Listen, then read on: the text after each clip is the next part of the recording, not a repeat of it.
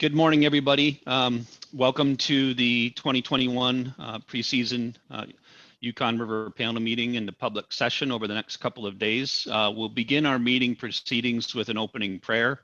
I'd like to welcome Mr. David Walker from Holy Cross. He is a U.S. Section Advisor, and he will be providing us the opening prayer for today's proceedings. David, feel free to go ahead.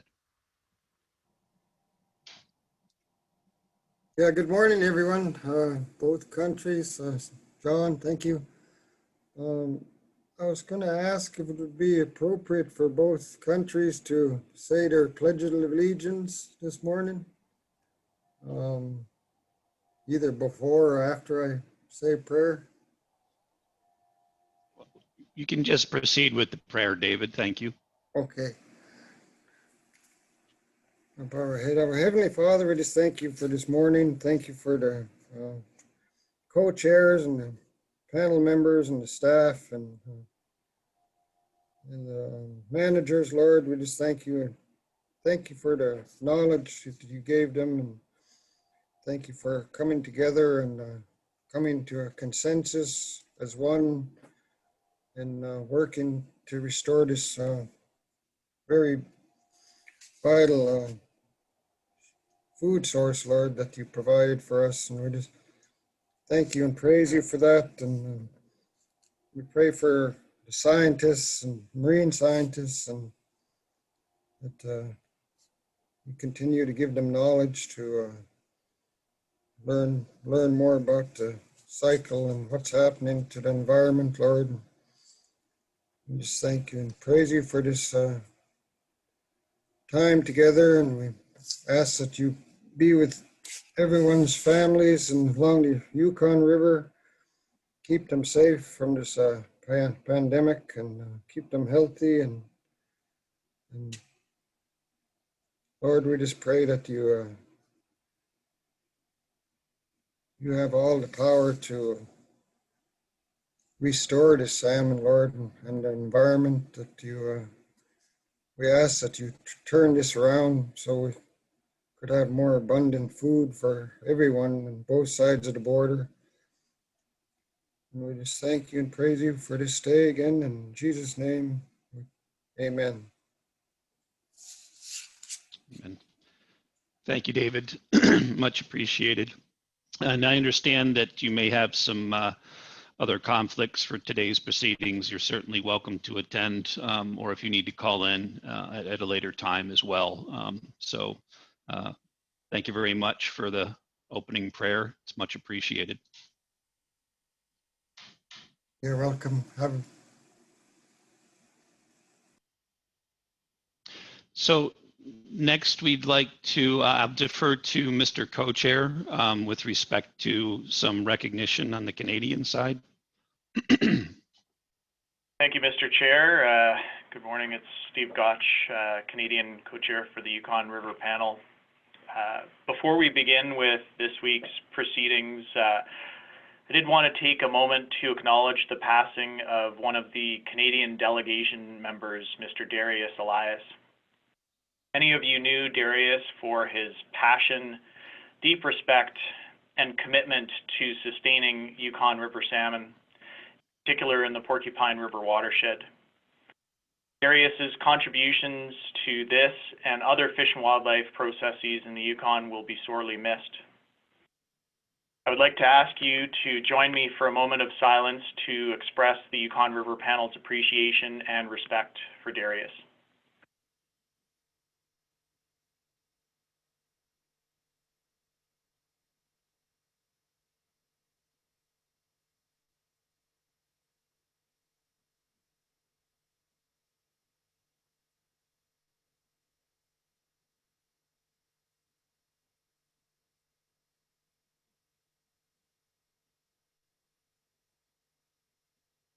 Thank you, Mr. Co-Chair, and thank you, panel members.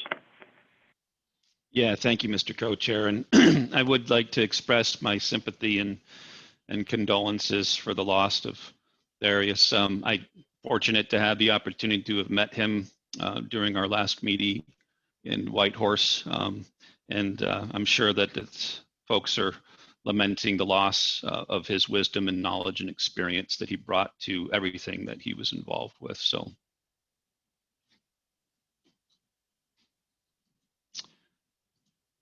let's proceed with some additional welcoming remarks and introductions of panel members and support staff.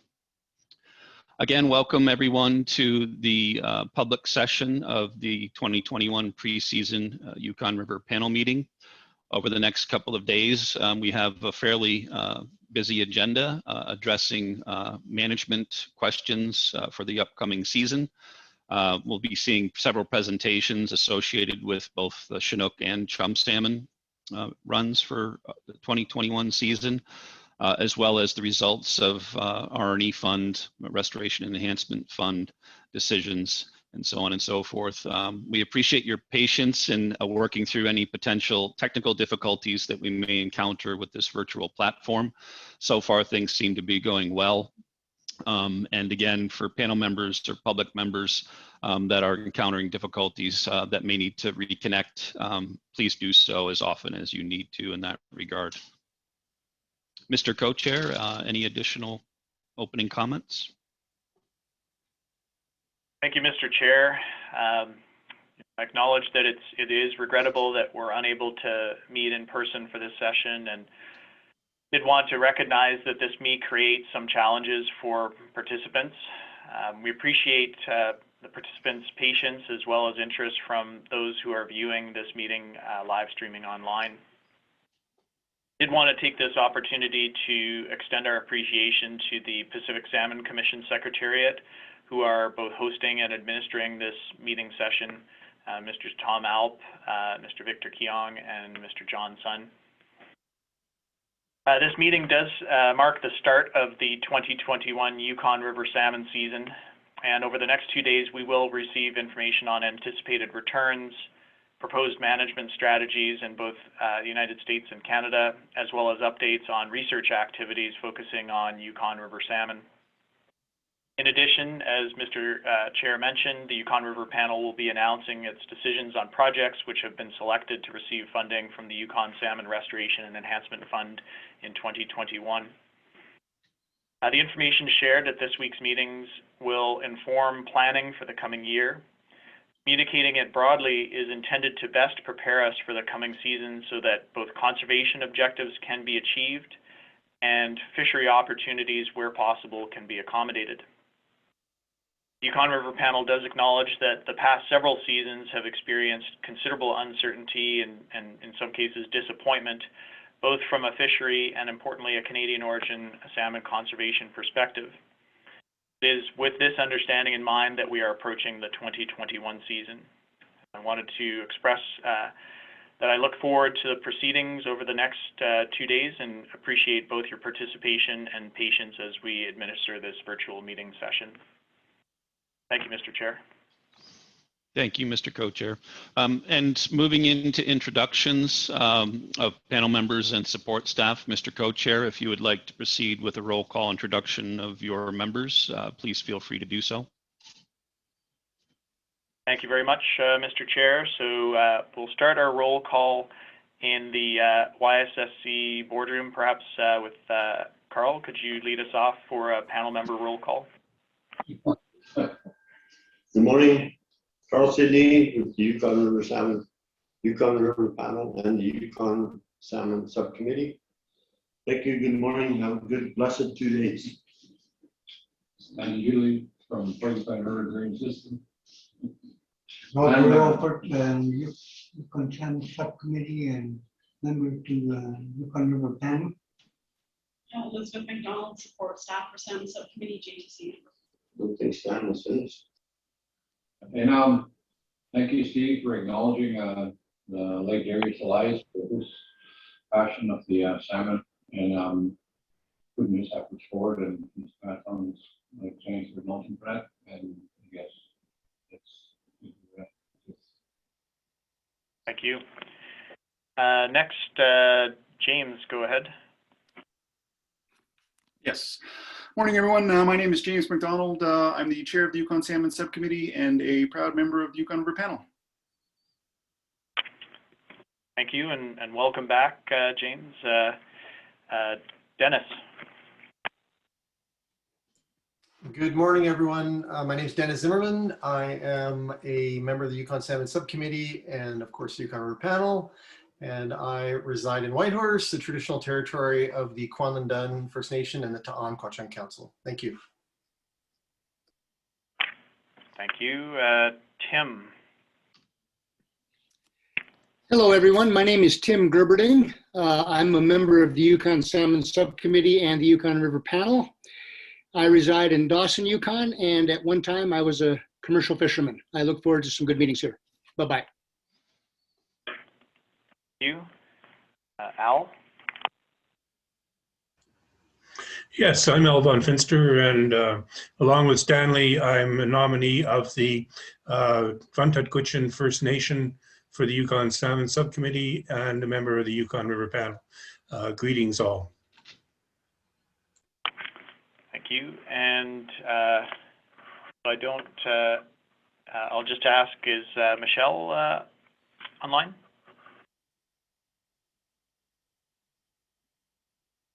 Okay, I'll just do a quick introduction for Michelle. So Michelle Dawson Beatty is a member of the Yukon Fish and Wildlife Management Board and Yukon Salmon Subcommittee, member of the Canadian Yukon River Panel. Robert, go ahead.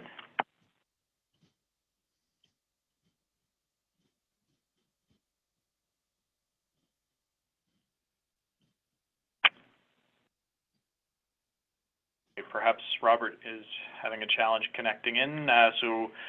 Robert Perry is the Yukon government nominee and representative to the Canadian delegation to the Yukon River Panel. In addition to the panel members that we've introduced, we also have a number of First Nation advisors to the Canadian Yukon River Panel that are joining us today. So we'll start with Carly Knight from Ta'an-Quachang Council Government, Brandy Mays from Kwanlin Government, Erica Tija from Vuntut Quichin Government, Natasha Ayub from Trondeck Quichin, Geraldine Pope from Kluane First Nation, Emmy Fairclough from Teslin Tlingit Council, Melina Hogan from Champagne and Ajac First Nations, and Kate Andre from Carcross Tagish First Nation. In addition, we have a number of technical advisors and support staff from Fisheries and Oceans Canada, Steve Smith, Jesse Treris, Oliver Barker, and also Elizabeth McDonald from the Yukon Salmon Subcommittee. Chair. Thank you, Mr. Chair. And moving into introductions of the U.S. section membership, we will start with our primary members. First, I'd like to ask Mr. Ragnar Ahlstrom to introduce himself. Good morning, Mr. Chairman. Ragnar Ahlstrom, panel member from Luknook. Thank you, Ragnar. Next, we'll go to Mr. Andy Bassich. Thank you, Mr. Co-Chair. Welcome, everyone. Andy Bassich from Eagle, panel member, and also the co-chair of the Communications Committee with Dennis Zimmerman. Nice to see everyone. Thank you, Andy. Next, we'll go to Eric Weingarth. Yes, good morning. Eric Weingarth, St. Mary's panel member, district-wide 2. Thank you, Eric. And next we'll go to Rhonda Pitka. Good morning. I'm Rhonda Pitka. I'm chief of the Village of Beaver and Yukon River panel member. I live in the Village of Beaver. Thank you, Rhonda. And next we'll go to Matt Keys. Good morning, everyone. I hope everyone is doing well. My name is Matt Keys, and I'm with the U.S. Fish and Wildlife Service out of Fairbanks and the federal representative on the Yukon panel. Thank you, Matt. Next, we'll go to Caroline Brown.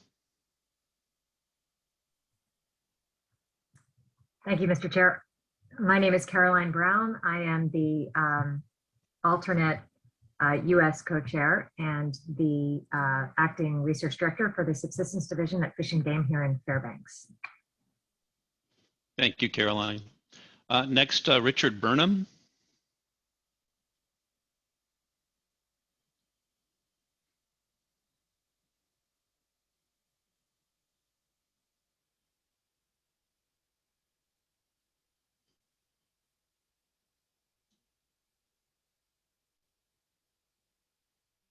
Richard might be having some difficulty. So Richard Burnham is a alternate U.S. section panel member from the community of Caltag in District 4, longtime member of our U.S. section dating all the way back into negotiation days. So Richard is a valuable source of historical information for our U.S. section.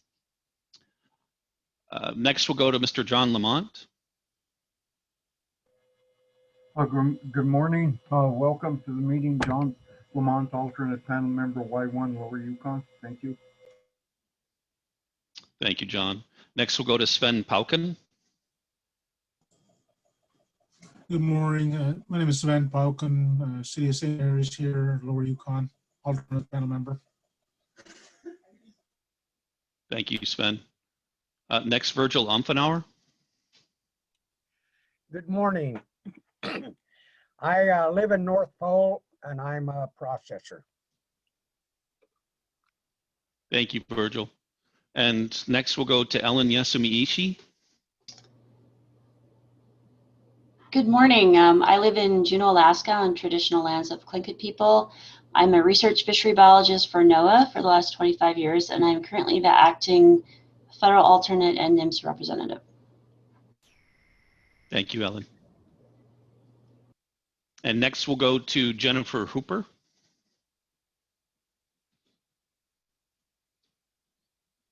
Good morning, Jennifer Hooper. I am a Lower River advisor and have been on the panel on the JTC on and off since the late 90s.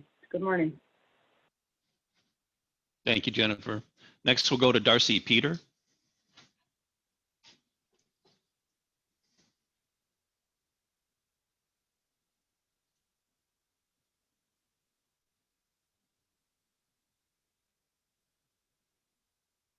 Looks like Darcy may be having trouble connecting this morning. Not seeing her on our list here. If we have an opportunity to have her introduce herself, if she's able to connect, we'll certainly do so. Next, we'll go to Jennifer Williams. Hi, good morning. This is Jennifer Williams, advisor for Emonic, representing the Lower Yukon River at the mouth of the Yukon. Thank you, Jennifer. Next, we'll go to Brooke Woods. Good morning. My name is Brooke Woods. I am from Glisha-Tanit, where the moose hide hangs, which is rampart on the Yukon River. Good morning. Thank you, Brooke. And we already somewhat had an introduction, but David, if you'd like to introduce yourself again, David Walker, please feel free to do so. Good morning, I'm David Walker. I'm an advisor that live in Y3. Thank you, good to see the people I know here, and welcome to the new ones. I know there have been some changes, and I'm just looking forward to a better season fishing. Little joke I seen last night is Zoom guy. He was, showing himself in the Zoom up here, and after Zoom he got up and he still had his nightgown on in the bottom. So that was kind of a funny little joke I seen. So thank you. Thank you, David. I forgot you're the joke guy. Was there any other U.S. section members I may have missed? Please feel free to introduce yourself.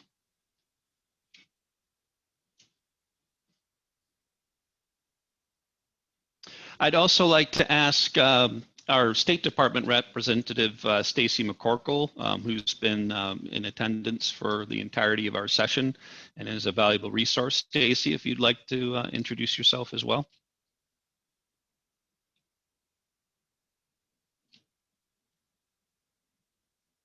Well, my apologies if I caught her off guard on that, but we do very much appreciate Stacy and the guidance that she is able to provide us. I would also just like to read off the list of our support staff that's in attendance. Some will be providing presentations and will have an opportunity to introduce themselves at that time, while others are diligently working behind the scenes to help ensure that this meeting goes off as smoothly as possible. So I'll just go ahead and list off those staff members. First, there's Zach Liller, who is our regional research coordinator for the division, as well as the current co-chair of the Joint Technical Committee. We have Bonnie Borba with fall season research, Jeff Estenson with fall season management, Dina Jallin with summer season management, Fred West with summer season research. We also have Chuck Brazil with regional management, Tammy Matheny, who is our behind the scenes worker that's assisting with meeting preparations and a lot of the lead up to these meetings. She's very, very much appreciated in all the work that she does. And then I'd like to move on to other divisions. We have Brooke McDavitt from the Subsistence Division, as well as Alita Trainer from Subsistence Division. And from Sportfish, we have James Saberide, Lisa Stubbe, and Klaus Woodig that have been in attendance for both this meeting and prior meetings. Additionally, from the U.S. Fish and Wildlife Service, we have Holly Carroll, who is the Federal in-season Yukon Manager. And also we have Serena Fitka, who is the current Executive Director of YRDFA within the Yukon River. So that concludes introductions of the U.S. section. Mr. Co-Chair, any additional comments or statements?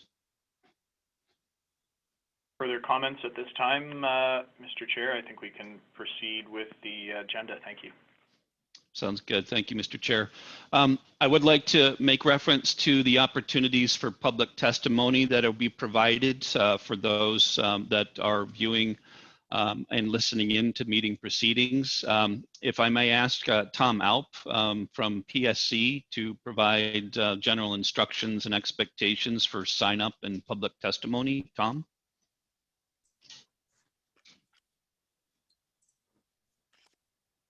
Thank you, Mr. Chair. So there'll be an opportunity for public testimony both today and tomorrow. And if you wish to provide that testimony, then it is essential, please, that you get in touch with my colleague, Mr. Victor Kyong. And you can do that by emailing him, kyong@psc.org, or I will post Victor's phone number as well, perhaps at the next opportunity. The details for Victor are available on the Yukon River Panel website under the meetings tab, where there's a guide to registering for testimony. Thank you very much. Thank you, Tom. Appreciate that.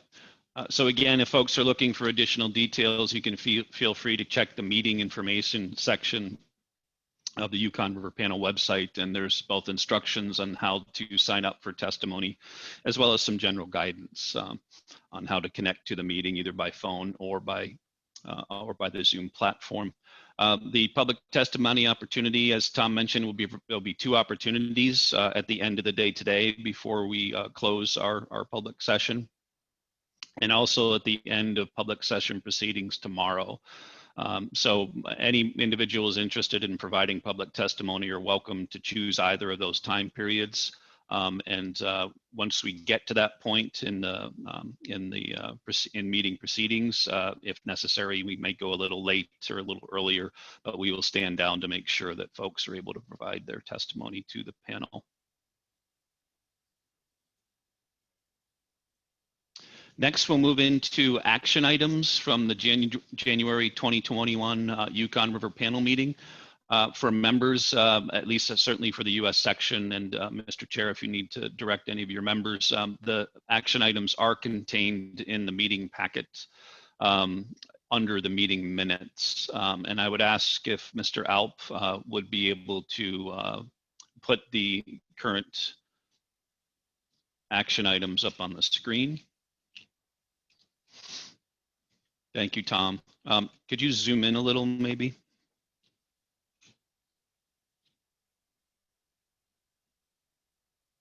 Thank you. That's fine. I'll just start going through and reviewing these action items from January. Number one was the proposed 2021 Yukon River Exchange project, and the associated budget was approved by the Yukon River Panel. So that was approved in January and will be proceeding for this upcoming season. We will see a presentation from the Communications Committee that will address current activities of the committee, as well as current status and planning for the 2021 Yukon River Exchange project. Next, the Yukon River Panel co-chairs plan to finalize the Yukon River Panel Communications Committee terms of reference in advance of the 2021 preseason meeting.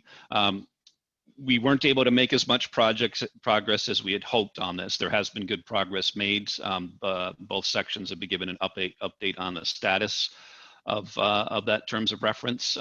We hope to be able to finalize the terms of reference for the Communications Committee leading up to and during the next meeting of the Yukon River Panel. Mr. Chair, did you have additional comments on that item? No, thank you, Mr. Chair. No, other than to say that we have received a draft terms of reference and are working with the respective sections as well as the Communications Committee and also the Pacific Salmon Commission Secretariat in order to finalize those new terms of reference for the committee as soon as possible. Thank you. Thank you, Mr. Chair. The next action item was concerning some concerns expressed by the JTC on some restoration proposals and wanting to address this in the upcoming 2022 call for proposals. The panel is still working on development of near-term priorities and the overall draft of the call for proposals. So we will plan on completing that as an outcome of this upcoming meeting. It's still ongoing work of the panel, and we will be incorporating or we have ideas on incorporating this concern into the call. Similarly, we are also interested in, there was interest provided in January about focusing some priorities on Yukon River Mainstem salmon assessment projects. And then again, that's ongoing work on the 2022 call to perhaps include some priorities or inquiry about receiving proposals along those lines. Number 5 is that the Yukon River Panel members will review the annual Restoration Enhancement Fund cycle, the timeline and associated submission review and decision steps when developing the 2022 call for proposals. Again, that's ongoing work. The Yukon River Panel co-chairs will coordinate with the JTC on the development of a presentation concerning the Canadian origin Chinook salmon escapement goal process that was presented to the Yukon River Panel in bilateral closed session yesterday that generates some discussion, and we'll be providing some update on the status of that, that topic here a little later on in the agenda. If you could scroll down, Tom. Next action item was the co-chairs will schedule an opportunity for a panel discussion, consideration and development of the process for Canadian origin Chinook salmon escapement goal review. Again, that was some discussion on that and some progress made on scheduling some additional meetings for that purpose that we'll provide an update on here a little later on in the agenda. The Yukon River Panel advanced 3 bilateral questions on the following listed 2021 our Restoration Enhancement Fund proposals. Those were submitted to the proponents with responses received as well. If you could scroll down again there, Tom. And lastly, the Yukon River Panel co-chairs will confirm the date selected for this current meeting.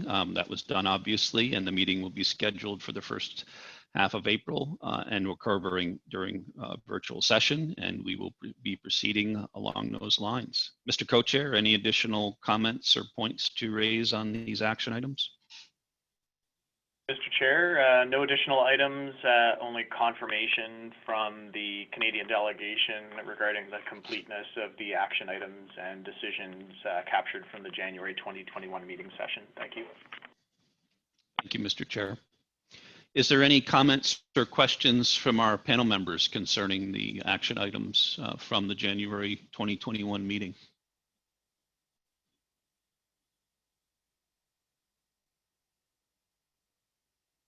Okay, seeing or hearing none, we will proceed to our next agenda item, which is the Joint Technical Committee report to the Yukon River Panel from the JTC co-chairs. Certainly take the time needed to get the presentation set up and ready to go. And as soon as Steve Smith and Zach Liller are ready to go, the floor is yours.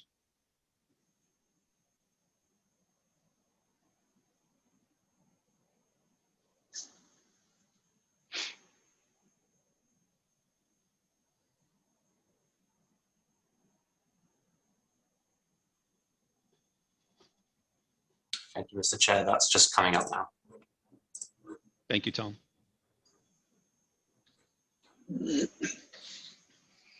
Okay, thanks. Good morning, everyone.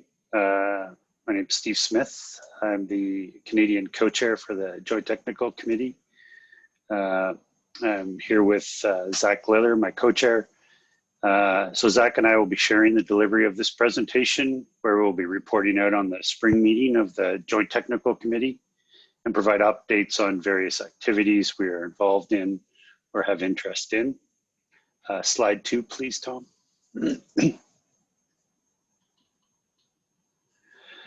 So the JTC, the Joint Technical Committee, met virtually through Microsoft Teams platform, March 10th through to March 12th of this year. Quite often breeze through this section of the members and guests list, but I have to say that I made a comment to Zach not too long ago about the amount of work on our plates. I said the JTC just needs to stop being so productive. And now that, you know, I said that with tongue in cheek, but reflecting further on that comment, I have to say that the JTC has indeed been quite productive this year.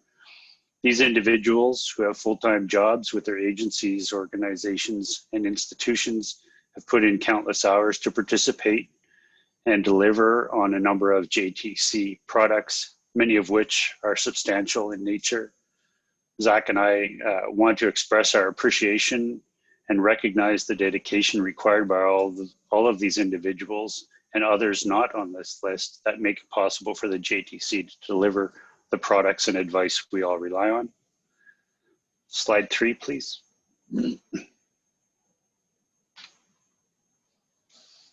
So starting with day 1 of our meeting, we discussed Chinook and Chum forecasts. These are subcommittees that the JTC regularly relies on a subset of members, sometimes including others outside of the membership, to work on specific topics. These are, and the forecast subcommittees are examples of this.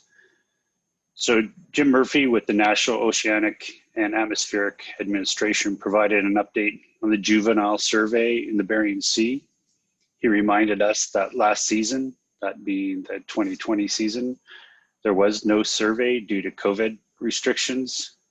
And so this data gap will impact our ability to generate run size projections for 2023 and 2024. There'll be a more in-depth presentation on the Chinook forecast later today, but the JTC received and discussed the presentation during our meeting. Subcommittee outlined the improvements to the forecast calculations. These improvements follow through on an update provided to the panel at the postseason meeting. And as I mentioned, you'll see more on this later. The Fall Chum forecast subcommittee proposed no changes in its methodology for 2021. And you'll see their presentation this afternoon. Slide 4, please.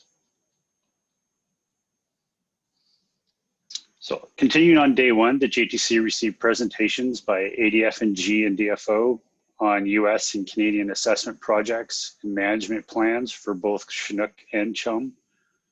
Again, I won't go into the detail on these as you'll be receiving presentations from these folks later. The JTC, in terms of the escapement goal recommendation, the JTC regularly recommends Chinook and Chum escapement goals for the panel's consideration. The Mainstem Fall and the Fishing Branch Fall Chum, sorry, the Mainstem Fall Chum and the Fishing Branch Fall Chum have previously been set by the panel through the 2022 season. So specifically the Mainstem Fall Chum escapement goal being 70,000 to 104, and the Fishing Branch Fall Chum escapement goal being 22,000 to 49,000.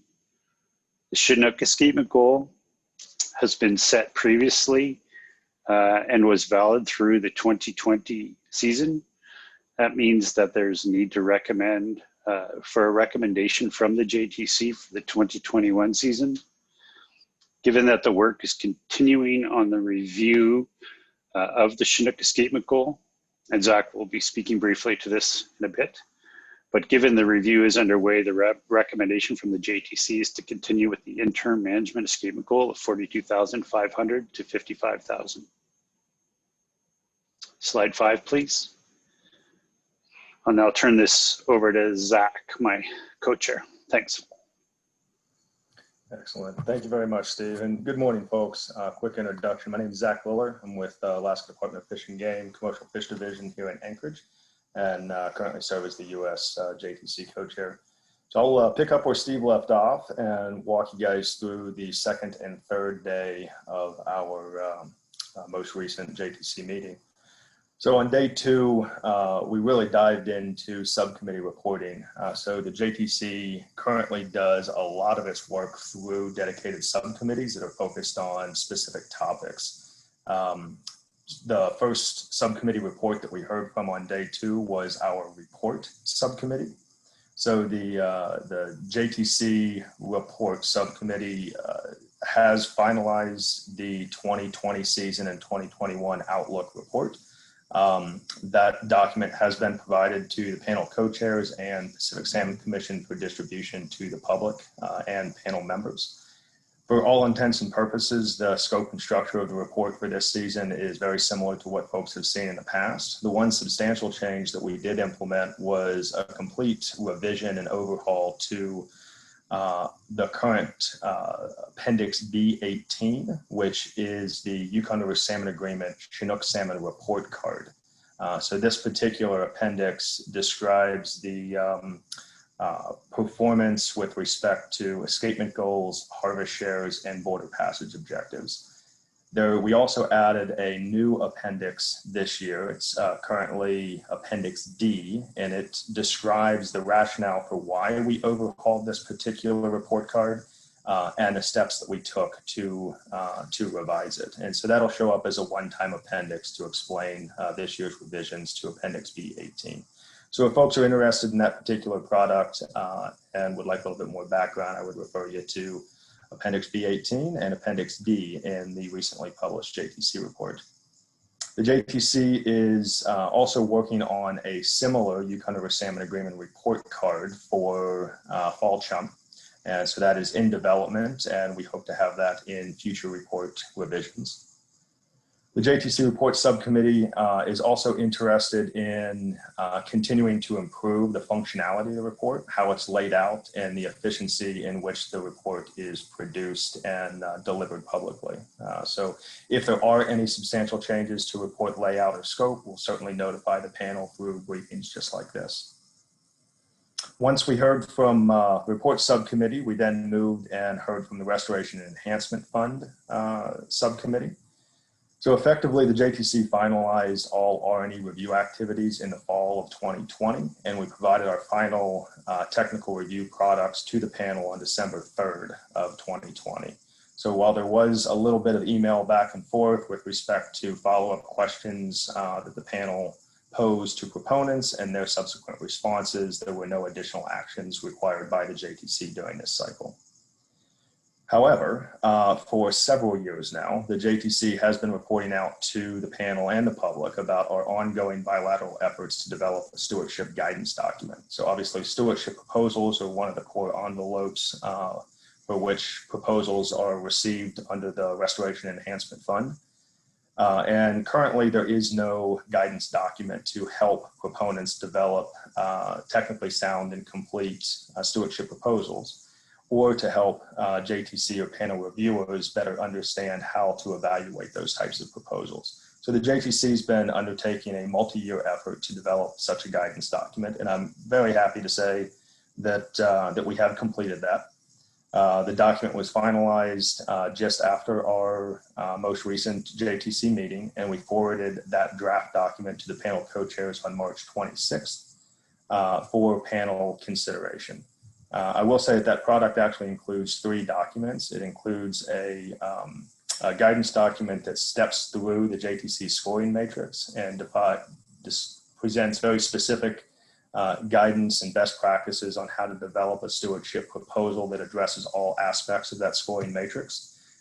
There's also an annotated bibliography that directs folks who are interested towards some really ground level orientation publications that exist to help folks understand how to develop stewardship type programs and integrate the information that comes from those programs with other sources of information like assessment projects to make and guide future decisions. And then the final component of that material is some information, best practices, and sample questions that proponents could use to get and make sure that they have proper informed consent to conduct this type of work in communities. Slide 6, please.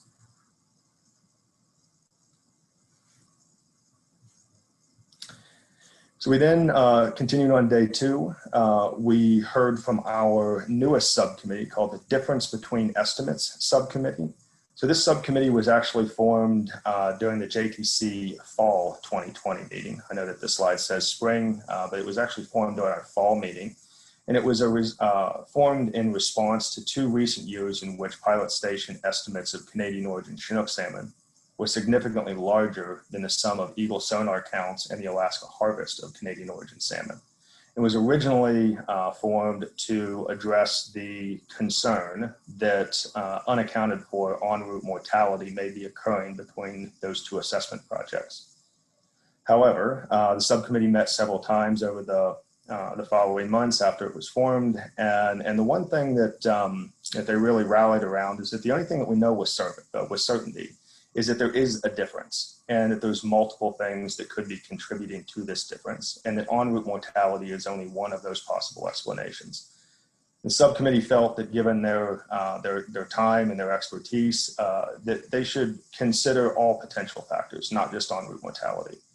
And so therefore we renamed them as Difference Between Estimates Subcommittee. And the types of things that they're looking into does include en route mortality potential, but also discussing the uncertainty in pilot station sonar and genetic stock identification program, the potential for straying of Canadian origin fish into unmonitored Alaskan tributaries, as well as the potential for unreported harvest. Now, at this point, there's no clear evidence to explain what happened in any year where these 2 estimation methods do not align.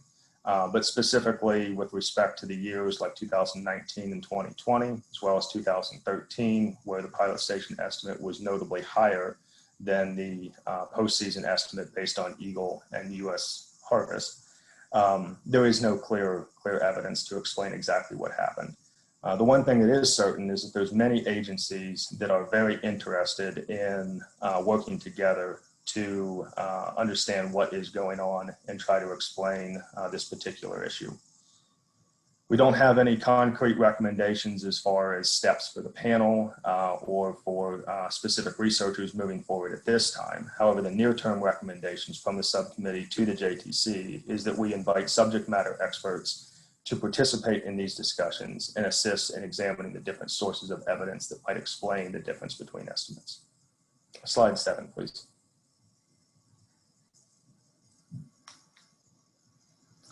Then we wrapped up the second half of our day 2 with a report from the Chinook Salmon Interim Management Escapement Goals Subcommittee.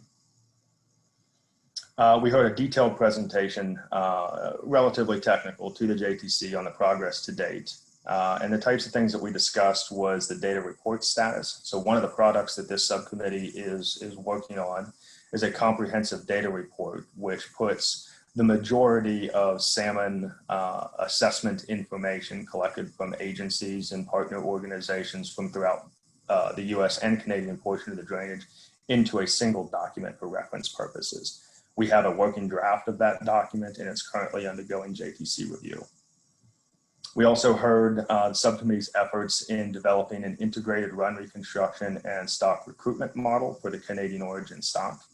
We currently have a working model, and at this point we are focused on model refinements and testing model assumptions. And we also discussed expected outcomes of this subcommittee. And the types of products that we anticipate are bilaterally approved data sets and models, estimates of key biological reference points, a description of the stock productivity for the Canadian origin stock, specific recommendations to the panel, as well as information about future modeling considerations that could be used to address higher level questions if the panel was inclined to undertake that additional work. We also had quite a bit of discussion about how best to summarize the JTC's activities on this topic to date and report out to the Yukon River Panel. And basically, where we ended up with that is that my JTC co-chair Steve Smith and I worked together on an outline of a draft presentation. We coordinated that outline with the panel co-chairs, and from that agreed starting point, we put together a comprehensive presentation that we gave yesterday to the panel sections during closed bilateral session. And of course, there'll be opportunity for the panel co-chairs to report out on those discussions here later on in the agenda. The final thing that I would leave you with is that the subcommittee is on track for finalizing the base level models and developing recommendations to the panel by spring of 2022. Depending on the specific questions and intricacy of next steps, some additional modeling work may be necessary. However, the JTC is quite confident that the recommendations that we provide spring of 2022 will be quite useful in the escapement goal discussion. Slide 8, please. Then we moved into the final day of our JTC meeting where we discussed options to improve JTC file sharing and storage. The main motivation here is that we would like to explore options to make sure that data and files generated by the JTC or used regularly by the JTC are in one place, that they're safe and archived for prosperity, but also accessible to all of our members as well as future JTC members. So the step that we arrived at is for myself and Steve Smith to reach out to Pacific Salmon Commission as a starting point to discuss options that they may have to assist us with file sharing and data storage. The types of things that we're interested in is improving sharing and data management across the full bilateral JTC membership. Options for controlled access to JTC members and public, report versions and archiving, so making sure that we have all of the building blocks to the reports that we develop archived in one spot, as well as potentially a common repository for data generated by R&E projects, which often forms the foundation of JTC discussions and analyses. And then we moved into what we call our roundtable discussion.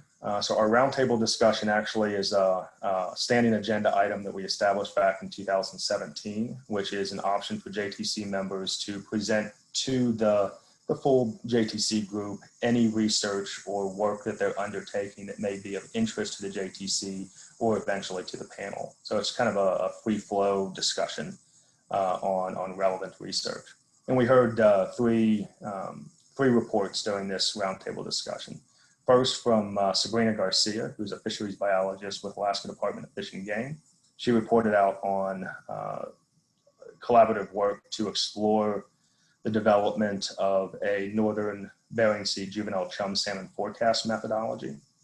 We then heard from Jim Murphy, JTC member and fisheries biologist with NOAA, about some collaborative work that he's involved with northern Bering Sea sea surface temperature and juvenile salmon feeding habits. And then we heard a presentation from Elizabeth Lee, who's a fishery geneticist with Alaska Department of Fish and Game. And she provided an update on the R&E funded Yukon River Chinook salmon genetic baseline.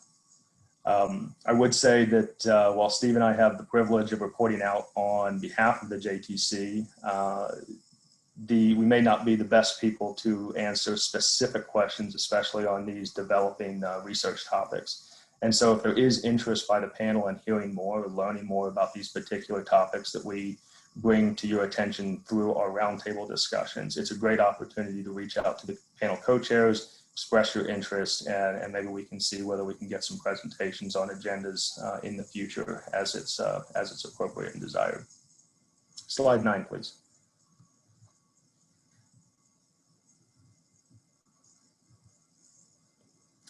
And we wrapped up our third day of the meeting with what we call our parking lot items. So this is basically a slot in the agenda where any topic that needs a little bit more discussion can be parked as we move through our previous day's agendas, and then we can bring them back to the group's attention and try and bring it home, put it to bed at the end of the meeting. So we had 3 topics that we brought back up during the parking lot portion of our agenda. One was a detailed discussion about total allowable catch calculations. And this came about because of the improvements to the Chinook salmon forecast methodology. We had discussions about how this might affect agency preseason TAC calculations and harvest outlooks. There were additional meetings held between the JTC meeting as well as this panel meeting to kind of continue discussing this particular topic and better align agency products and understanding with the intent of the new JTC Chinook salmon forecast methodology. We also continued Chinook salmon discussions regarding the interim management escapement goal, specifically related to timing and scope of expected deliverables. And then we wrapped up some ongoing discussions related to the difference between estimates subcommittee outcomes and next steps. Slide 10, please. And folks, that is our JTC report to the Yukon River Panel. And I want to follow up on, and I really appreciate Steve's focus to slow down on the JTC membership slide and recognize that it's a very large group that's working very, very closely together. It's definitely a team lift. And I want to echo that appreciation to the JTC as well as our subcommittee members. So thanks, folks. Thank you, JTC co-chairs, for a comprehensive and very informational report. I'm sure everyone shares the same sentiment of appreciation to all the JTC members and all the hard work that they produce on an annual basis. It's invaluable to the Yukon River Panel and its ongoing processes. I'd like to open the floor to any questions or comments from panel members on the JTC summary report and update. Ragnar? Mr. Chairman, thank you. I just request, I guess, to the chairman, at a future meeting, I'd like to get a report on Ms. Garcia's efforts to develop a Northern Bering Sea juvenile chum salmon forecast. Where's he at, Mr. Chairman? You are in luck, Ragnar. We actually have a presentation that will be provided tomorrow. That is an update to the panel on that ongoing research from that. It's a presentation that's been kind of consistently refined and developed in various mediums over the past several months from both Jim Murphy, who was mentioned as providing an update to the JTC, and Sabrina at this presentation, and Sabrina Garcia from ADF&G. So the panel will be receiving that presentation tomorrow. Great, thank you, Mr. Chairman. Dennis, go ahead. Thanks. Just a question about the stewardship guidance document. My understanding is the JTC has forwarded that with the accompanying documents to the panel. Is there a specific decision that's going to be made, or is it just for discussion, or what? I just want to be clear on what we as the panel are being asked to do with that document from the JTC. Thanks.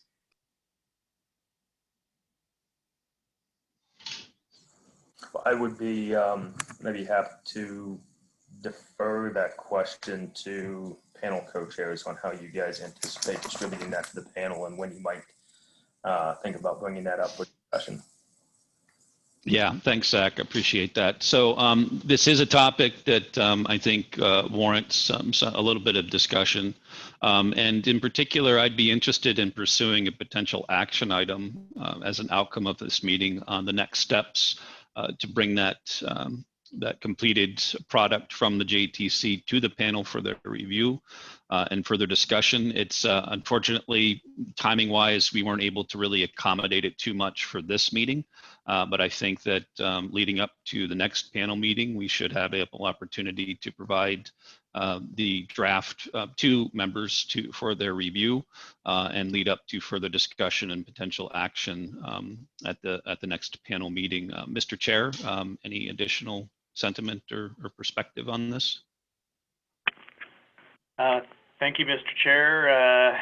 So with respect to this item, it's my understanding that the Joint Technical Committee developed this guidance document to be used by the panel, should the panel choose to do so, as part of the annual call for proposals and then proposal evaluation process associated with the Restoration and Enhancement Fund. So I concur with your suggestion that perhaps the panel can consider the document that's been prepared and render a decision for either modification or inclusion in the future call for proposals for, I believe it would be for 2023. So thank you, Mr. Chair. If I may, just a quick follow-up. I see Rhonda wants to speak. I just want to have a quick comment. I guess to me, this is not a 1 hour item. This is going to require considerable discussion. So I just want to kind of flag that I again, it will need more discussion than just a small agenda item. Thanks. Yeah, thank you, Dennis. And I think in particular, certainly Co-Chair Gotch and I can have some additional discussion on refining details in preparation for addressing this topic at a future meeting. But in particular, trying to get the draft out so that all members have ample opportunity for review leading up to when we would address it in meeting, and ensuring that we provide ample time to address this important topic. And even if we need to address it over several meetings, and taking the time that the panel needs to understand it, address it, and look forward to it being available for utilization by the panel and for guidance to potential proponents in future years. So just to double check, make sure we capture that as a action item, we can certainly follow up. Co-chairs, panel co-chairs can follow up to refine that action item as needed post-meeting. Go ahead, Rhonda. Well, actually, that was going to be my comment, that we get that document as soon as possible, because I saw on slide 5 that it had been finalized.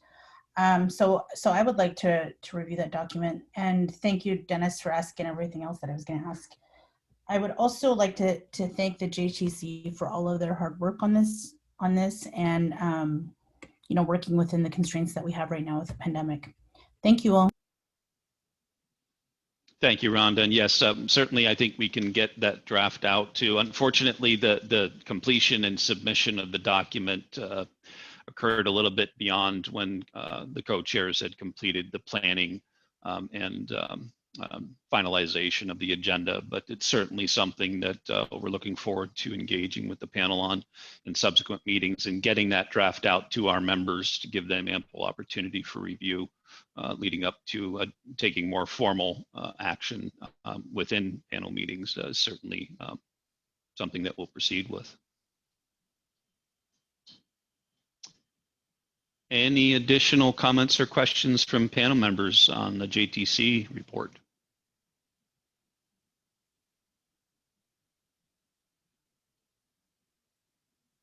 Okay, seeing none.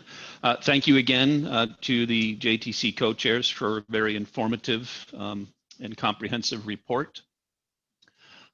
Moving into our next item on the agenda, it was a component that was addressed in the JTC report in the context of recommendations from the JTC concerning 2021 Yukon River Salmon Interim Management Escapement Goals.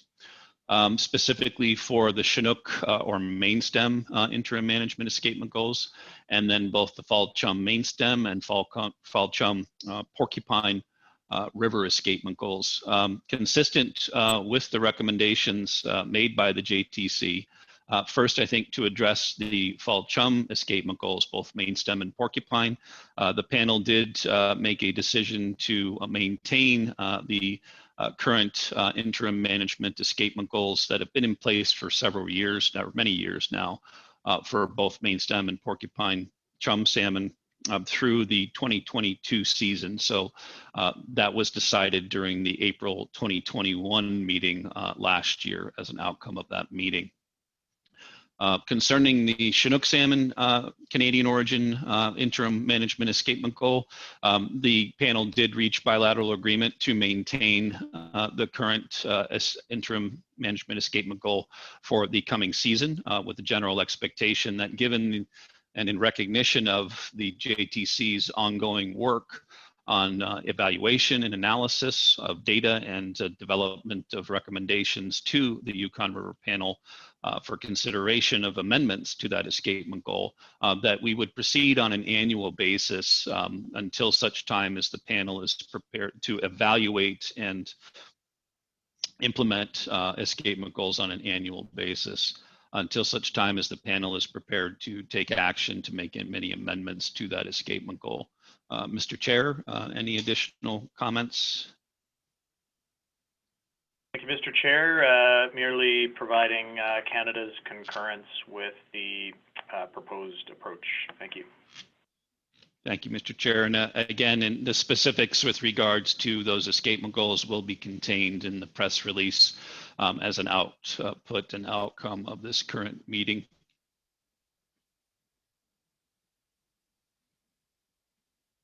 Any questions or comments from panel members concerning escapement goals? Tim, go ahead. Yeah, thanks for that.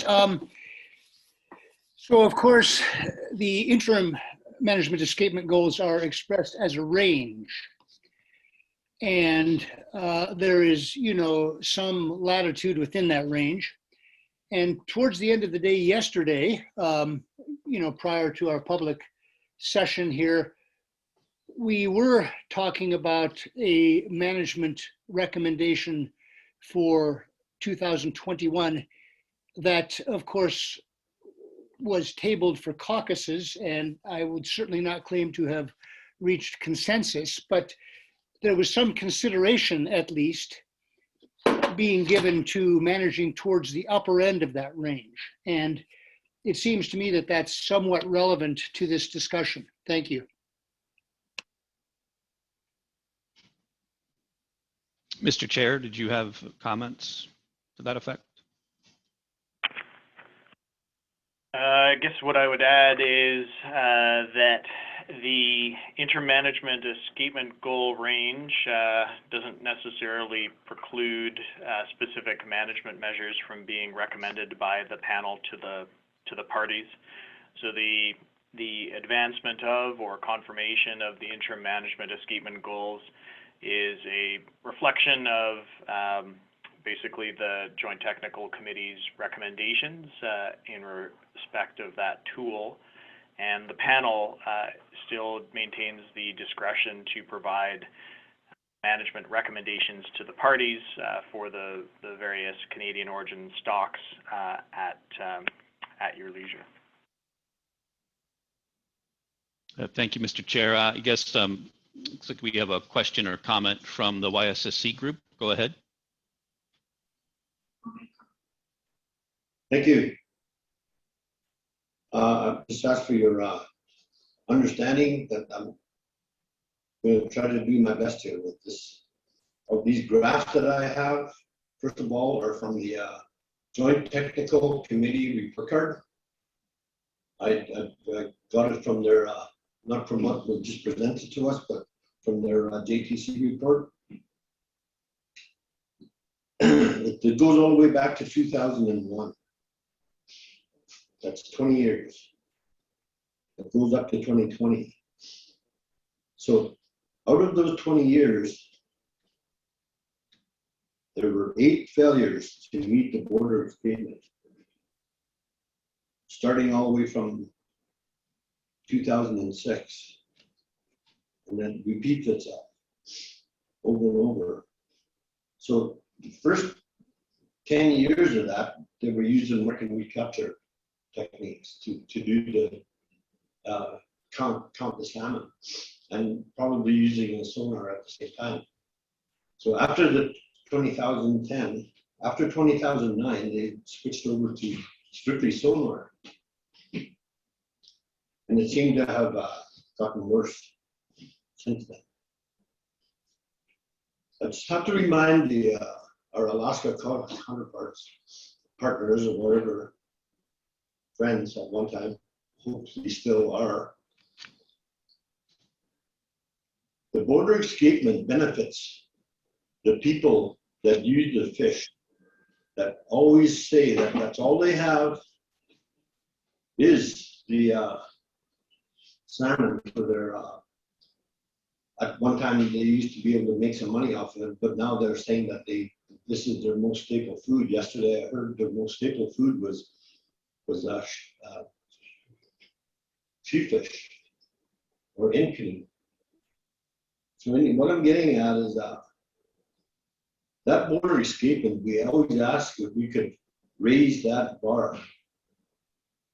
Not only is it benefiting the salmon, but it's also benefiting those fisher people that need that fish downriver. I want you guys to just keep that in mind when we're talking about all these different projects, and these sonars. One of the ones with all the disappearance of the fish last year, we said that we needed a sonar in between Eagle and the border. We still stress that very much. And I just want you guys to remember that when we try to increase that border escapement, it's not only for the benefit of the Chinook salmon, it's also for the benefit of those people that use that as a food. And in Tasman, we've been without fish, we've been without salmon for 20 years, and we have 20-year-old people today that have no idea what a fish camp is supposed to be and what went on at a fish camp. I mentioned earlier today that people are getting frustrated. They're getting more and more upset that we ask them not to fish, and it's for the sake of the Chinook salmon. And I don't know if we can carry that on any longer. People are getting frustrated, and they're coming to the point where they just throw up their hands and say, heck with it. They don't care.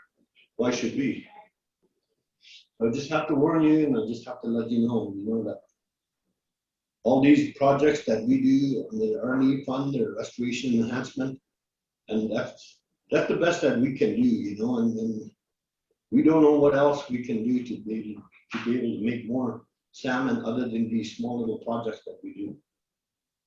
So just keep that in mind. Thank you. I agree. Thank you. I agree. Yeah, you wait for the mic's off. Okay. Thank you. I wasn't sure if there was additional members that intended to make comments. I guess in the context of establishing the escapement goal and making differentiation between this is the agreed to escapement goal range and so on and so forth, and then any potential management recommendations that might look at that as a reference point in some form. I guess step one is that, and reporting out here is on the bilaterally agreed to escapement goals for all species that are planned to be in place for the upcoming 2021 season. There will be further opportunity through our agenda, receiving presentations on forecast and the US and Canadian preliminary management strategies. And I believe that we'll likely to have ongoing bilateral discussions concerning panel escapement goal, or excuse me, panel management recommendations moving forward, at least on Chinook.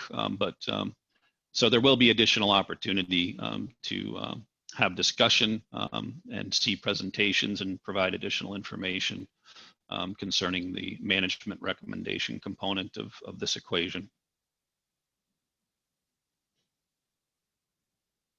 Mr. Chair, any additional comments or any comments or questions from panel members?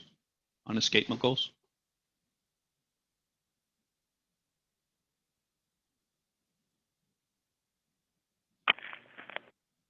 You, Mr. Chair. So just perhaps complimentary comment on the interim management escapement goal renewal and specifically on the Chinook recommendation for the 2021 season. I think that important to note that the panel acknowledged the work that's underway, which we'll be speaking to momentarily here, to develop a biologically based escapement goal for Chinook salmon. And so in that regard, the intent is to essentially seek to maintain the current interim goal in place until such time as a revised recommendation or a new recommendation is provided to the parties. We hope that that can occur in a expeditious manner, and certainly from what we understand from the Joint Technical Committee, that their process is well underway and anticipated to result in a recommendation in a number of months' time. But I do acknowledge that the Joint Technical Committee recommendation will be considered by the panel as part of the broader decision-making process on a new escapement goal for Chinook salmon. So in addition to other sources of information that the panel wishes to consider through that development process. So thank you, Mr. Chair. Yes, thank you, Mr. Co-Chair. Appreciate that. I think we're looking pretty good as a little bit of a time and agenda check here. I think we're looking pretty good on time so far. We do have a break scheduled for 1/4 the hour, both Alaska and Yukon time, and we're about a couple minutes prior to that. I would like to make a quick agenda note for Mr. Co-Chair and the panel's reference that there was an initial plan for the Commissioner of the Department of Fish and Game to engage with and discuss some topics of interest with the panel this morning. Unfortunately, the Commissioner had to participate in a last-minute legislative committee meeting this morning, so he wasn't able to attend.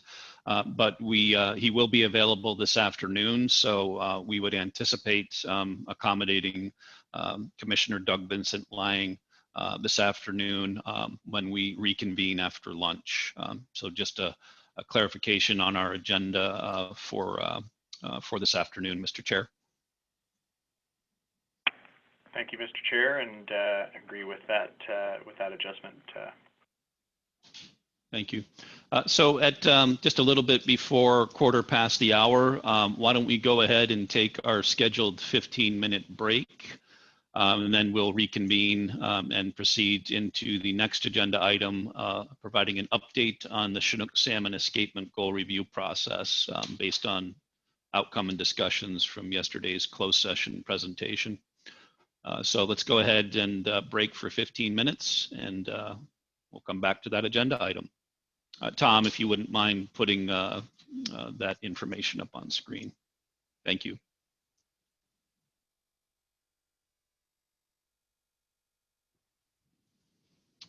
I have to make sure my mic is on and working. So we've got 10:30. We'll resume our agenda.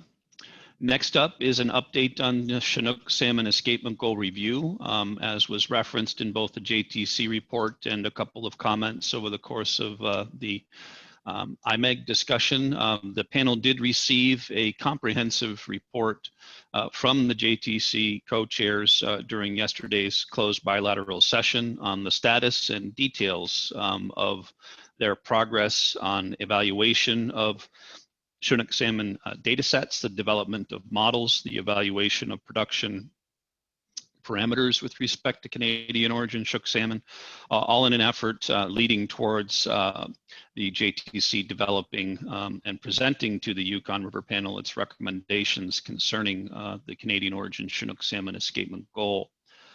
We had some good discussion and Q&A from our membership over the course of that presentation. in that regard, and recognizing the extreme importance and interest of this topic to both US and Canadian members and overall fisheries stakeholders of Yukon River Chinook salmon, wanting to make sure that we take adequate and put adequate effort into addressing this topic. It's unlikely that that would be able to be accomplished over the course of the fairly tight agendas and relatively rapid pace of our annual meetings. So it was recognized that the panel should make time to meet out of cycle to address this topic and give it the attention, discussion, and so on that it deserves. It was also recognized that in the context of this current and ongoing restrictions concerning the pandemic, that this is a topic of importance that requires in-person engagement of all panel members on a bilateral basis.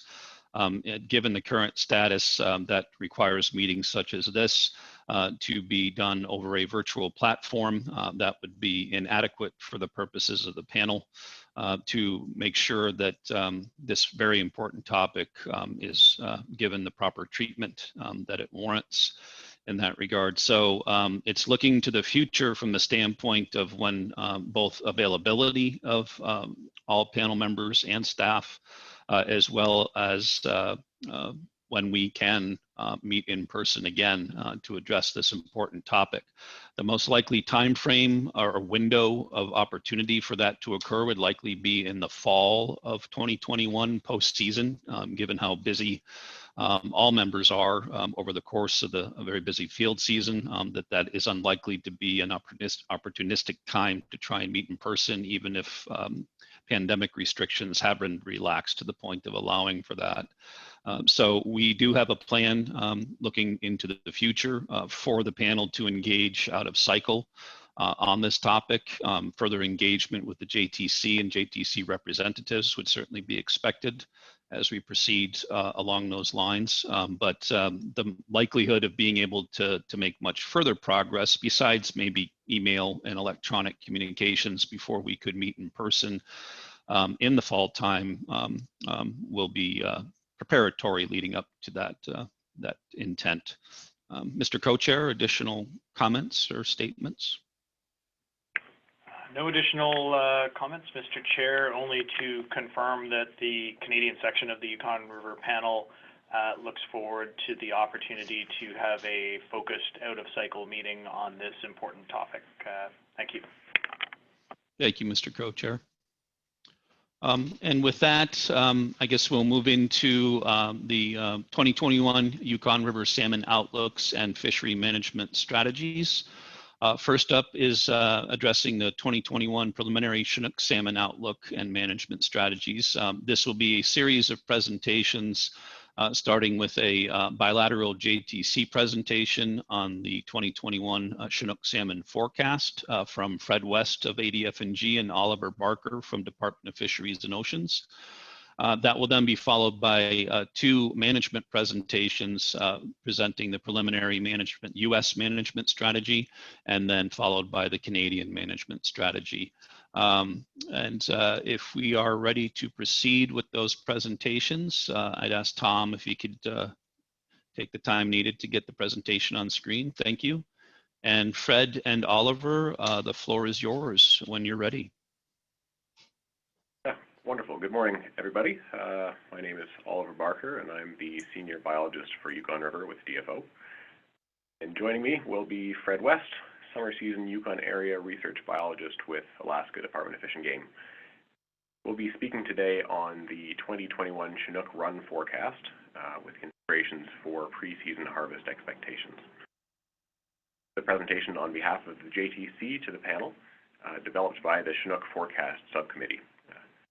We, as JTC subcommittee reps, are providing an overview of our new Chinook forecast tool and examples of how it could be used. Development of management advice based on this forecast tool is up to the agencies, and they'll present this next. Slide 2, please. So, a reminder that at the fall panel meeting, the JTC indicated that we were updating our methods for the Chinook forecast. These new methods allow us to report out on the possibility of different run sizes occurring, and that will increase the usefulness of our forecast for preseason planning. These updates mean this will be a slightly more involved Chinook forecast presentation than you would have seen in previous years as we take you through the new method. We'll provide a summary of forecast methods we used and our ongoing efforts to improve them. Present the 2021 probability-based forecast, specifically the range of run sizes with the highest probability of occurring next year, or this year. And then we'll discuss what the forecast means for the possibility of meeting the Interim Management Escapement Goal, or IMEG, at different levels of harvest. Slide 3, please. The JTC has consistently used a combination of 3 models to forecast Chinook run size. That's the stock production, or RICR model, juvenile abundance model, based on at-sea surveys, and the age class or sibling relationship model. Slide 4, please.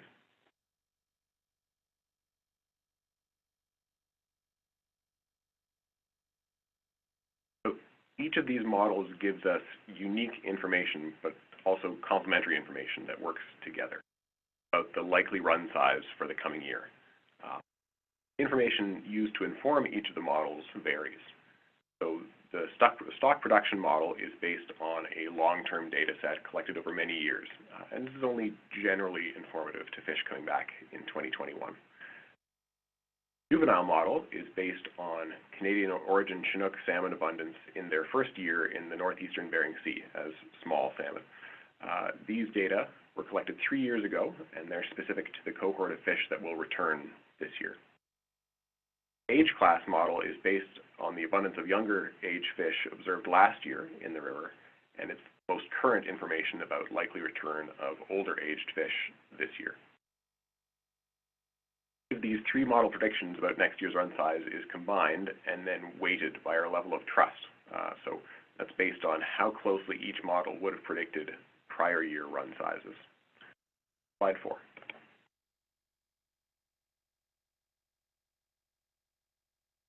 The JTC has been undertaking a multi-year approach to improve forecast accuracy and increase the usefulness of the forecast product for preseason planning. That approach is shown in this timeline, where each colored box represents forecast progression, our progress through these improvements. The previous methods in the blue box used by the JTC worked well, but the subset of models that we used required corrections to better match actual run sizes. Models were weighted subjectively. Forecast uncertainty wasn't adequately described, and the forecast range didn't provide information about the most likely run size. Move forward to this year, 2021, the forecast methods in the green box. Changes and improvements include age class model improvements so that it no longer requires the corrections to account for bias that we've used in the past. Better predictor. Models are now weighted objectively. That's based on how well they would have predicted run sizes in the past. Full forecast uncertainty is described, and that's very important. We'll go through that in the presentation. And the probability of different run sizes can now be estimated, and that allows for much better discussions about preseason harvest planning and preseason expectations. We're still improving. This is a process that's still underway. So over the coming year, we plan to continue to work on this. The orange box, and these additional planned improvements include adjusting the stock productivity or stock production or RICR model to account for time-varying productivity changing with time, and using a Bayesian statistical framework to combine and weight models to have a very comprehensive view of what we know and how certain we are in terms of the forecast. Slide 6, please.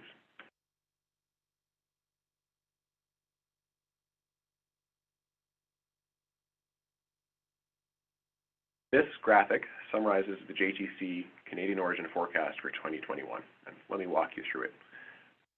The actual run size that will return in 2021 isn't known with certainty. Many different run sizes are possible, but some are much more likely than others.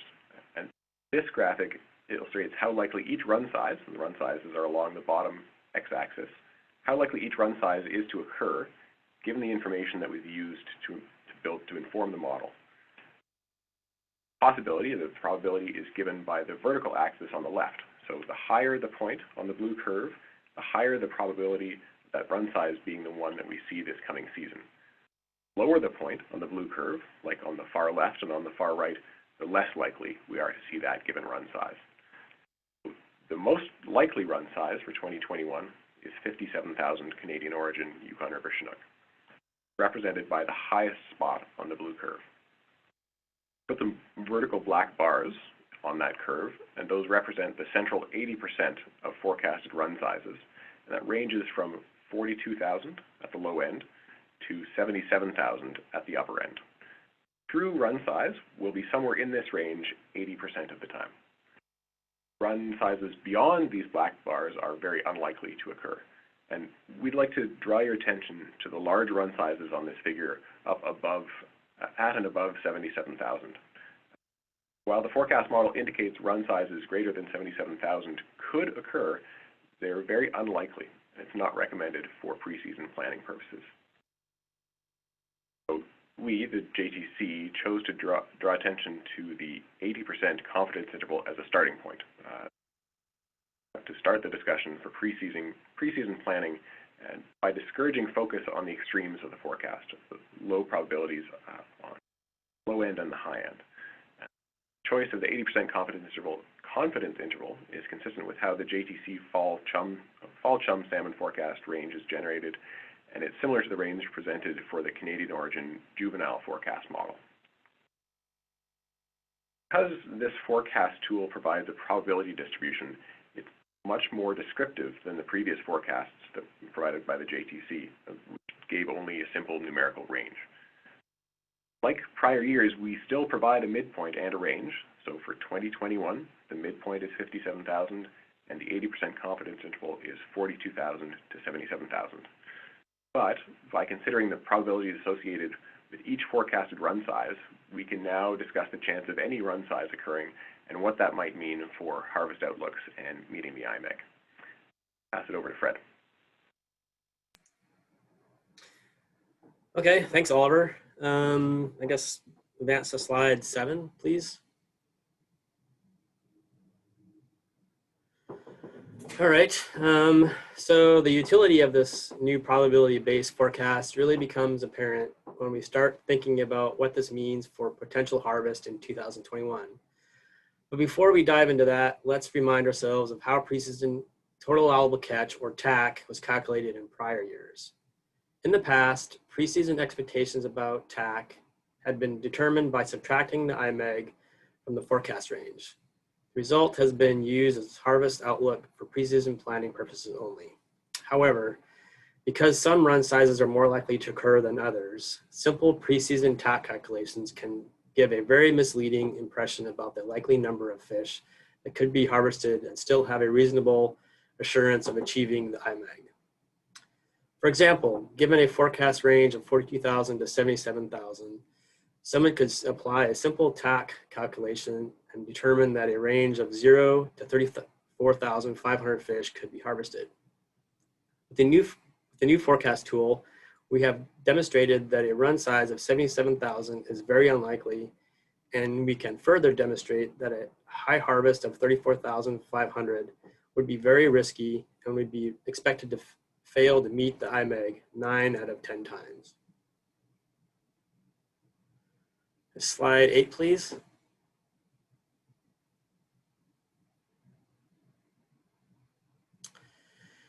So instead of calculating a simple preseason TAC range, it is preferable to consider the possibility of different run sizes occurring and develop a set of realistic preseason TAC expectations. From that analysis, we can have open and transparent discussions about harvest expectations and the possibility that the IMEG will be met or exceeded given a range of harvest plans one might consider.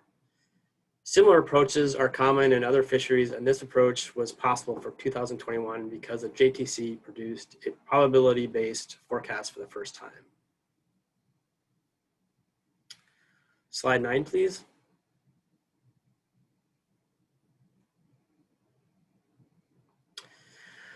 So the next set of slides will use this graph format to illustrate the TAC associated with different run sizes and the probability that TAC or run size will be equal to or greater than that amount.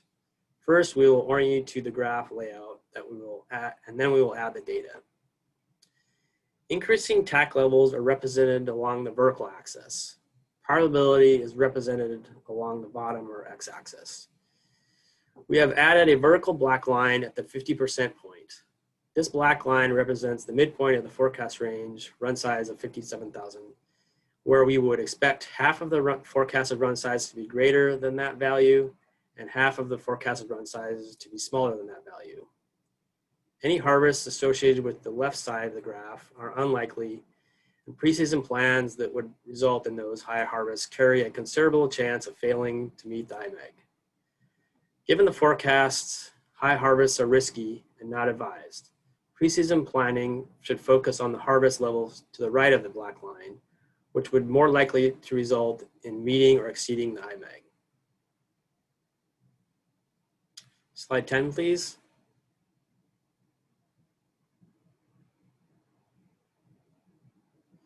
This graph is the same format we just discussed, but we have added real results. The green line is the TAC level associated with the lower end of the IMEG, and the red dashed line is the TAC level associated with the upper end of the IMEG. The probability that the TAC will be equal to or greater than that amount shown by each line is portrayed along the bottom of the graph. The graph demonstrates that all the high harvests are on the left side of the black line in the range of probabilities that are very unlikely to occur. Note that zero TAC and small TACs are a common reality throughout much of the right side of this graph. This approach to thinking about the run forecast probabilities allows us to openly discuss the possibility of different TAC levels occurring and provides the ability to report out on the possibility that the IMEG is met or exceeded at different run size TAC levels. Next slide, please. For example, let us look at the preseason TAC range, assuming the run will be equal to 57,000 fish, which is the run size with the highest probability at the peak of the graph we showed earlier. There is less than a 50% or coin flip chance that the 2021 run will be equal to or greater than this value. The run of that size, the preseason TAC would be 2,000 to 14,500 fish. At the upper end of this harvest range, there is a preseason expectation for a 1 in 2 chance of meeting the lower IMEG. Half the time you would be expected to meet the minimum goal, and half the time you would be expected to fail to meet the goal. Slide 12, please. The only way to increase our preseason expectation of meeting or exceeding the IMEG is to plan for the possibility of smaller run sizes and correspondingly smaller TAC. For example, if we consider a run size equal to 48,500, the TAC would be 0 to 6,000 fish, and there's a preseason expectation that you would meet or exceed the IMEG 3 out of 4 times if you harvested the full 6,000 fish. There is still a 1 in 4 chance you may fall below the goal. All right, slide 13, please. Because the 2021 forecast includes a 10% chance that total run will be less than the lower IMEG of 42,500, even a preseason plan to harvest 0 fish carries a 1 in 10 chance of failing to meet the IMEG minimum. However, there is a 90% chance, or 9 out of 10 times the forecasted run size suggests at least some harvest could occur. Slide 14, please. It is important to remember these forecasts and probabilities are based on preseason information and are useful for setting realistic expectations and guiding preseason planning discussions. Given what we know at this point, there is a considerable possibility of low or no harvest given the 2021 preseason run size forecast probabilities, and conservative harvest planning is warranted to increase the possibility of meeting the escapement objective. Additional information about the actual 2021 run size will become available as in-season data are collected by agencies. Slide 15, please. And I would just like to acknowledge the Chinook Forecast Subcommittee, where there's JTC members and also other agency staff that have put a lot of time into developing the new forecast method. So I really appreciate all the work that everybody's been put in. Thanks. Thank you, Oliver and Fred, for this excellent presentation. Given that this is a fairly new approach and this is a somewhat complicated approach that the JTC is taking, I would like to open up the floor to any panel member questions or comments on the presentation about the forecast. As a quick reminder, when it comes to both the US and Canadian management strategy presentations, we would like to proceed through both presentations before addressing panel questions and comments and discussion. Please do keep in mind any slides that any members have specific questions on in either presentation so that they can be adequately addressed when the time comes. So with that, if there's any questions, comments from panel members on the forecast presentation.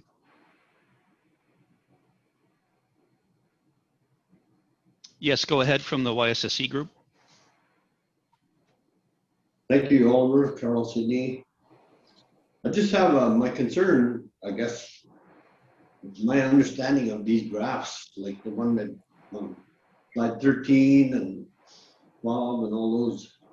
What I'm getting from this is that if we, the TAC, if we meet that TAC, this is what we're expected to see go across for border escapement or what's the spawning escapement, I'm sorry.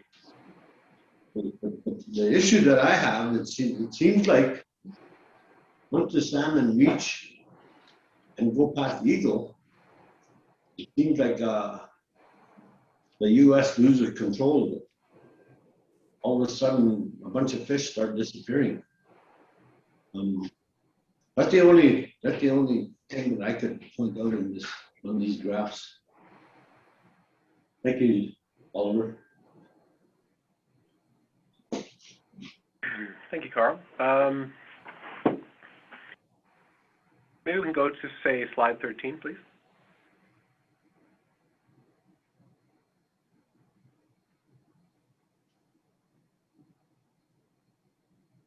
So the graphs are, we need to better understand your point, Carl. The graphs are showing probability of run size and the total allowable catch associated with that run size. So at a run size of 57,000, there's a 50% probability, and there's that goes along with a total allowable catch of 2,000 to 14,500.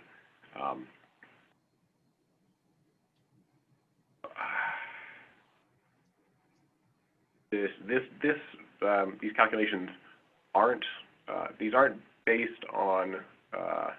So perhaps you're referring back to cases where there's been a difference in estimates between number of fish we expect based on pilot station sonar at the beginning of the run and the number of fish that we see at Eagle when the fish are crossing the U.S.-Canadian border.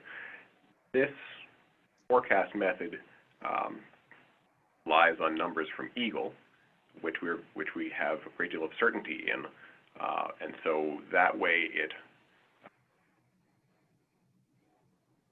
isolated. It's independent from the issue of difference in estimates between pilot and Eagle. Maybe I'm not addressing your question.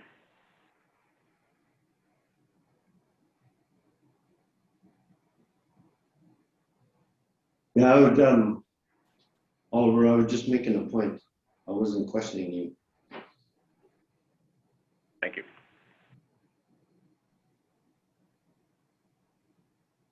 Okay, thank you, Oliver and Carl. Any additional comments or questions on the JTC forecast?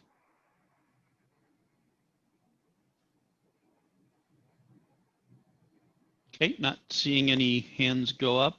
Thank you again, Oliver and Fred, for your excellent presentation. We'll move to the next presentation on the U.S. preliminary management strategy for 2021 Chinook salmon fisheries. This will be presented by Dina Jalen with the Alaska Department of Fish and Game. And I would like to make a brief mention that Dina has been officially hired as the new summer season management biologist for the Alaska Department of Fish and Game. We are very happy to have her on board in that role, and very much looking forward to the excellent work that she's produced over the course of her career, and that continuing into this new position for Dina. So Dina, as soon as you're ready, please proceed. Yes, thank you. Can you hear me okay? Yes. Thank you, Mr. Chair. All right, so yeah, as John said, I'm Dina Jalen, the Yukon River Summer Season Manager with the U.S. Management Summary, what we're looking for as we go towards into this season. Please advance to slide 2.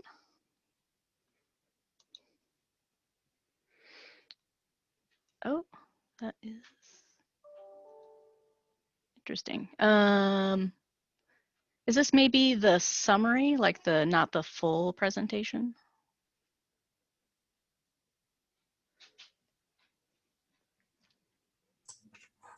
Thank you, Dina. I apologize. Bear with me while I load up the... Oh, no problem. Yeah.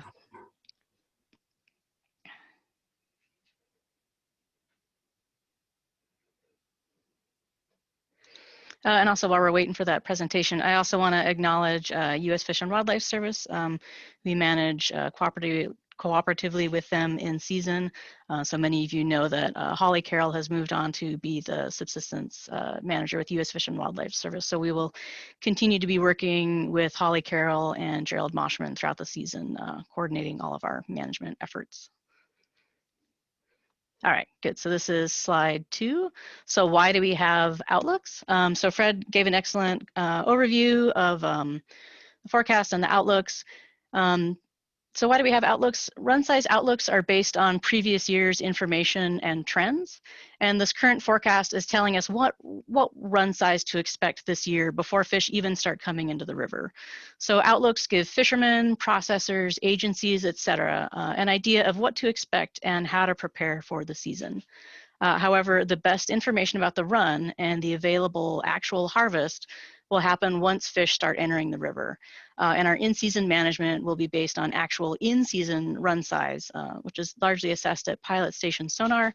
And then we also get a lot of timing information as fish start coming into the river at the Lower Yukon Test Fishery Project. Slide 3, please.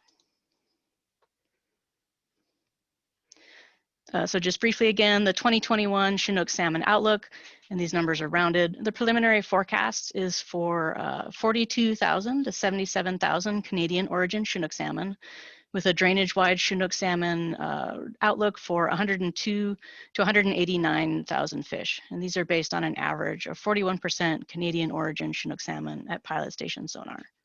And this outlook is a little bit less than the outlook that we had at the start of the season last year. Slide 4, please. And so based on this forecast, this slide just kind of presents, slide 4 presents what is kind of the classic preseason TAC calculation. So that's where we take the lower end of the forecast and subtract the lower end of the IMEG. And we take the upper end of the forecast and also subtract the lower end of the IMEG. And then you get the numbers that are here in this grid. So with the run size, if the run comes in at the lower end of the forecast at 42,000 fish, that's actually below the lower end of the IMEG, and we would have a total allowable catch of 0. If the run comes in at the upper end of the forecast range towards 77,000 fish, and you subtract the lower end of the IMEG, you could potentially see a total allowable catch of over 34,000 fish, which would be a Canadian allowable catch at 23% of the harvest share of 7,900, and a US allowable catch of 26,600. So this, so subtracting the lower end of the IMEG from this range shows a very wide set of possible harvests that range from 0, no harvest, fully closed, to 34,500, which would be, you know, somewhere in the realm of like a full subsistence harvest. However, as Fred covered, not all run sizes in this range are equally likely. And please advance to slide 5. So slide 5 shows another presentation of this run size probability and how that affects our outlook. So the y-axis is probability, the vertical axis. And so as you go higher up, the taller the peak, that's what you're more likely to see. And then this x-axis is run size, and it goes from about 20,000 fish up to 120,000 fish. So at both tails of these graphs, 20,000, 120,000, these are very low likelihood of occurring, low probability. As you get towards the middle of the graph, around 57,000, that's the highest probability. So we have the highest probability of getting a run size of 57,000 Canadian origin Chinook salmon. And these green, or these colored blocks kind of represent what a management regime might look like, or what our strategy might look like, depending on what size the run is. So if we had a run that came in around 80,000, we'd have kind of green, good management. We'd be able to have less restrictions on harvest. We'd be pretty happy with that. However, that has a low probability of happening. We have a higher probability of being in this orange zone, where we are likely to have a smaller run, possibly with some harvests, and those harvests would likely be below the amount, below subsistence needs. We also have a pretty high probability of being in this red zone, where the run comes in and it's within or below the range of the IMEG. And if the run comes in at this size, then we would likely have 0 to very limited harvest amounts. And please move on to slide 6. So slide 6, the harvest amounts based on probable run size. So just focusing on like this middle run size, this most likely run size of 57,000 fish, our potential harvest surplus would range between 14,500 above the lower end of the IMEG and 2,000 above the upper end of the IMEG. And this is just subtracting the IMEG range from this most likely run size of 57,000 fish. Next slide, please. So slide 7, what does this mean? So the run that we see coming in this year may not be strong enough to meet the escapement goals or allow for any harvest, and that would indicate that we need to have full closures. At the most likely run size, that 57,000 fish, the available harvest range is likely not going to be enough to support full subsistence harvests of Chinook salmon, so we need to be taking some subsistence restrictions. And kind of depending on what size the run comes in, our available harvest levels may be similar to what we saw in 2013 and 2014. And in those years, we had very small harvests and really restricted fishing. Slide 8, please. So our overall picture and planning, just kind of the grand overview. Our drainage-wide run forecast is for a run size of 102 to 189,000. And this year's outlook is less than our outlook that we had in 2020. And in 2020, escapement goals were not met despite harvest restrictions. And at run sizes below 160,000 fish drainage wide, we often fail to meet escapement goals at the border and then also on the Alaskan side in our tributaries. So this spring, as we go into the season, we'll be discussing and sharing our management strategies with the Yukon River Panel, which we're doing here today. And then also later this month with the YRDFA preseason meeting, and they're also going to be hosting some district meetings where just representatives from each district get together. And then we'll be kind of summarizing the recommendations and our plan for the season as in an Outlook flyer that'll get released as an advisory announcement and mailed to households throughout the drainage. And so kind of the good thing though, like kind of like the one kind of the silver lining is that our management actions such as schedule reductions, closures, gear restrictions, etc., do allow us to provide fishing opportunities and limit harvest. So it limits harvest, which can be very difficult for fishermen that rely on this food to feed their families. But if we can identify that there is a harvestable surplus, then we can hopefully tailor our management and restrict fishing such that we can provide that very limited opportunity. So it may be that this year that people get a taste of salmon. I don't think anyone can necessarily expect to get their full subsistence harvest this year, but hopefully everyone can at least get a taste of Chinook salmon. And then please advance to slide 9. So again, just kind of are going over our management considerations this year. Based on our outlook and recent escapements, our management will be more restrictive than it was in 2020. In 2020, we had fishing restrictions. In 2021, we're likely going to have more fishing restrictions. The outlook gives us a heads up that we're going to need to restrict fishing for Chinook salmon. The run size projections will become most accurate at the midpoint of the run. And so we'll be managing conservatively until the midpoint of the run. And then we'll have a better idea what size the run is actually coming in at. And due to recent years' assessment uncertainty, we're going to be more inclusive of looking at the bottom end of the confidence intervals that we see at pilot station sonar. And so that's looking at things like trying to take the more conservative look at what the run size is projected to be based on, timing, percent of the run complete, based on the estimates from the sonar, based on the genetic proportions. We're going to be kind of looking more towards those point estimates and below to hopefully give us a little bit more buffer and not take the most rosy view of the numbers that we see coming in. And of course, in season, the reports that we get from fishermen are really going to help to ground truth the information that we get from assessment projects. So if we, get information from pilot station sonar that the run is coming in towards the lower end of the outlook and not a very good run size, and fishermen are also reporting that they're not seeing a lot of Chinook salmon, that's really going to help us out in season to kind of go forward with the information that we're getting. And moving on to slide 10, please. So what this might actually look like in terms of potential subsistence management actions this year. Fishing will be open when the ice goes out for sheefish and other non-salmon. We've heard that fishermen are already going out and fishing for sheefish as they're coming in below the ice. So hopefully people can go out and get some sheefish and non-salmon once the rivers start to open up. And then subsistence fishing will be closed to gill nets to protect the trickle and the first pulse of Chinook salmon. And our trigger for that will be the catch of Chinook salmon at the Lower Yukon test fishery. And then those closures will occur based on migratory timing as the fish move upstream. So we'll follow that trickle and that first pulse with closures as the fish go upriver. These closures, it's entirely likely that they could continue through the second pulse of Chinook salmon up until the midpoint of the run. And that's really going to depend on the run size. We expect this year to implement closures and or mesh size restrictions in tributaries. And that's because the drainage-wide forecast is also is not great this year. And we also have concerns about meeting escapement in our Alaskan tributaries as well. And then hopefully later on in the season, once we start getting more summer chum in the river, hopefully we'll have subsistence fishing with selective gear for summer chum salmon. And so these would be gear types like dip nets, beach seines, and fish wheels, where fishermen have to release all Chinook salmon alive, but can keep summer chum salmon. An assessment of the early portion of the run will be critical for our management decisions. Like this is our plan going into the season. It's really going to depend on the fish that we actually see coming back this year. Moving on to slide 11, please.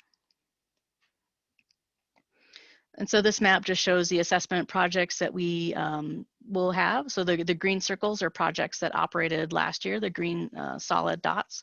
And those are in the Lower Yukon at LYTF, the Lower Yukon test fishery, at pilot station sonar, and then up in the middle of the river, the China sonar and tower, and then up near the border at Eagle sonar. Last year, a lot of projects didn't operate due to COVID-19. This year, our COVID-19 mitigation planning is underway for our assessment projects, so we can get test fish crews out and have the crews be safe and have the communities be safe. The U.S. Fish and Wildlife Service is working on their safety plans to operate the Andrieski River Weir down in the lower part of the drainage, and then also the Trojinjik Chandelar sonar project up in the upper part of the drainage.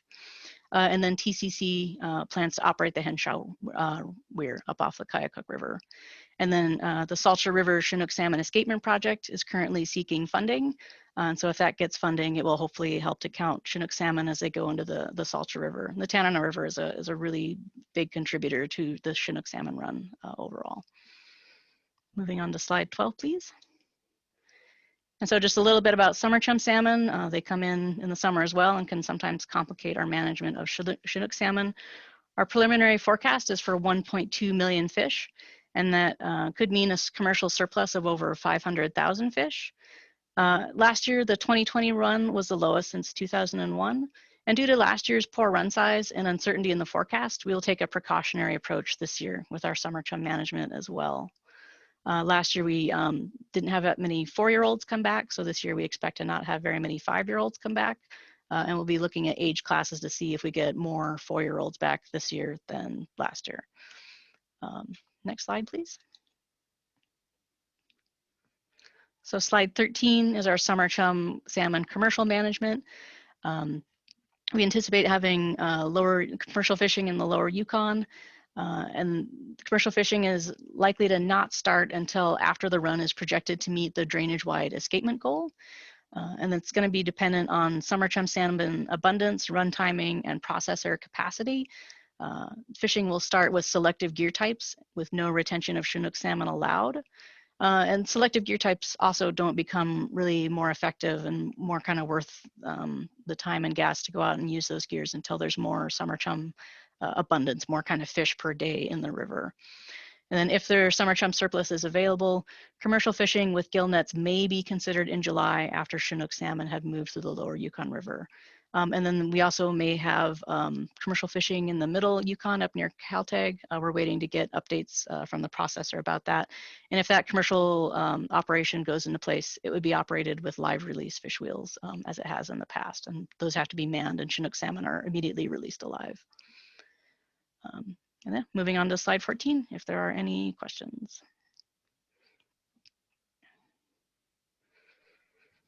Thank you, Dina. Again, let's hold questions until after the Canadian presentation. I do notice that Darcy, I see you have your hand up. I imagine you're just looking to introduce yourself. If so, feel free to go ahead very quickly, but we will be holding questions until after the Canadian presentation. I had a question. Okay, let's hold your question, and if you have reference to any slides, please bring that up, and let's go ahead and proceed with the Canadian management presentation. Jesse, whenever you're ready.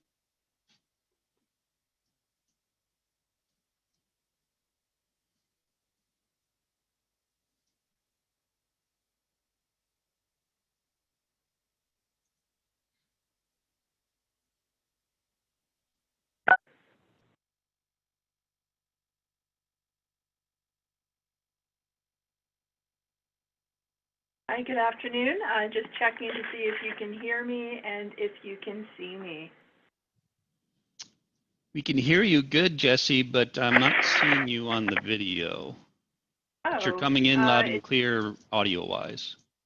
Okay, strange. It does tell me that I am on video. So what I'm going to do for sake of time is just commence and hope that it just kicks in. I'm not quite sure what's going on here, but I assure you that I do have it as being filmed. Okay. Yeah, hi. Good afternoon, everybody. My name is Jessie Traris, and I am the Yukon River Fishery Manager for Fisheries and Oceans based here in snowy Whitehorse, Yukon, Canada.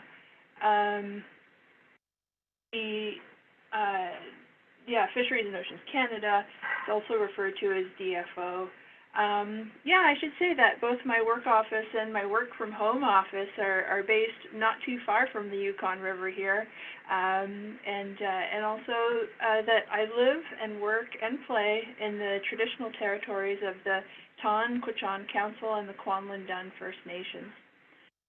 My presentation today will be focused on the preliminary Canadian management strategies with respect to Canadian origin Chinook salmon on the Mainstem of the Yukon River, which from here on in, and in most cases, I'm going to simply refer to as Chinook. Slide number 2, please.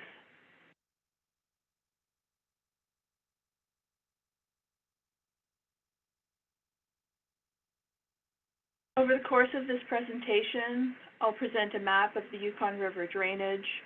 I'll provide an overview of the preliminary Canadian origin Chinook outlook in a manner that takes into consideration the revised forecasting method, specifically in a way that takes probability or likelihood of various run sizes into account. Further to this, I'll present their associated total allowable catch and Canadian harvest shares, and then I'll take us through an overview of the annual Canadian management planning process, which includes how an available Canadian harvest share is allocated domestically among Canadian fisheries, And finally, I'll provide the considerations that go into the Canadian management approach and the anticipated fishery opportunities based on the current information. Slide number 3, please.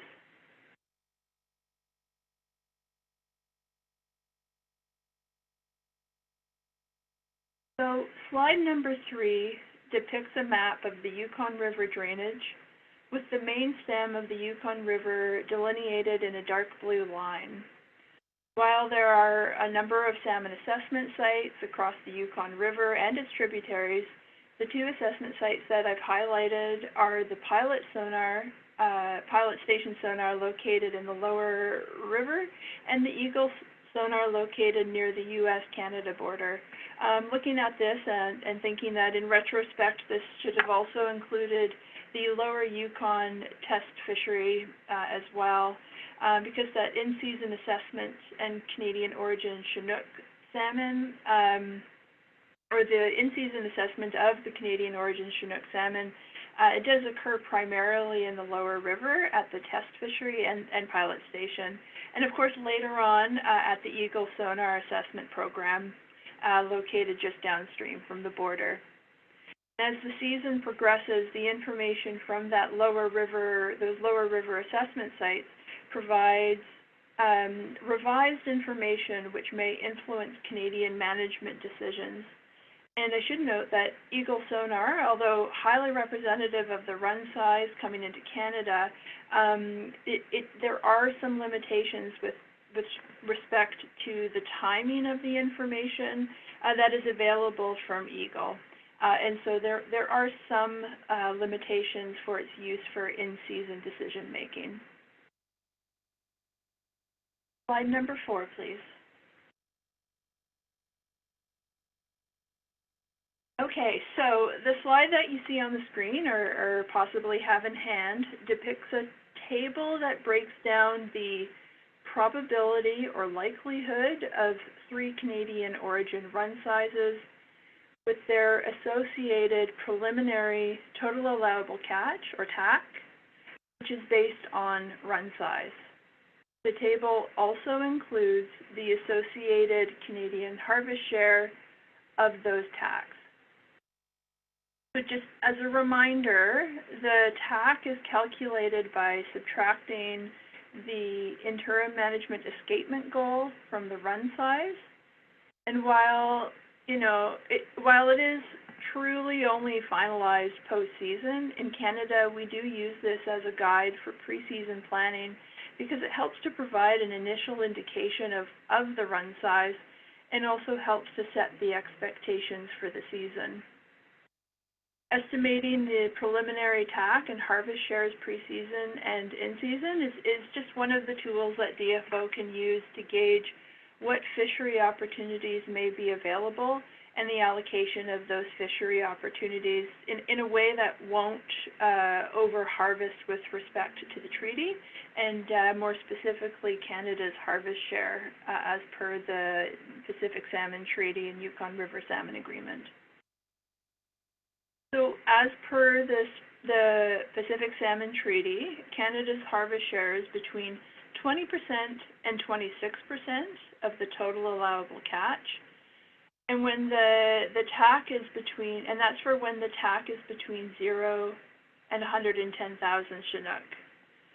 For simplicity and in recognition of the Salmon Agreement's objective that the U.S. shall manage its fishery with a view to delivering the IMEG plus the midpoint of the Canadian harvest range, the Canadian harvest share depicted in that table is shown as 23%. The slide that I have up here is similar to ones that you would have seen me present in the past. However, it has been revised to incorporate the recent revisions to the method of deriving the Chinook forecast. This approach in the table takes into account that inherent uncertainty of the outlook and the reality that a number of run sizes are possible. But the reality is that some run sizes are more likely than others. You will recall from Fred and Oliver's presentation that the Canadian origin Chinook salmon outlook is for a run size with an 80% confidence interval of 42,000 to 77,000. However, also described is that the likelihood of the run coming in at the upper end of that forecast is unrealistic. So it's not included in this table that you will see. So I'm now going to take us through the 3 rows in the table. The first row corresponds with a run size of at least 57,000 Chinook. Forecast shows that there's a 50-50% chance or probability that the run will be at least this size. So based on this particular outlook, when we subtract the escapement goal from 57,000, the result is an estimated TAC of 2,000 to 14,500 Chinook. And just as a reminder, this is the TAC this is the total allowable catch for both Canada and US combined. Now, when we apply the 23% Canadian harvest share to the TAC, the result is a harvest range of 460 to 3,340 Chinook. And so, just another reminder that this math and this approach, it's used as a preliminary guide to help with planning and setting stage for the season to come. The second row of the table corresponds to a run size of at least 48,500. The forecast shows that there's a 75% chance of the run being at least this size. When we subtract the IMAG range from 48,500, the result is a TAC of 0 to 6,000 Chinook, which further results in a Canadian harvest share of 0 to 1,380. And finally, the third row corresponds with a run size of at least 42,000 Chinook, and the forecast gives this a 90% chance of happening. And so, with such a run size, it should be obvious that the TAC and harvest share would be 0 for both countries. Another way to look at this information just might be to consider that the likelihood of a larger run size coming in between 57,000 and 77,000, it diminishes as the run size outlook increases. Which returns to the concept first introduced in the JTC presentations, that some run sizes are more likely than others. I have to say that I'm pretty thrilled about this approach. For me, I see this forecasting method as a way of really introducing a necessary and what we're supposed to be doing precautionary approach in a measurable and usable form. So big thank you to the JTC forecast subcommittee for pulling this together. Thank you. So anyway, just at the end of the day, the forecast, with respect to the forecast, and when we take into consideration the probabilities of a range of run size, sadly, it doesn't bode well for Canadian harvest opportunities, and I will expand on that a little bit later in the presentation. Slide number 5, please.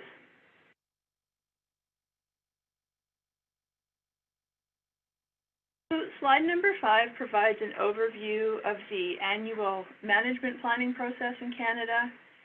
The formal annual management planning, it commences pre-season, and it involves recognizing and planning around both the international and domestic obligations.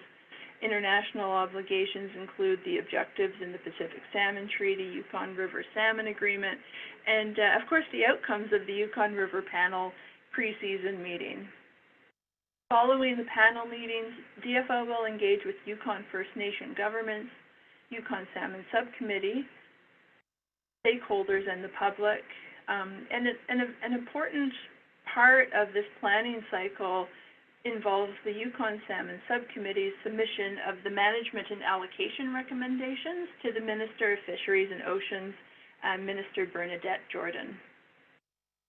And finally, and in some cases I would say concurrently, fishery management strategies are developed and included in the Yukon River Salmon Integrated Fisheries Management Plan, or IFMP, which is implemented by July 1st to coincide with the arrival of the first returning Chinook into Canadian Yukon River waters. Slide number 6, please.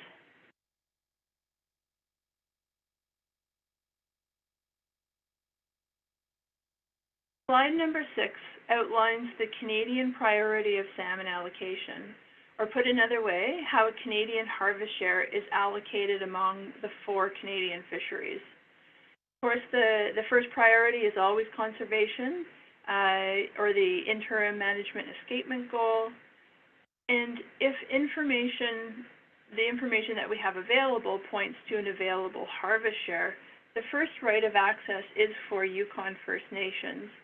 And then if, and only when, a full Chinook harvest share allocation is available for First Nations, then there may be allocations or harvest opportunities provided to the other 3 fisheries, which include licensed public angling, the commercial, and domestic fisheries.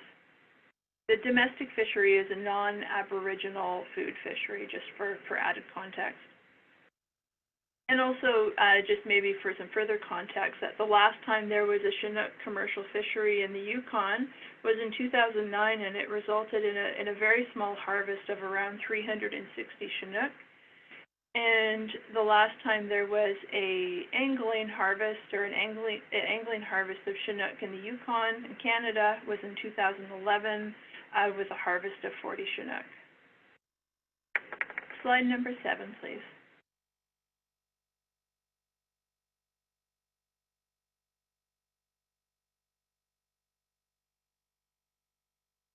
So over the next 2 slides, I'm going to go a little bit deeper into the preliminary Canadian management approach.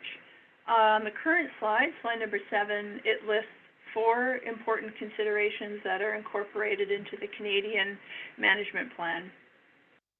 The reality is that Canada relies primarily on in-season estimated Chinook abundance that's determined by pilot station sonar.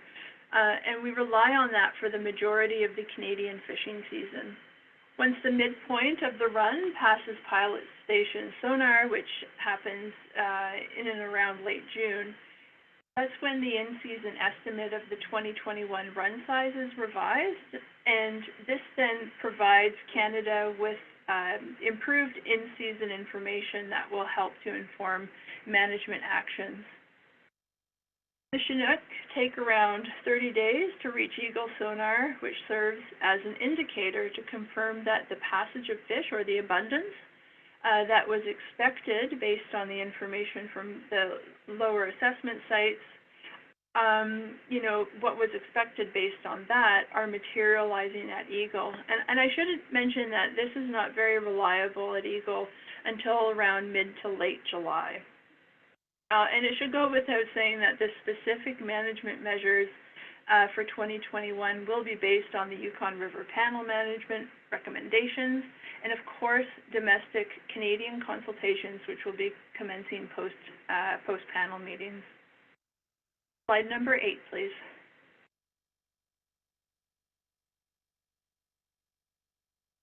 So what does this all mean, in a preliminary sense, of course, for the anticipated Canadian fishery opportunities? Well, we can assume that there's a reasonable probability that the Canadian harvest share could be less than 1,400 Chinook, which is about less than a fifth of a full First Nation fishery allocation. And we recognize that there have been challenges with recent performance of in-season assessment programs and abundance estimates, and that there's potential for non-fishery directed loss of fish between pilot and eagle, or put another way, that there could be a difference between the pilot estimate and the eagle estimates. And also, it's front of mind that the IMEG has not been achieved for Yukon River Canadian origin Chinook in 2019 or last season in 2020. So with all of this, what are the anticipated fishery allocations? Well, first off, we may be looking at a very limited First Nation fishery and closures of the public angling fishery, commercial and domestic fisheries. And something that is not included in this slide that maybe it should have been is that this will also impact the chum fishery in Canada. We will likely not have openings for a chum commercial or domestic fisheries until the passage of Chinook has been completed. So it does affect that as well. Another way to conserve the Chinook. Next slide, please. And thank you. That concludes my presentation today. Thank you, Jesse. Much appreciated with your presentation. So now we'll go ahead and open the floor to panel member questions and discussion concerning both the U.S. and Canadian preliminary management strategies as presented. We'll go ahead and start with Darcy Peter, and certainly any additional members that would like to pose questions, make comments, are welcome to do so. Darcy, go ahead. Hey, so just a quick question. I heard both Dina and Jesse mention that things might be looking on the conservative side. I was wondering if that would be from the very start, because, you know, being from an upriver community, a lot of the times it's wide open fishing, and then once they hit upriver, we have a good idea of how many fish are in the river in terms of Chinook, and then that's when we start to be heavily regulated, while the lower river communities have already fished for a couple of weeks, if not a month.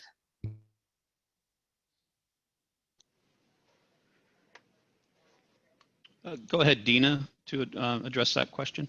Yeah, thank you through the chair to Darcy. Yeah, so our plan this season is to close subsistence fishing for gill nets as soon as we get the first fish at LYTF, and then to keep that closure until we detect the first pulse. And then we'll have a good idea as to, we'll have at least a better idea as to the magnitude of that first pulse. We may need to keep the run closed through the midpoint, so through the first and second pulse. So fishermen in the lower Yukon, they'll get to go fishing when ice goes out. They may catch a few subsistence fish before we catch them in the LYTF, but then they'll be closed, and then the closure will follow the first pulse as it goes upriver. So depending on the size of the run, we may be able to reopen fishing in the lower Yukon and then hopefully reopen fishing upriver as those pulses go through. But we're really not going to know until we get to the midpoint of the run. So it'll be kind of a timing thing, but we do want to keep that first pulse closure all the way in place and follow those fish all the way up to the border.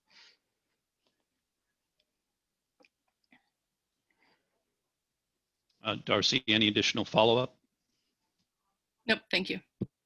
Thank you, Darcy. Any additional comments or questions from panel members on U.S. or Canadian preliminary management strategies?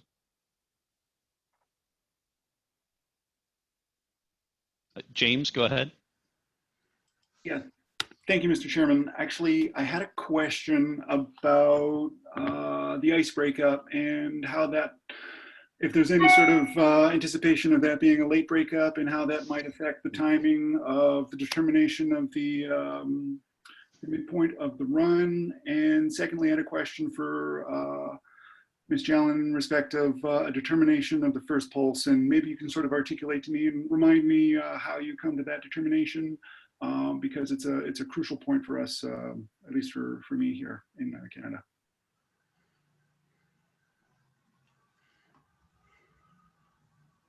Yeah, I can answer it. So through the chair, yeah, so I would really defer to people who are out in the lower Yukon as to when they anticipate breakup occurring in terms of the local ice conditions out there. I know we've had some continued cold weather and a lot of snow up here in the interior. I'm not super familiar with what the conditions are like down on the lower Yukon. But yeah, as we get on a little bit more towards spring, we'll have people start to let us know if they think it's going to be an early breakup or a late breakup and what those conditions are like. And in terms of recognizing the first pulse, that's something that we'll be looking at the counts at pilot and looking for an uptick in those counts and working with our assessment biologists to help us recognize that. You know, there's an average date when we usually see the first pulse, and so we'll just be watching those counts at pilot to see when those numbers start ticking up above a kind of a initial trickle of salmon. I guess I'm just looking for a more sort of detailed explanation of what that sort of uptick looks like. So you'll have, excuse me, pulses on your sonar screen. I guess I'm looking for like a layperson's term of what does that first pulse look like? What are you looking for? How do you make that determination? Yeah, so to help indicate the first pulse, we'll really be looking for counts more in the order of like 2,000 to 3,000 Chinook salmon per day. And then sometimes it'll jump up to as many as like 5,000 Chinook salmon per day. So it'll be kind of ticking along at 100 or 200 or 500, and then it'll jump up to in those thousands range, and that's what indicates that first pulse.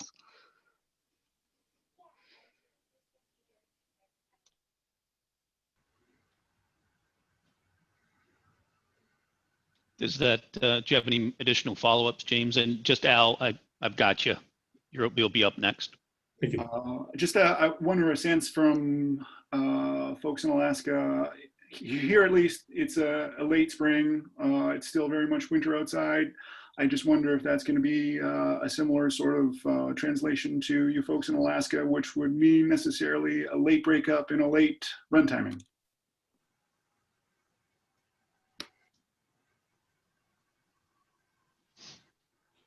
Yeah, thank you, James. Appreciate that sentiment. Let's go to Al von Finster. And again, if any members, panel members, especially from the lower river, might have some insight into expectations on breakup, they can feel free to speak up. Let's go ahead with Al von Finster and then Matt Keys after Al. And Jesse, just so you know, we can see you now. Your video's working. Hey! Okay, thank you. I'm gonna. Thank you, Mr. Chair. In 2019, we had what was considered to be a warm year. Lots of issues on the possible effects of the river water on the fish that were spawning in the tributaries, and also in the Mainstem itself, from what I took. And I think from that we decided that there was going to be, or the panel recommended that there would be environmental conditions, and particularly extreme environmental conditions would be a factor in the management of salmon. 2020, we ended up with warm water at the start of the season, and then there was a cooling trend, water got very cold, and then it went above average once more. I didn't really see that reported, and it may have been reported, I just didn't see it. The problem is that a lot of paper is produced, but you don't necessarily, you're going to see it all. So I guess the question, two questions. One would be to both the Alaskans and also the Canadians, whether they did take environmental effects into consideration when they were monitoring the salmon in 2020.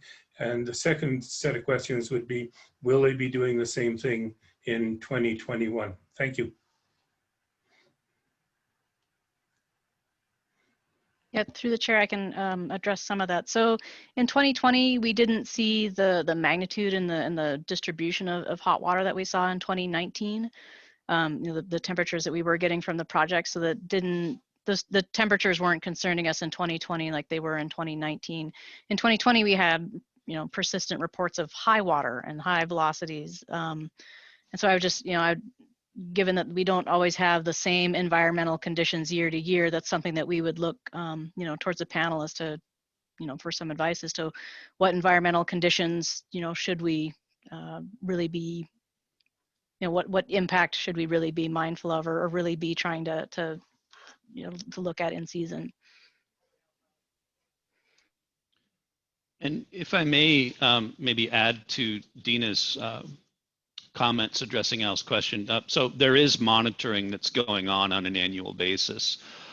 with respect to environmental conditions, both in the Mainstem Yukon as well as at individual projects and multiple tributaries throughout the Alaskan portion of the drainage. So there's no shortage of the ability to collect and evaluate that information by managers on an in-season basis. And I think after what was experienced in 2019 with respect to very warm water temperatures, that it's absolutely something we will continue to be evaluating on an annual basis and taking into account with respect to management actions and any concerns that we might have associated with negative impacts from environmental conditions on in-river migration, to put it simply. I will also note that tomorrow we have a presentation from Dr. Vanessa von Biele concerning a lot of the very good research that she's been conducting on heat stress specific to Yukon River Chinook. I think folks will really appreciate and have an opportunity for some question and answer on that topic with Dr. von Biele, and we'll look forward to that. Al, did you have additional follow-ups? No, but it would be appreciated if the Canadians were able to give a very short account of how they considered the high water in Canada last summer or any other environmental effects. Jesse or appropriate Canadian staff that would like to address that, please feel free. Thank you, Mr. Co-Chair. I can jump in briefly on the monitoring side. So, like in the U.S., Canada was monitoring both water temperature at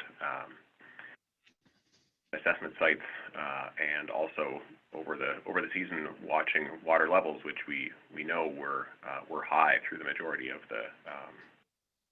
the assessment sites or the water level sites in Canada.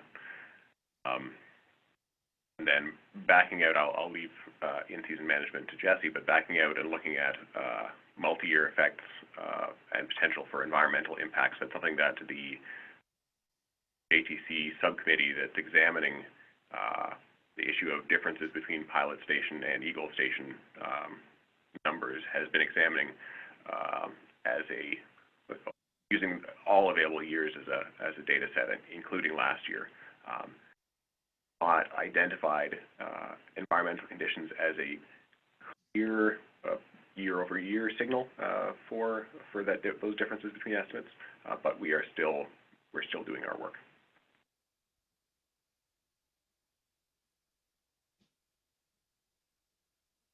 Hi, can you hear me? This is Jessie. Yep, go ahead, Jesse. Thank you.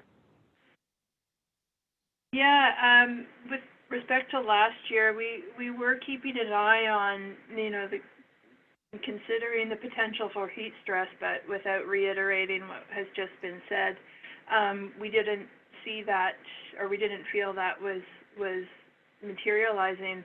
I would say that, and I recognize that this is not entirely due to environmental actions or or as a result of environmental conditions in the immediate term, that management in Canada was already about as conservative and as restrictive as possible.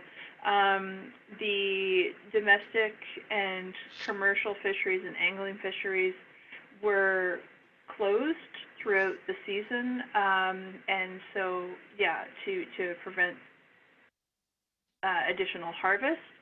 And with the high water situation, we heard stories of people having, major net entanglements and losing, the use of their nets, things like that. But yeah, last year, as far from a Canadian perspective, we didn't see a need to instill any additional management actions based on the environmental conditions that we were seeing at the time. Thank you. Thank you, Jesse. Moving to Matt Keys and then Caroline Brown. Matt, go ahead. Yes, thank you, everyone. These are great presentations, and I guess I'm seeking a little bit of clarity. There seems to be some slight differences in the interpretation of the probabilities around passage at Eagle and the total allowable catch. It seems like both US and Canada have some slightly different interpretations of that, and I was wondering if we could get some clarity, maybe possibly from Fred, on how to interpret the results from the JTC's escapement goal information.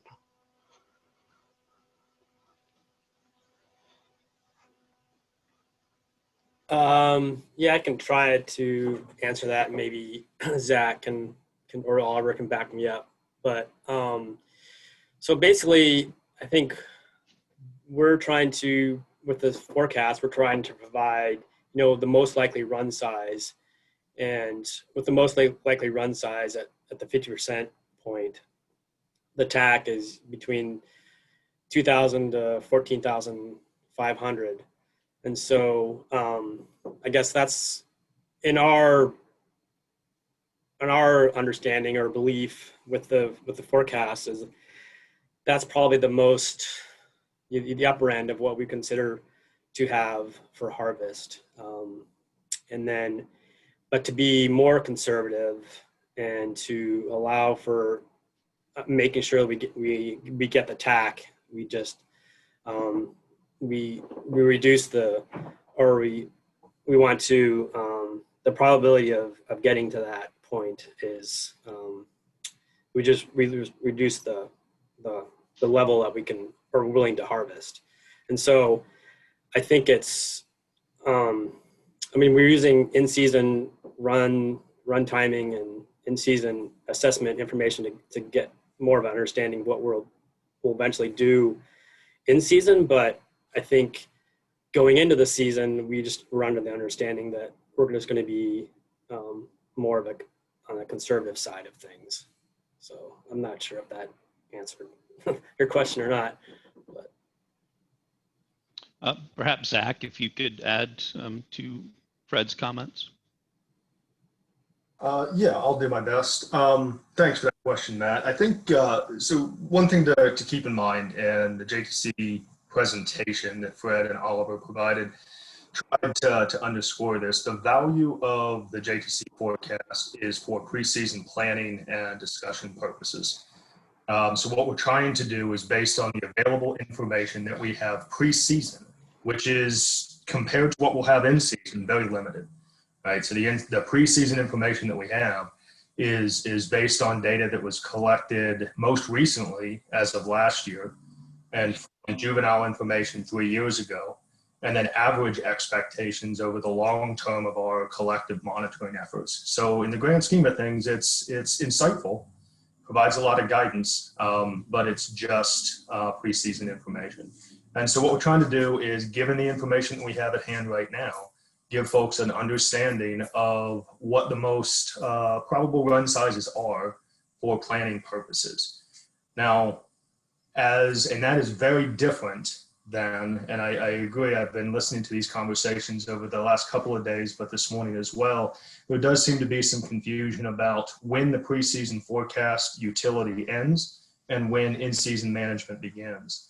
And that's for the management agencies to kind of decide. There's different approaches that one could take to that. But the reality is that once we actually start seeing fish come through our in-river assessment programs, first LYTF, the Lower Yukon Test Fishery, then Pilot Station, and then progressing on upriver through Eagle Sonar, we'll have more and more information and ability to make in-season projections, which is very different than the preseason forecast.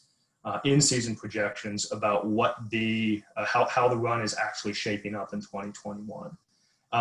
So the agencies, because of different roles and responsibilities and where the fisheries are placed within the full Yukon River drainage, put more weight on different assessment projects at different times of the year. And I think the management presentations did an excellent job of articulating that. With respect to interpretation of the forecast, there was quite a bit of coordination, both through the JTC process and then agency to agency, following the development of this JTC forecast. There was a lot of coordination to make sure that we had a common understanding of what that forecast meant And I do believe that we're 100% aligned with what that tool means. How exactly the different agencies choose to use that to guide their planning discussions is where slight differences occur. But generally speaking, the interpretation of the tool is very much aligned. Hopefully that helped, Matt. Yep, thank you very much for that clarification. And yeah, I think I misspoke earlier and said escapement goal when I meant forecast, but Fred is on it, so thank you. Thank you, Matt. Caroline, go ahead. I am just a proxy for David Walker, who had a comment or a question but could not raise his hand on the phone. Go ahead. Oh, go ahead, David, if you're on, go ahead and bring your question forward.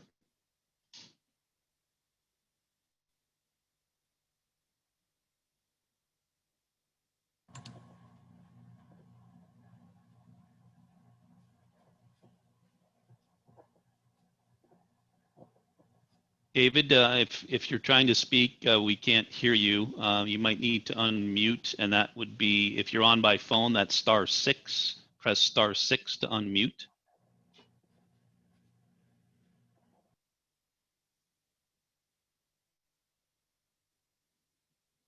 Hello. Yep, we can hear you now. Go ahead. Oh, okay. Yeah, I got. Anyway, yeah, to answer person that was asking about spring. Spring has sprung here. It's going to be in the high mid 40s for the next week during the day, and there's a lot of record snowfall. Seem like all the way up and down the Yukon. And I could foresee the challenges even if we were able to fish with high water. And last year a lot of fish went under our nets, even if we were allowed 7.5 inch. And I think I haven't heard is I guess my broad question is, with the strength coming in the mouth versus assessments that when the Chinook salmon reach the contributaries in Alaska, is the strength consistent in the headwaters with the run at the mouth? I, for one, seem to learn that doing high water, the fish take the less resistant routes, and at some points where we fish, it's only like 10 feet and very little current, and the Chinook salmon are running, not where normally we catch them. So thank you. That was my comment and question.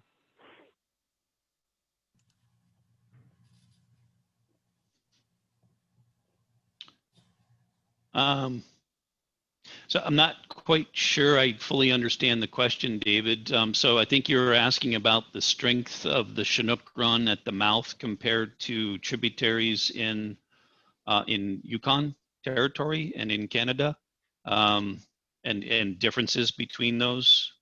Maybe you could clarify that a little.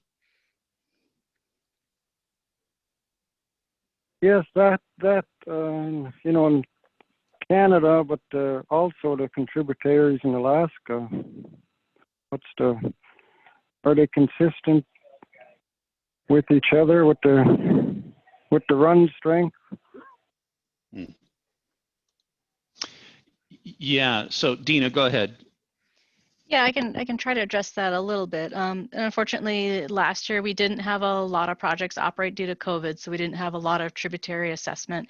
We did have aerial surveys that were flown later in the season, and the streams that we were able to get assessments, they were all below their escapement goals, or counts were below average. And so last year, it looked like we didn't get a lot of Chinook salmon going everywhere. And this year, our drainage-wide forecast is for, the drainage-wide forecast is also not great. So we wouldn't expect to see, necessarily great escapements into our Alaska tributaries, which is part of the reasons why we plan on having closures in the tributaries like the Anoka and the Kayakuk and the Tanana River. It's hard to necessarily know exactly what the relative strength is of those stocks because we don't have really fine detailed genetic assessment.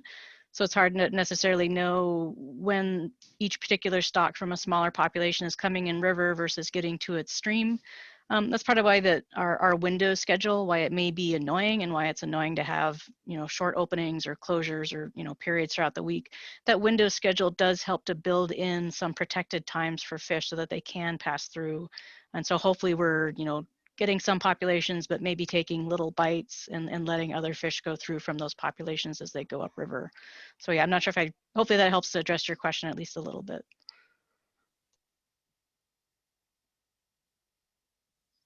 Yeah, thank you, Dina. Just a quick time and agenda check. So we're a couple of minutes before noon for a scheduled lunch break. I do see we have some additional questions from members. So we want to make sure to spend adequate time on this topic, and in particular, the next on the agenda concerning management recommendations, panel management recommendations on Chinook.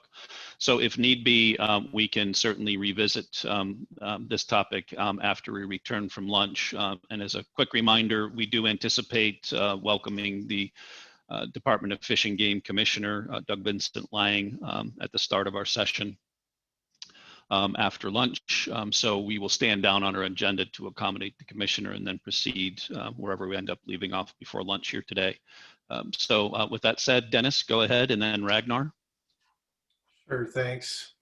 I just want to, I think this is a question for Dina. In the management presentation, I'm just trying to unpack this, the U.S. total allowable catch calculation. Given we have a range with the IMEG, what are you basing your TAC, your TAC calculation on? Like, where in that range are you basing that calculation? So through the chair. So in the kind of classic TAC calculation, it's taking the forecast minus the lower end of the IMEG, and so that's where you get the 0 to 34,000, and that's like the widest possible range of allowable catch. Later on in slide 6, I presented what the most likely run size, and if you subtract the lower and upper end of the IMEG from that, you'd have a potential harvest surplus between 2,000 to 14,000. And just keep in mind that like these numbers, at least that's a range. That's a range of 12,000 fish. It's hard to target your harvest down to the last fish. There's confidence intervals around the harvest estimates. There's confidence intervals around pilot. There's confidence intervals around eagle. So having that range and shooting for somewhere in that range will hopefully, if we have a run coming in at 57,000, we'll hopefully be able to get a harvest that's within 2,000 to 14,000. Although that's very heavy restrictions. But ideally we would want to meet the lower end of the IMEG and get within the IMEG range with the fish across the border allowing for Canadian TAC. Thanks for that, Dina.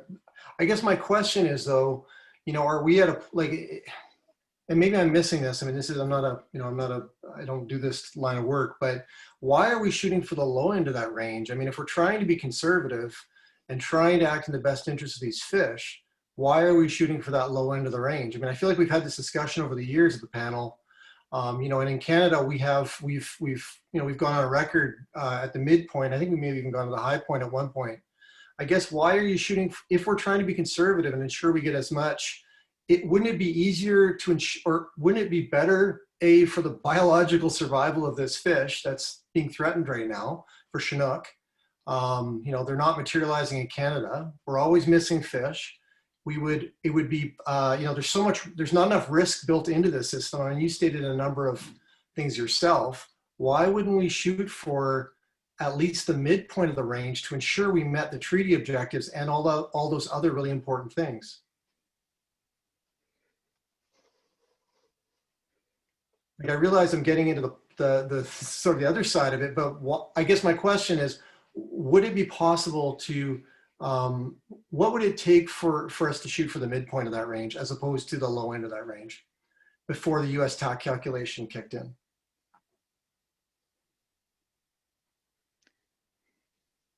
I think it might be better addressed by the chair, but I think in season having that range is helpful just to help deal with a lot of the uncertainties we see in season, and that is the range, that is the agreed upon range. And so, that's the number that we've got in our mind, and then it hopefully helps build in a buffer, and hopefully we're in the buffer that's within the range and not below it or necessarily above it. But I guess, and I realize this is probably outside of yours, but maybe something we have to have a further discussion at the panel. But if we're shooting for the low end of the range, if we went for the midpoint, we'd have to have less hope that we're going to make the range. So I feel like, unless I'm missing something, that wouldn't a bilateral agreement to shoot for the midpoint of the range make more sense to ensure all those other reasons? Again, it's probably more of a discussion point than anything you can answer, Dina, but thanks for that. You were very clear. Thank you. Well, I'll try and maybe jump in here a little bit. So a better way to say it might be shooting for at least the lower end of the range. I think one thing to bear in mind is that the precision or lack thereof of the ability to at least be above a certain level and have that escapement fall within the prescribed range is very uncertain. I don't want to kind of focus on just different language, but I understand the confusion that you're articulating, Dennis. But in no way does shooting for at least or shooting for the lower end of the range indicate that we are not considering the entirety of that range. And having the escapement ultimately fall within that range. That is always the goal. And perhaps to address your question or comment with respect to midpoint, from the standpoint of that same uncertainty, that functionally for Alaskan management, that would be the same as increasing the escapement goal to the midpoint. So it's a different escapement goal. Of what you're trying to achieve. I recognize that it's being looked at, especially through the Canadian perspective, as a management target or objective in that regard. But if that is the objective in Alaska to manage for, then we have to develop strategies that ignore any potential result of falling within 42,500 to 48,000 midpoint of the goal. So functionally, it's the same effect as increasing the lower bound of that escapement goal to 48,000. And perhaps that's something that would be of interest to the panel from the standpoint of a future escapement goal, but that's not the current escapement goal that we have in place. So maybe to summarize a little bit, what I'm trying to articulate is that we are always developing strategies that will allow for the resulting escapement to fall within the entirety of that range of 42,500 to 55,000.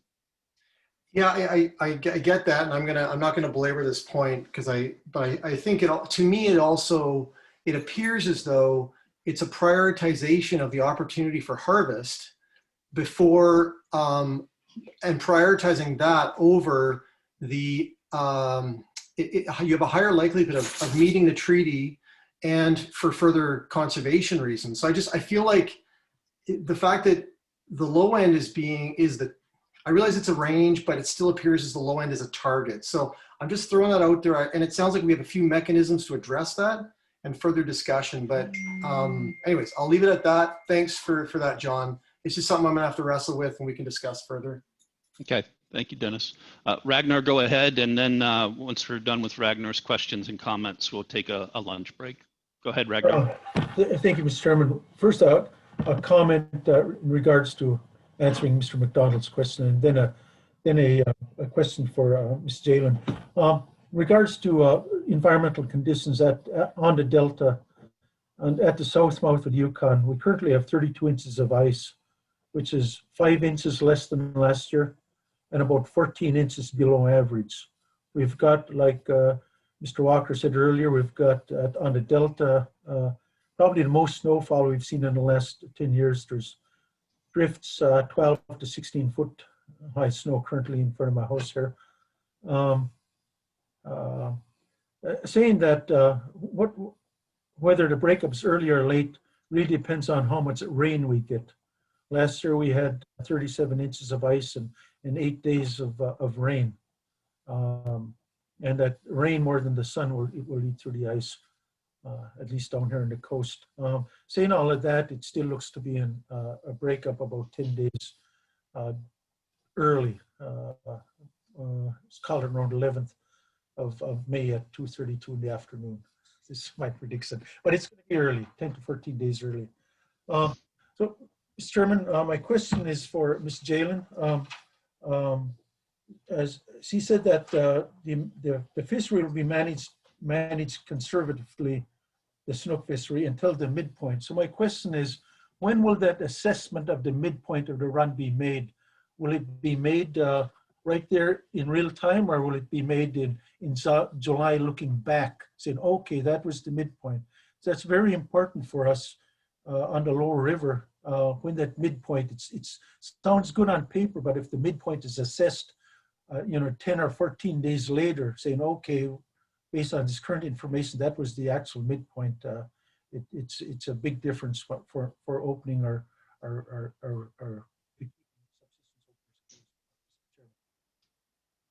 Yeah, through the chair, I can answer that, and then Fred West can maybe weigh in.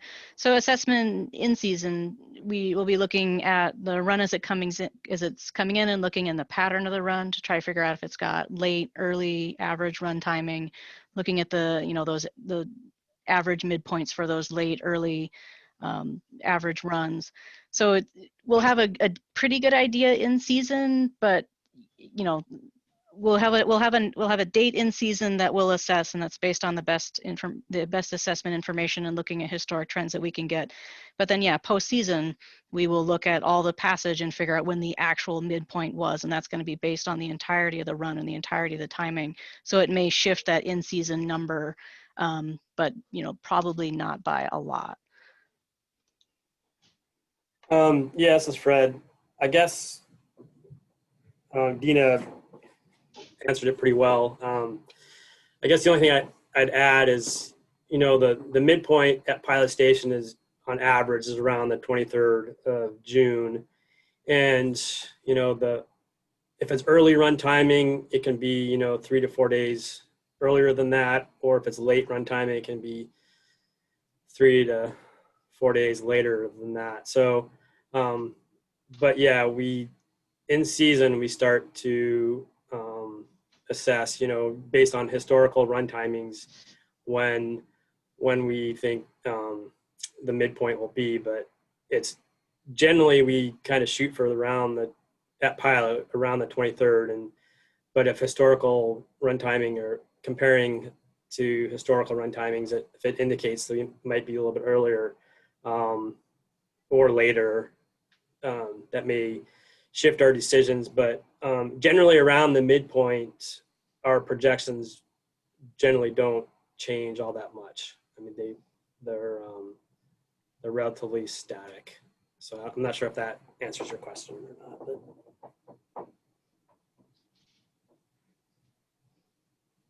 But. I think it does, Mr. Chairman. I just wanted mainly to voice my concern, Mr. Chairman, that the assessment of the midpoint sooner than later really affects the folks.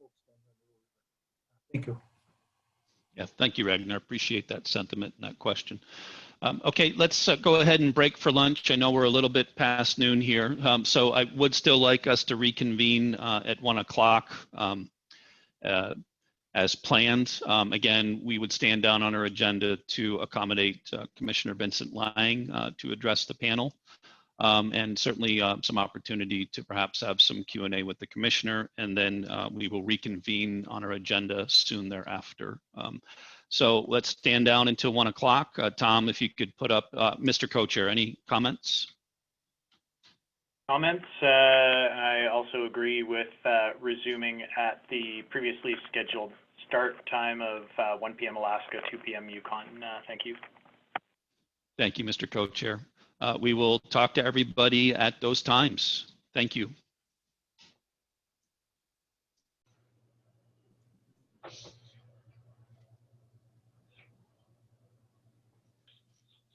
So we're right at 1 o'clock. Why don't we go ahead and get started?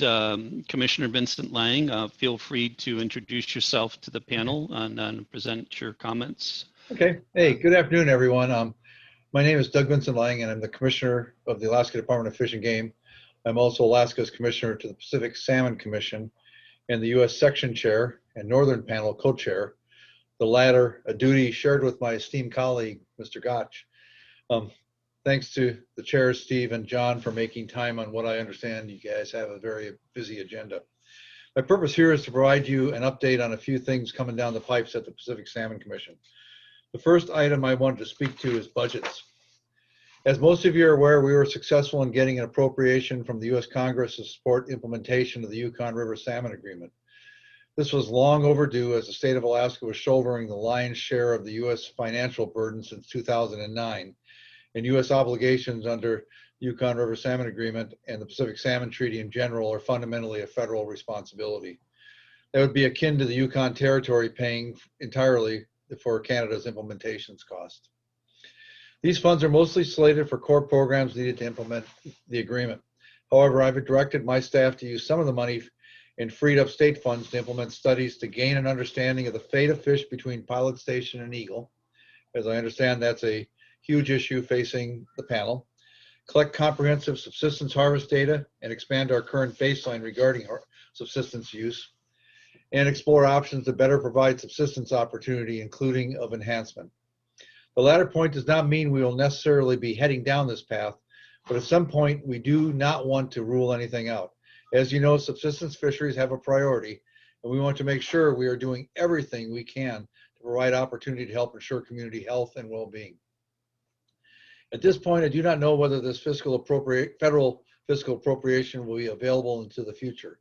So the state needs to be judicious in committing to long-range endeavors.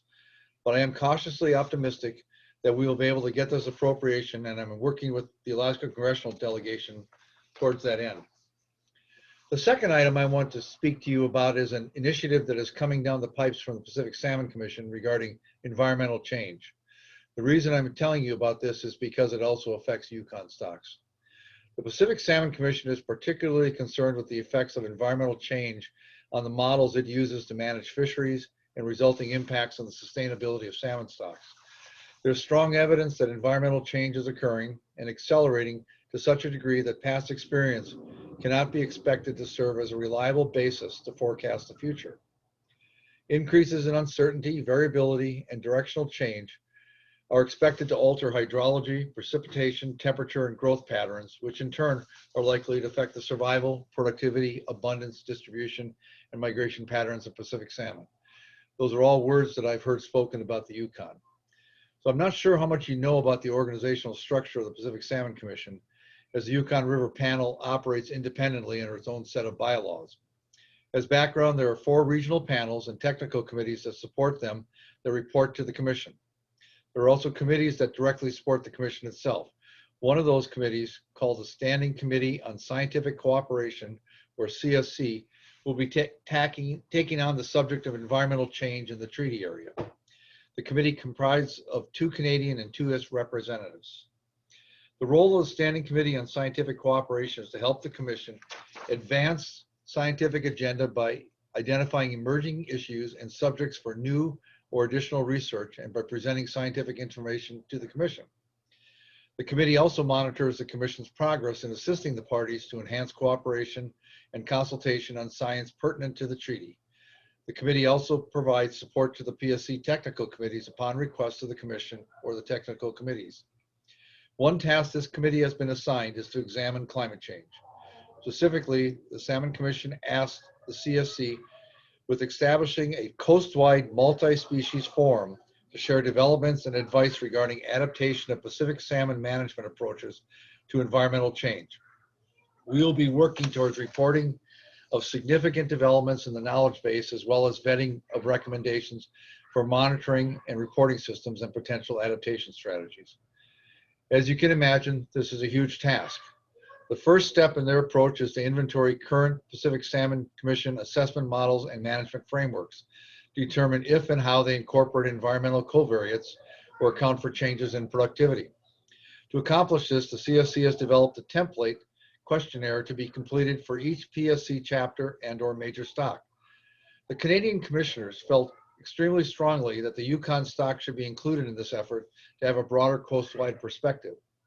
Technical committee members have already begun filling out these templates for constituent stocks in the lower 48 and in Alaska's transboundary rivers, but we were able to negotiate a delay for starting the Yukon inventory, given that not all of you have been privy to the discussions on this topic that have been occurring in the PSC arena.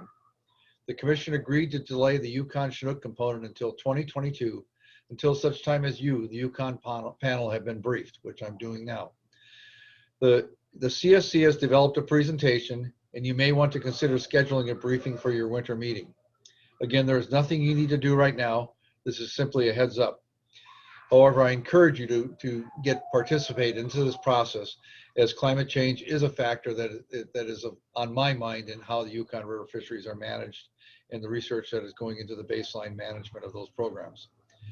Additionally, for those of you who are interested, the COHO Technical Committee of the PSC is hosting a virtual workshop on Introduction to Using Environmental Indicators to Inform Salmon on May 11th, 2021, from 1 p.m. to 5 p.m. And I'm sure you would be welcome to participate if you're interested. The objectives of this workshop are to share background information and perspectives on the use of environmental indicators to inform salmon management, and to provide examples of using environmental indicators in salmon management. The workshop will provide information to the PSC family, of which you are a part, to begin to address environmental influences in salmon management. In closing, let me thank you for serving on this panel. I know the effort this takes away from personal time and families. However, we could not do this without your involvement and perspective. Thank you. With that, I want to thank you for indulging me with time on your agenda. I look forward to hearing about the outcomes of your discussions here this week, particularly with regards to the escapement goal and what may be happening to salmon between Pilot Station and Eagle River and Eagle Sonar.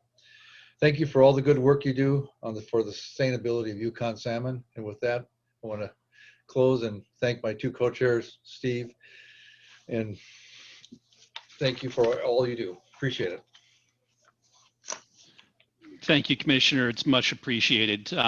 We probably have a little bit of time if any members have any questions or comments. Certainly look to any of our panel members to bring that up. Yes, go ahead at the YSSC group.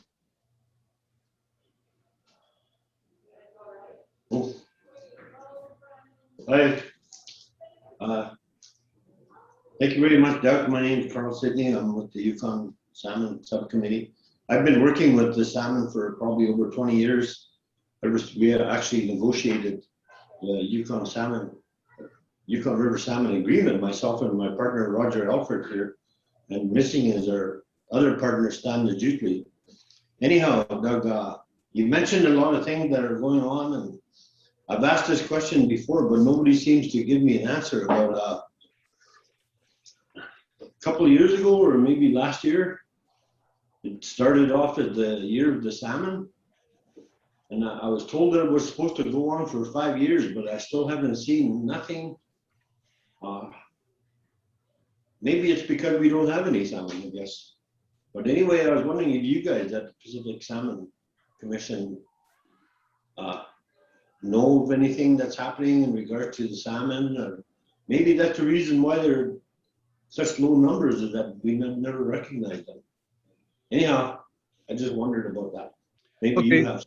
Yeah, so thanks for the question. So the Year of the Salmon was an international year that was specified. I can't remember what the year was, but it really is a multi-year effort to begin to assess the challenges of managing salmon in the North Pacific on a both freshwater and blue ocean scale.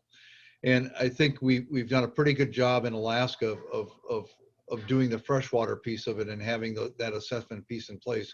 But what's really missing is what's happening out in the ocean, and how that first year of life in the ocean, as well as for king salmon, the years after that, are affecting long-term survival.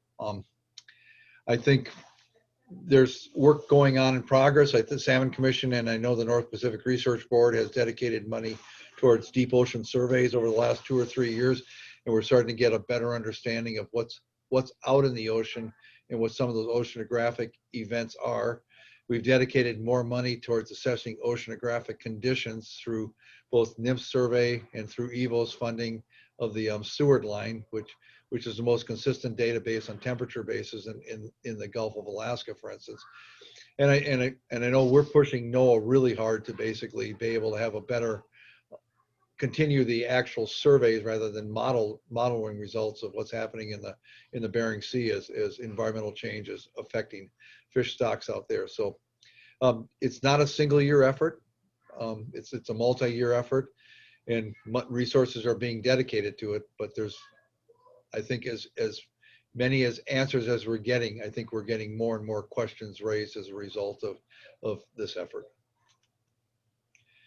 Specific to the Yukon, you know, we were able to go back as our understanding of Yukon, and for the first time ever to get Congress to recognize that the Yukon needs money, that it's part of the Pacific Salmon Agreement, and we were able to actually carve out some money and get it dedicated to the Yukon to start funding some of the research that's needed in that area, and most specifically what's happening in terms of impacts of subsistence uses out in that river. So, you know, for the first time, I actually think we're going to be able to make some headway rather than just maintain ground in the Yukon in the freshwaters. I just want to follow up on the reason I say that, the reason I bring that to our attention, you know, is that our people, I'm from the headwater of the Yukon River, from Tedland, and we are Tlingit people. We're from Juneau originally, but we feel that salmon, not only salmon, but all the other things, water, even rocks, have a spirit, you know. And every year when the salmon come home to spawn, you know, we always welcome them, and because we do believe that they have a spirit, you know. And then the reason why I bring that up is because it's maybe because we're not recognizing them anymore, you know, and maybe we should. And thank you very much for your answer there, Doug. Well, we have a constitutional requirement to sustain those resources, so we will do whatever is necessary to meet that obligation. So, and I'm glad that we finally are having some additional resources to try to ferret out some of these questions regarding what's happening to salmon between Pilot Station and Eagle Sonar. Thank you, Carl and Commissioner. Tim Gerberding, go ahead. Yeah, thank you very much. And thank you, Commissioner Vincent Lang, for joining us. It's really great to hear your news. Very encouraging to hear that the U.S. federal government is providing some money for the implementation of the Yukon River Salmon Agreement, particularly to look for these fish, Chinook salmon, that are being lost between the Pilot and Eagle sonars. And no, really great that that's a focus of effort and that we may have some resources.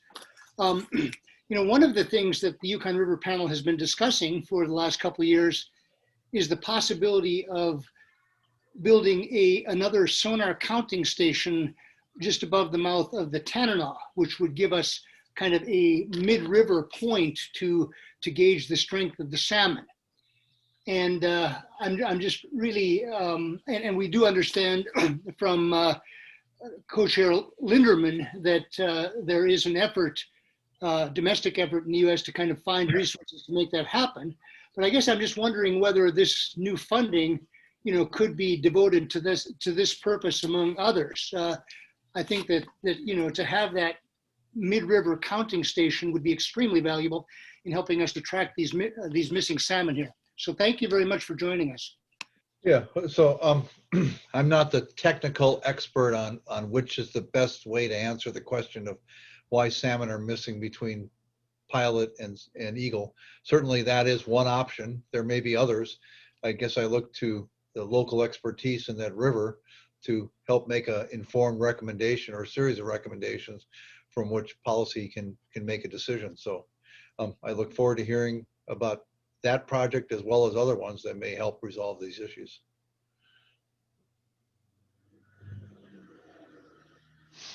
Thank you, Commissioner. Maybe a quick follow-up on that specific question from Tim. So it did come up in closed session discussion yesterday. And yes, there is a domestic effort to try and investigate and conduct some preliminary work on identifying an adequate site for such a sonar in the mid-river and so on and so forth. And yes, there's potential funding to help support that effort as well. That being said, that we could stretch the additional funding that the Commissioner mentioned pretty far to some extent, and there's probably no shortage of potential programs to try and fund with that. It perhaps could contribute to a similar effort. I think initially, though, the initial work that needs to be done on a mid-river sonar is to do that site investigation to determine, do we have a good location where it could be a viable project?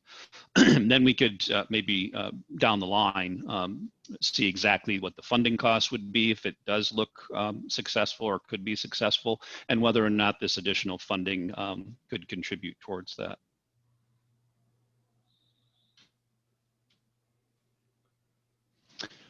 Any additional questions or comments for Commissioner Vincent Lang? Well, this is much more fun than what I have to go face next, which is House Finance. So come on. Well, you're welcome to join us. I don't see any additional questions. You're welcome to stay as long as you can, Commissioner. Very much appreciated with you joining us today. I don't see any additional questions, but I want to be conscientious of your very busy schedule. Okay, I want to thank you guys for everything you do. You know, these are your resources. They're, as I tell people, they're not my resources. They're not my staff's resources, and we're just lucky enough to be vested with managing them for you. So we can't manage them for you if you don't tell us how you want those fish stocks managed. So don't be shy about sharing it with them, because again, these are yours and you rely on them. We're just vested there to help you manage them for your best interest, and we're cognizant of that. And thank you for everything you do. It's appreciated and acknowledged, and we couldn't do it without you. So good luck in your discussions this week, and I look forward to hearing about the results. Thank you. Thank you, Commissioner. Thank you, Commissioner. And certainly any additional comments that you might have, Co-Chair Gotch, please feel free.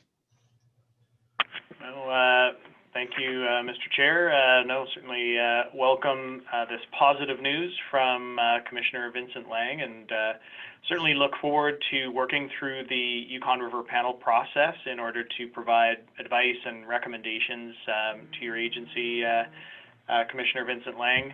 And certainly we will be discussing the future call for proposals through the Yukon River Restoration and Enhancement Fund, and there may be an opportunity there to leverage some complementary funding to help support the important work that ADF&G is exploring. So thank you. Okay. Thank you, guys. Appreciate it. And may spring come your way soon. Thanks again, Commissioner. So moving back into our meeting agenda where we left things before breaking for lunch. If there's any additional questions associated with the forecast or US and Canadian management strategies, perhaps they might be best shifted into the next agenda topic, which is discussion of Chinook salmon, Yukon River Panel management recommendations. Mr. Co-Chair, perhaps I'll defer to you to start us out on that topic and whether or not there's any suggestions or recommendations from the Canadian sections on how best to proceed. Thank you, Mr. Chair. So the Canadian section has been considering, obviously, the preseason forecasts, the outlooks, and the proposed management strategies for Yukon River Chinook salmon for the coming season. There are a number of recommendations that the Canadian panel members would like to pursue, and appreciate that this would best be achieved through further bilateral discussion. So in that respect, perhaps in order to achieve advancement of bilateral recommendation on for Chinook salmon for the coming season, I would ask if the U.S. section is willing to perhaps pursue a closed session discussion on this later today. Yeah, thank you, Mr. Co-Chair. In the interest of trying to achieve bilateral consensus and maybe a little more information, certainly there was bilateral discussion about management recommendations yesterday during closed bilateral session. We didn't quite achieve bilateral consensus on those recommendations. We did have a U.S. section caucus after the close of our bilateral session yesterday.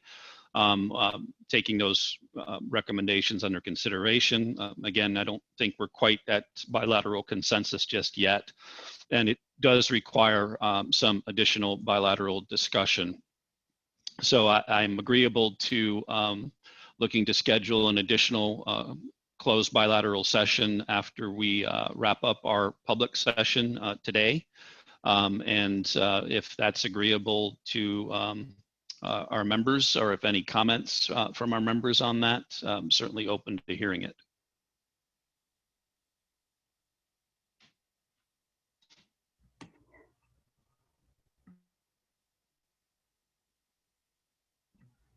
Go ahead, Rhonda. That sounds fine to me. I agree that we need more discussion. Thank you. Thank you, Rhonda. That's appreciated.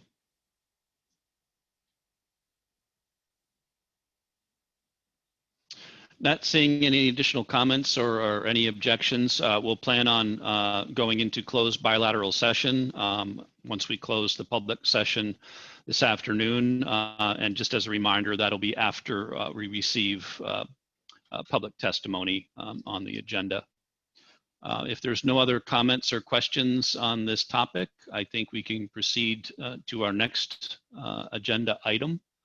Maybe a quick clarification that we would plan on reporting out on the results of bilateral discussion on management recommendations for the 2021 Chinook fisheries, either later on tomorrow at an opportunistic time, or certainly presenting those in the press release at the end of the meeting. And I think we'd be able to find some opportunity to bring it up during tomorrow's session. Mr. Chair?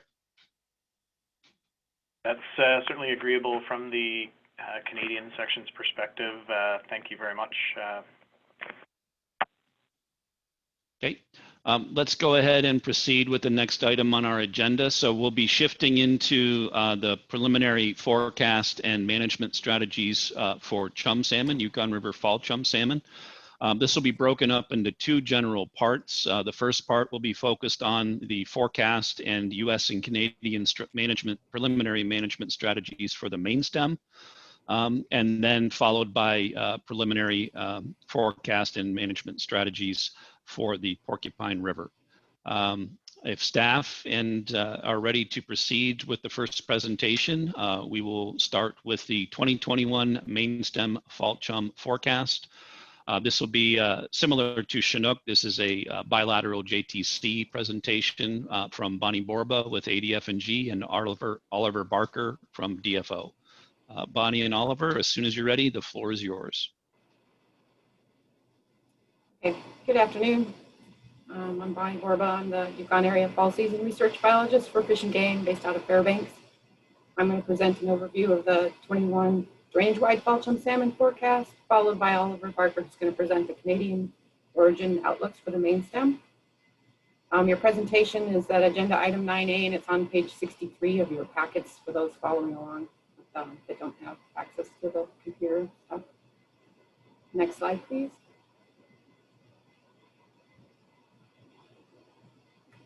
So this map just orientates us where the fall chum salmon spawning occurs. It's primarily within the Tanana River and upstream of the confluence with the upper portions of the Yukon River drainage. Slide 2, please. There are three main components that we use to develop a forecast: the total U.S. and Canadian harvest, which is provided by the fishermen; the estimates of the drainage-wide escapement and the age composition. And the fall chum salmon have a fairly long data set. We use back to 1974. Slide 3, please. This graph only goes back to 1998 just to enlarge the data set. The drainage-wide escapement is in the yellow bars compared to the production of the observed return, which is the blue line. And the predicted return per spawner is the red line with the symbols. The bold dash line, or horizontal line, is the replacement. The 4 years, 2015 to 2018, contributing to the 2021 return are highlighted in the blue oval. The factors driving this year's forecast is the low productivity of the age 4 and age 5 parent years escapements, as shown by the lines representing the return per spawner within the blue oval. The estimate of production for 2016 is 0.18 return per spawner. And the age 4 fish returning are from the 2017 parent year, and they're predicted to have a low return per spawner of 0.47, the red line with the symbols. Slide 4, please. The table presented provides estimates and numbers of fish in the 2021 return by age class.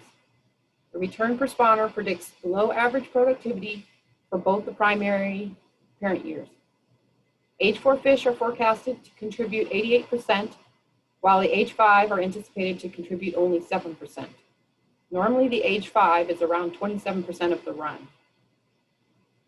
Adding each of the numbers by age class to the right in the rightmost column in the table provides the point estimate for the drainage-wide forecast. We evaluate the age classes returning based on Lower Yukon test fish, both in season and post-season.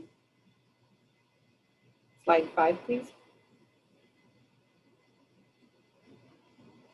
The 2021 forecast run size is projected to be a range of 542,000 to 762,000 fall chum salmon. The upper and lower bounds are based on the 80% confidence intervals around the point estimate of 652,000. The point estimate represents a well below average run size, which is normally around 1 million fish. Slide 6, please.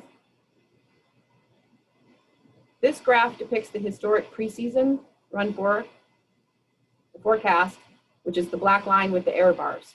And we compare it to the observed total run size in the yellow bars back to 1995. Severe depressions like observed in the late 1990s to early 2000s and in 2018 and 2020, as well as explosions of returns like observed in 2005 and 2017 are not well captured by Ricker. Note the 2021 forecast is reduced from the what was predicted last year. Slide 7, please. When adding the summer to fall salmon regression, the dashed line with the solid red circles, note that the forecast has been overestimating for the last 3 years when compared to the observed returns. The summer to fall season model also does not predict explosions of production, but does a better job indicating declines in production than the Ricker does. Slide 8, please. Thanks. Thanks, Bonnie. So far, we've been looking at the drainage-wide fall chum forecasts. That includes both the U.S. and Canadian fish together. Let's focus now on the Canadian forecast, and specifically for Mainstem stocks. It includes all fish headed for Canadian spawning areas upstream of the Canada-U.S. border on the Mainstem Yukon River. This forecast is calculated as 25% of the drainage-wide forecast, and that takes into account past run reconstructions and genetic analysis of the fall chum run. This year's forecast for Canadian origin Mainstem chum, fall chum, is 163,000, with an 80% confidence interval of 135,500 to 190,500 fish. Remember, the Mainstem Canadian origin IM egg range is 77,000 to 104,000. Slide 9, please.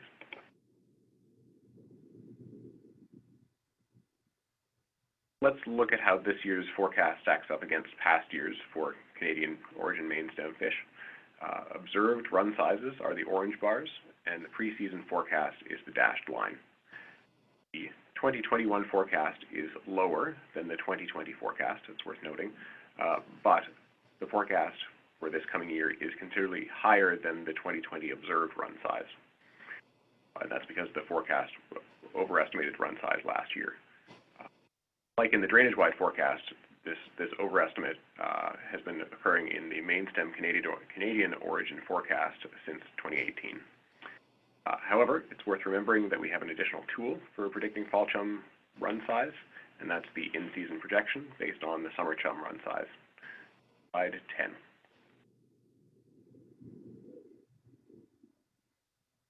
Let's bring in the in-season projection here. It's the red line. The in-season projection has performed much better than the preseason forecast, although again, like for drainage-wide, neither is good at predicting exceptionally high years. It should be noted that neither predictor did a particularly good job last year, although the in-season projection was certainly closer to the mark. Slide 11.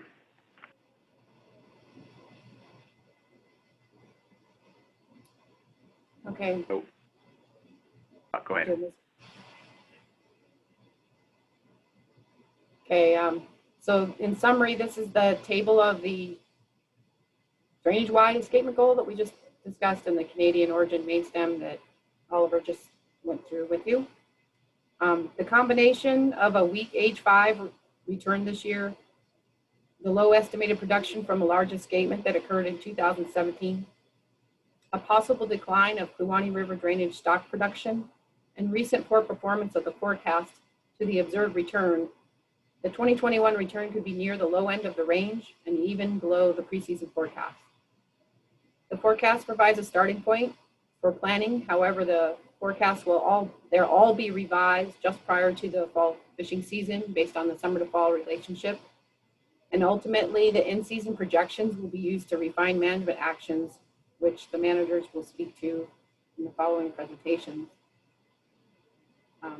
Next slide is our last slide, and I guess we're holding questions until we finish the management portions.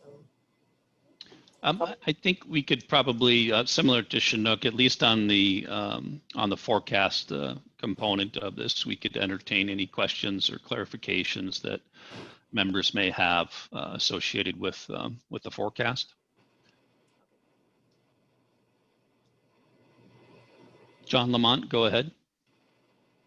Thank you, Mr. Chair. Thank you, Bonnie, for a good report there.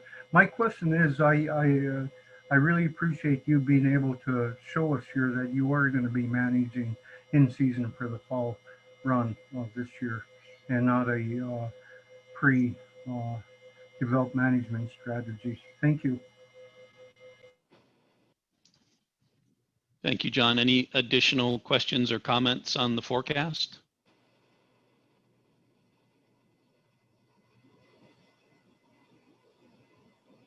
Mr. Chairman? Yes, go ahead, Ragnar. Sorry about that. I lost my hands up function there. I had a question, a kind of general question over at North Pacific Fishery Management Council. They're discussing, among other things, some salmon bycatch. And I was looking at one of their graphs for 17, 18, and 19. Genetically, the catch of Western Alaska chums has risen each year, but the catch of Middle and Upper Yukon, so was a decrease for the last 3 years. So the question to Ms. Borba, are you following, and this kind of touches on what the commissioner was saying earlier, are you following those trends in the Bering Sea for Upper Yukon? Yeah, I look at them, but overall the proportion of Yukon stocks that are in the bycatch are pretty small for chum salmon, so it's not one of the largest issues for fall chum. So I'm not sure what the relationship is, to what they're catching, on what age class they're catching, that's going to affect us this coming year. So I have to take that into consideration, and then we'll also be looking at the juvenile index that we're getting from the other data set we'll talk about when we get the other presentation tomorrow, as far as the outside marine indicators of what might be returning for us in the future.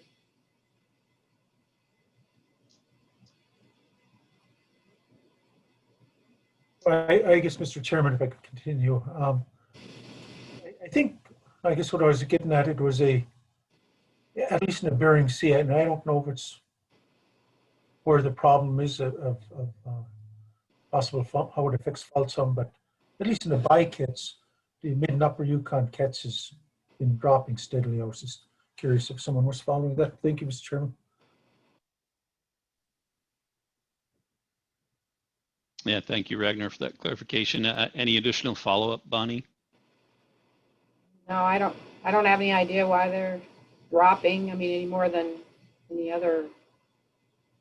You know, I don't know if it correlates with the drops that we're seeing. You know, our run size has been going down the last few years, and I don't know. I'd have to look at what year those fish were caught and what year those fish were going to return to the Yukon to see if there was any other, if there was enough data to get a correlation with that. But right now, there's not enough information. Okay, thank you, Bonnie. Andy, go ahead. Yeah, thank you, Mr. Co-Chair.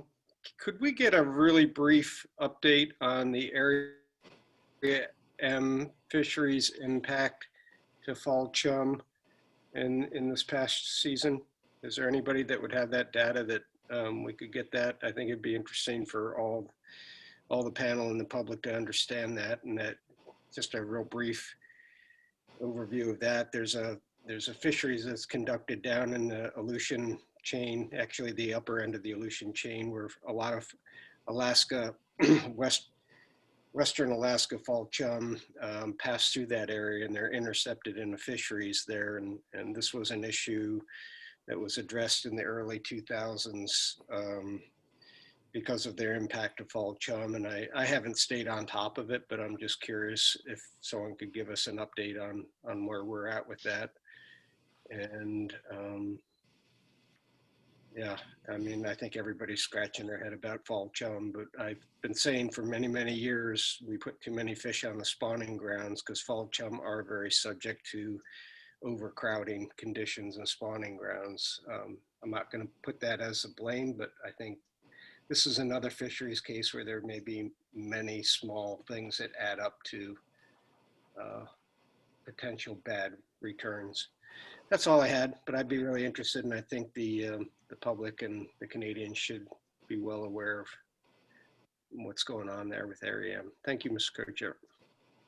Thank you, Andy. And I guess, Jeff, were you going to respond to that inquiry? Yeah, can you guys hear me okay? Yes. Yeah, I don't have any specific numbers in front of me. I did have this written down at one point, and I have presented this to previous meetings, but I'm trying to find those notes and I can't find them. But I do know my take home from all that, and I think what I've tried to get across to folks when they've asked that question was that this year in the harvest of fall chum or chum in Area M this year was actually below, I think, a most recent 10-year average.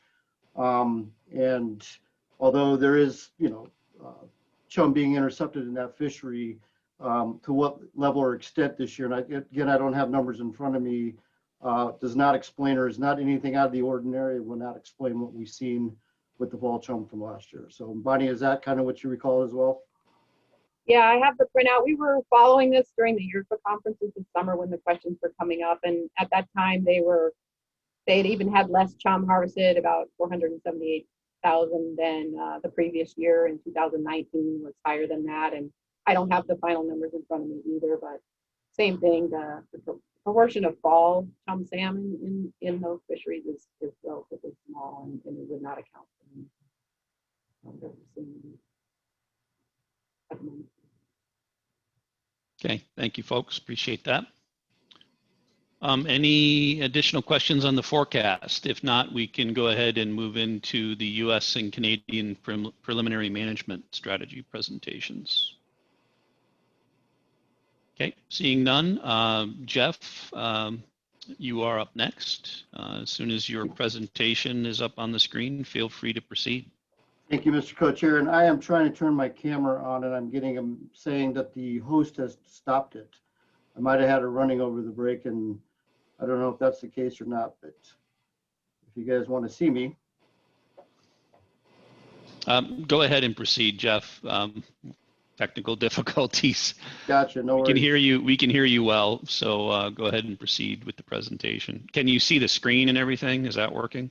Yes, it is. And I can see my presentation up and that is perfectly fine. So for the folks out there in virtual land, should be in page 77 of today's panel packet that was distributed to everybody right after Bonnie's presentation there. So I just want to say good afternoon to all. My name is Jeff Essenson. I'm the Yukon Area Fall Season Manager with the Alaska Department of Fish and Game based here in Fairbanks. Needless to say that 2020 was a difficult year for a lot of folks because of a lot of numerous things. One of them being an unexpected poor run of fall chum salmon. Although, as we just heard from Bonnie, that the fall chum salmon run is looking to be well below average in the upcoming season, it appears that it will be better than what we saw in 2020, where we had a full closure of all fishing and one of the worst runs on record. During this presentation, I will provide a preliminary look at what you can expect for the upcoming season. If we could go to slide number 2, please.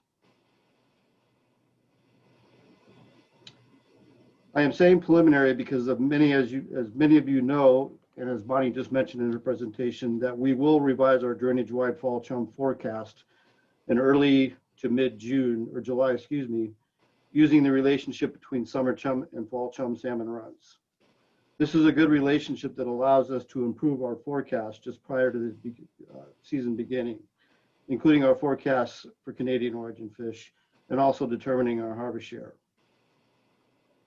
Our management to begin the season is based on this revised forecast.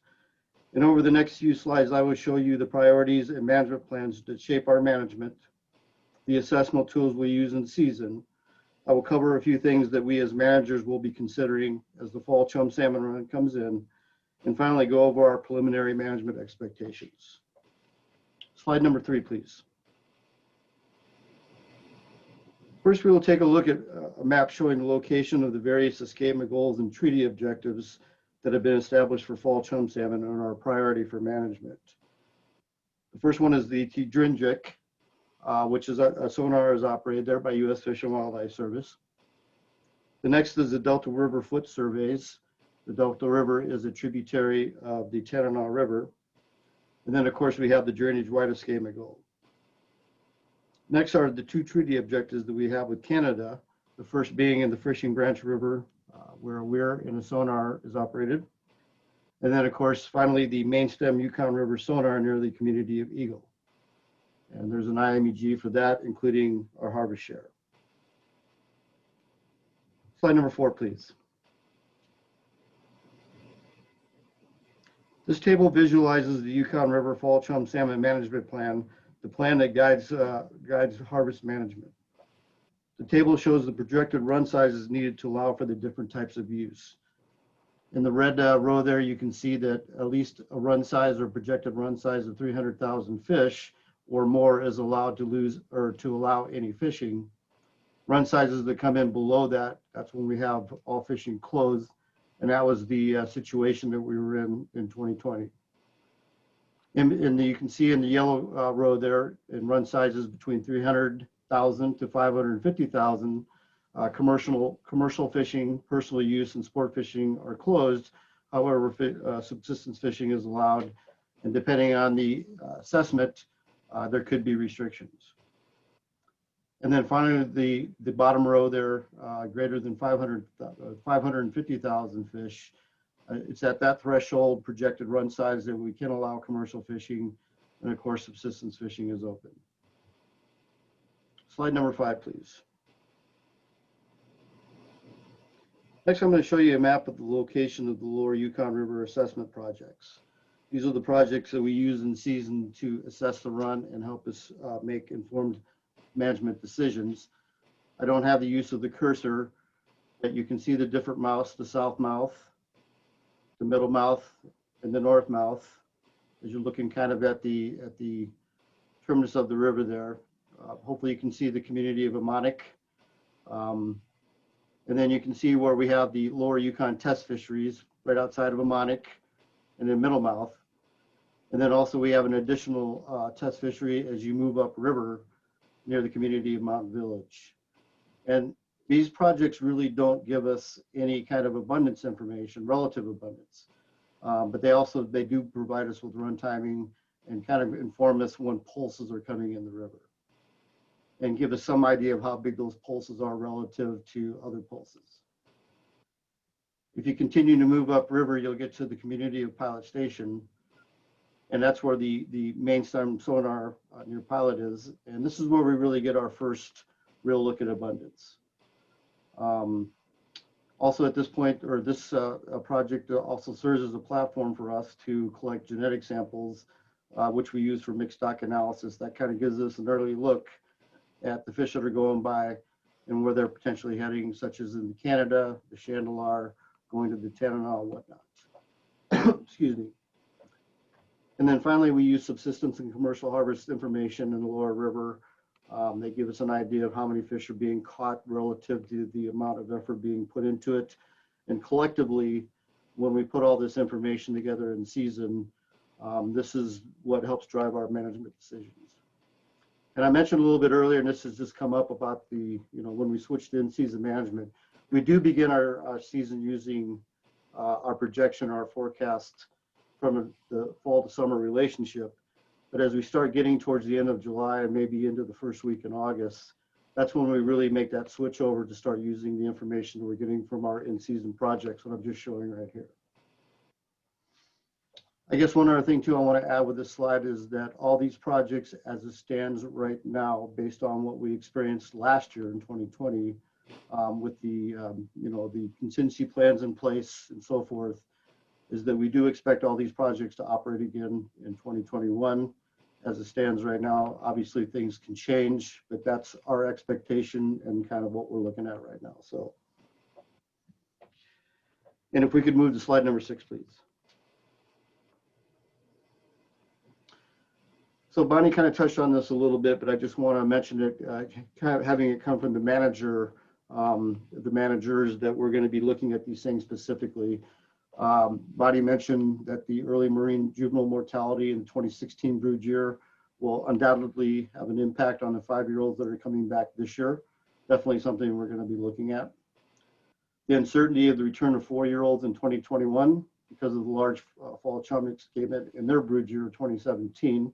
Obviously, you're going to be keeping an eye on that. Really was hard to see this last year because of such a small run that we had. But if there's any effect of the loss of spawning habitat, then the Colony Lake from the event that occurred there in 2016 would have affected the 4-year-olds coming back last year, this year's 4-year-olds obviously, and this year's 5-year-olds. So definitely something that we're going to be interested in and seeing what impact those would have, if any.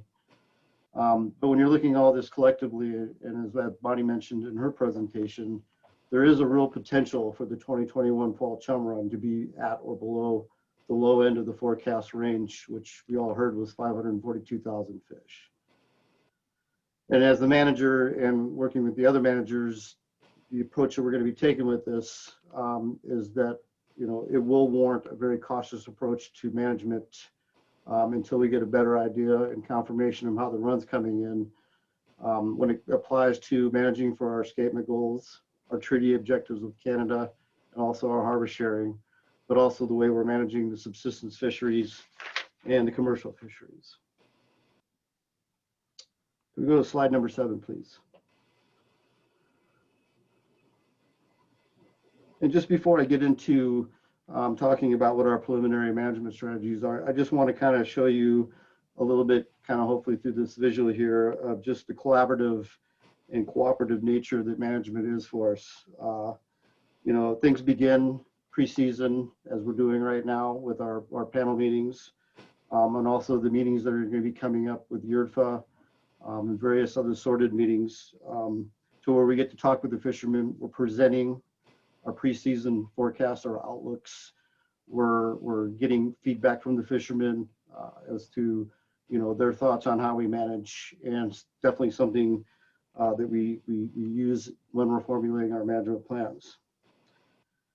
The other one is traditional knowledge. I've been a manager for 20 years in the AYK. I've been to a lot of communities, not only on the Yukon, but in the Kuskokwim and up in Norton Sound.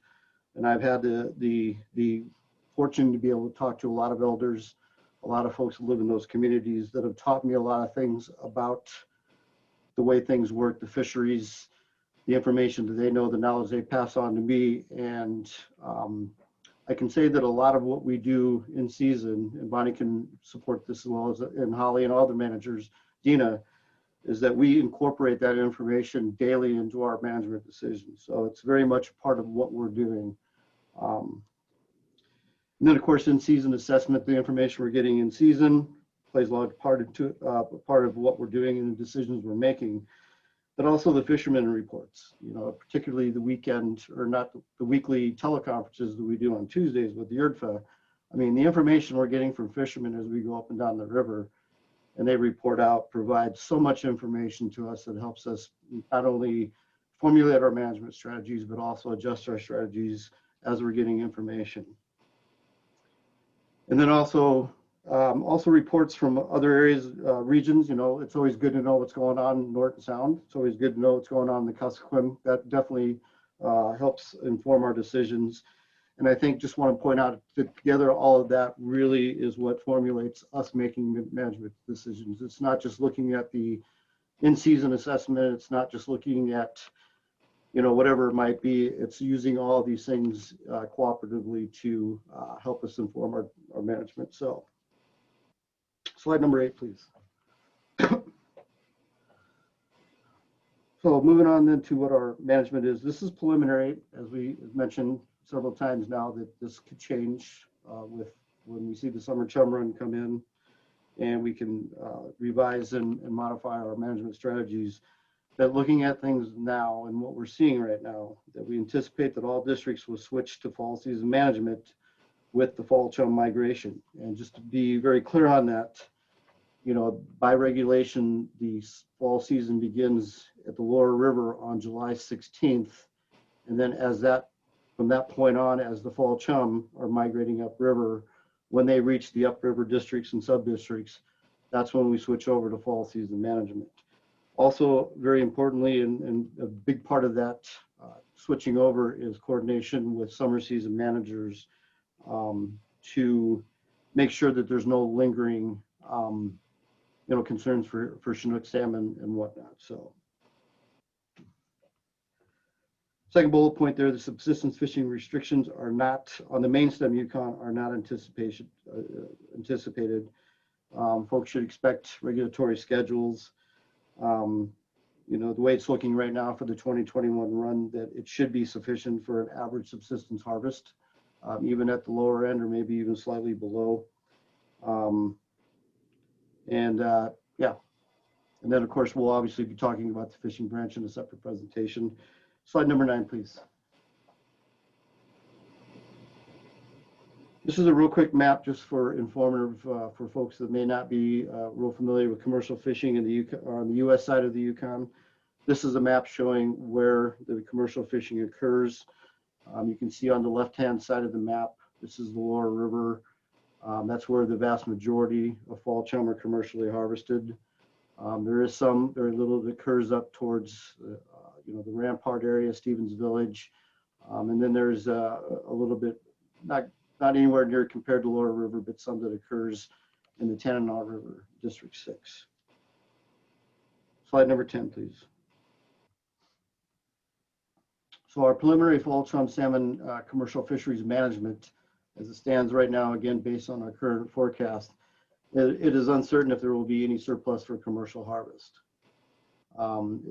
Once we get our revised forecast in mid to early June, July, might give us a better indication of what we can expect, or it may not take until we start getting comfortable with our in-season run assessment. But what those things could tell us will inform us if their commercial fishing run size threshold is met. If you recall previous slide, we have to have a run size of at least 550,000 fish or more to even allow commercial fishing by regulation. And then on top of that, there has to be a commercial surplus identified. There has to be some fish to catch. So slide number 11, please. And this is animated here. So just real quickly to touch on coho salmon.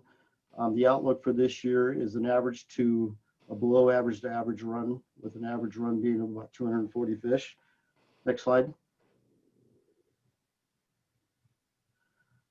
Coho salmon on the U.S. side are primarily harvested incidentally in the fall chum salmon fisheries, both commercial and subsistence. Next slide, please. And just a couple things of interest for folks here, that there will be a telemetry project that begins tagging in 2022. This year, Bonnie and her crew will be setting up the infrastructure, the towers, things of that nature. But I can say that, at least from my perspective, U.S. manager for fall season, along with our other managers, Holly, is that coho salmon are one of the informational gaps and one of the big ones on our side. And telemetry project will go a long way to giving us more run timing information, spawning distribution. This will be really good information to help us moving forward with better understanding coho. And then real quickly, the U.S. on the Alaska side does have the option to allow coho salmon directed commercial fishery in September with certain stipulations. So next slide, please.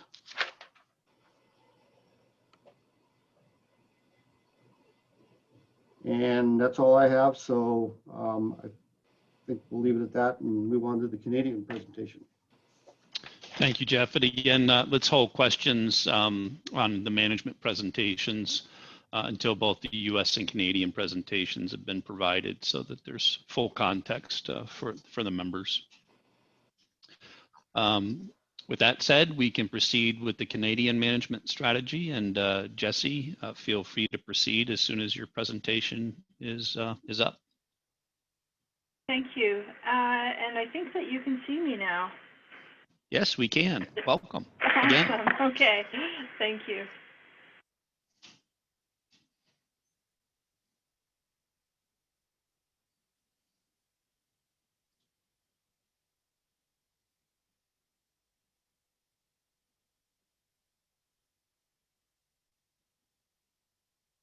Okay, so hi, good afternoon, panel co-chairs, panel members and advisors. My name is Jessie Traris. I'm a Yukon River Drainage Fishery Manager employed by Fisheries and Oceans Canada, also referred to as DFO.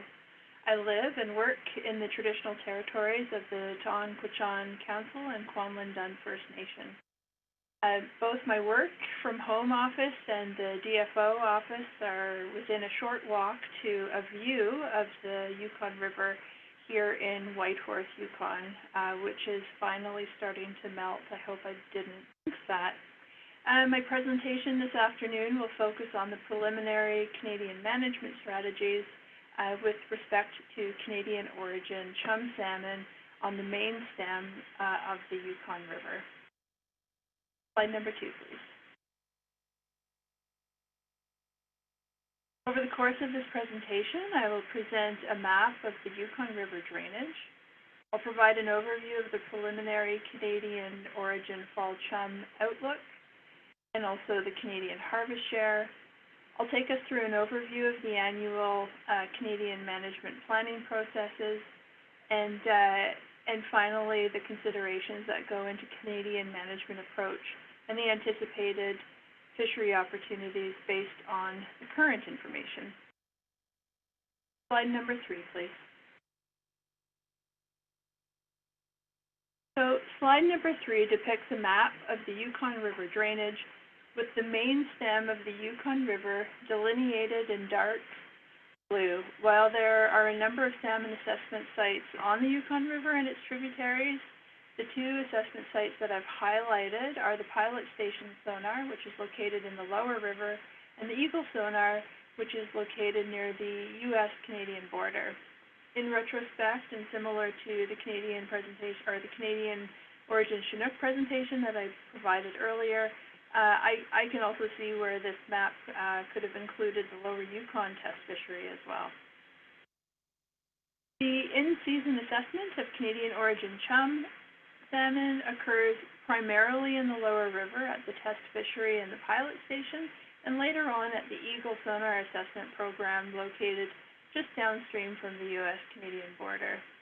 As the season progresses, the information from the lower river assessment programs provide revised information, which will, as we've heard from Jeff, Bonnie, and Oliver, will include the revised in-season projections that may influence Canadian management decisions. And Eagle Sonar, although highly representative of the run size coming into Canada, does present a few challenges with respect to the timing of the information that is gained from there, and so presents some limitations for use of in-season decision-making. Slide number 4, please.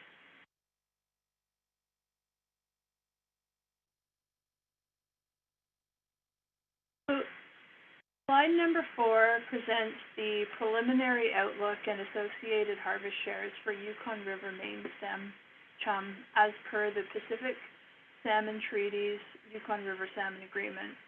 And so, as we've heard from the forecasting committee, this outlook is preliminary and will be revised in season. However, if we look at this outlook as it is today, with a forecast of 136,000 to 191,000 Canadian fall chum salmon, and take into consideration what the interim management escapement goal of 70,000 to 104,000 chum is, we would then see a total allowable catch ranging widely from 32,000 to 121,000. Canada's harvest share, or allowable catch, based on a total allowable catch of that range of the 32 to 121,000, is 10,200 to around 39,000. Once again, just a reminder that this is a preliminary outlook and will be revised in season. Slide number 5, please.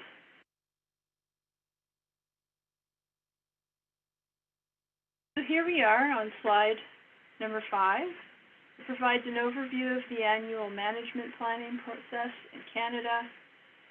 The formal annual management planning process it commences pre-season, and it does involve both the international and domestic obligations. International obligations include the objectives in the Pacific Salmon Treaty, Yukon River Salmon Agreement, and of course the outcomes of this Yukon River Panel pre-season meeting. Following the panel meetings, DFO will engage with Yukon First Nation governments, the Yukon Salmon Subcommittee, stakeholders, and the public.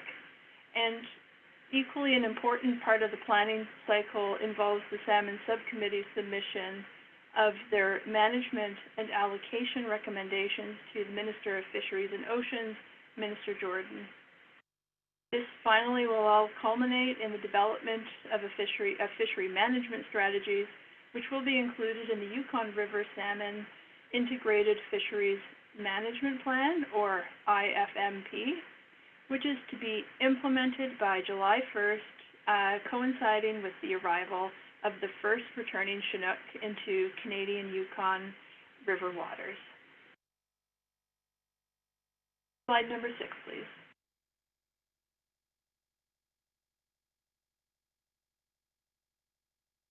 Slide number 6 outlines the Canadian priority of salmon allocation, or to put it another way, how a Canadian harvest share is allocated among the 4 fisheries.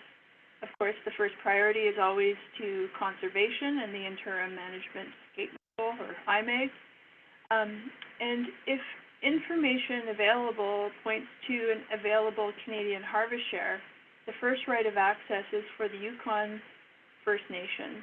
And if abundance supports additional fisheries, then there may be allocations or harvest opportunities provided to the other 3 fisheries, which include licensed public angling, commercial, and domestic fisheries. Domestic fishery is, in the simplest terms, a non-Aboriginal food fishery. Slide number 7, please.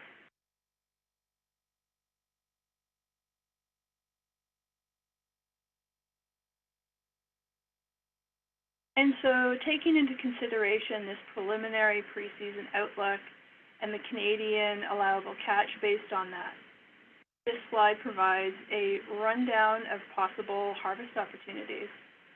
So with a preliminary Canadian harvest share of 10,200 to around 39,000 chum, we would anticipate a full allocation to Yukon First Nation fisheries, and that there would be opportunities in the public angling, commercial, and domestic fisheries, depending on run size or abundance.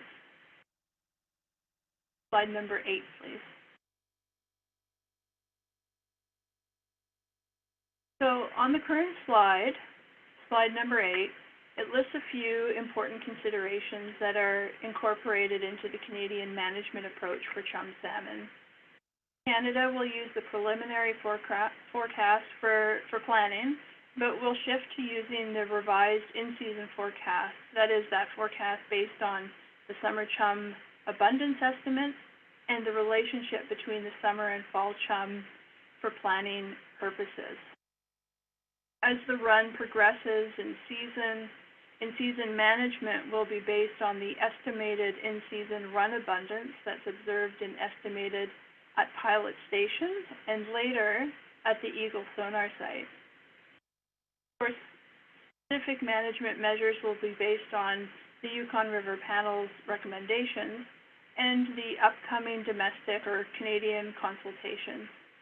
Now, in looking at this slide, I'm realizing that a consideration that is not listed on this slide, but it really is a very important consideration with respect to the timing of the opening of the commercial, domestic, and angling chum fisheries in Canada is actually the run abundance of Chinook salmon.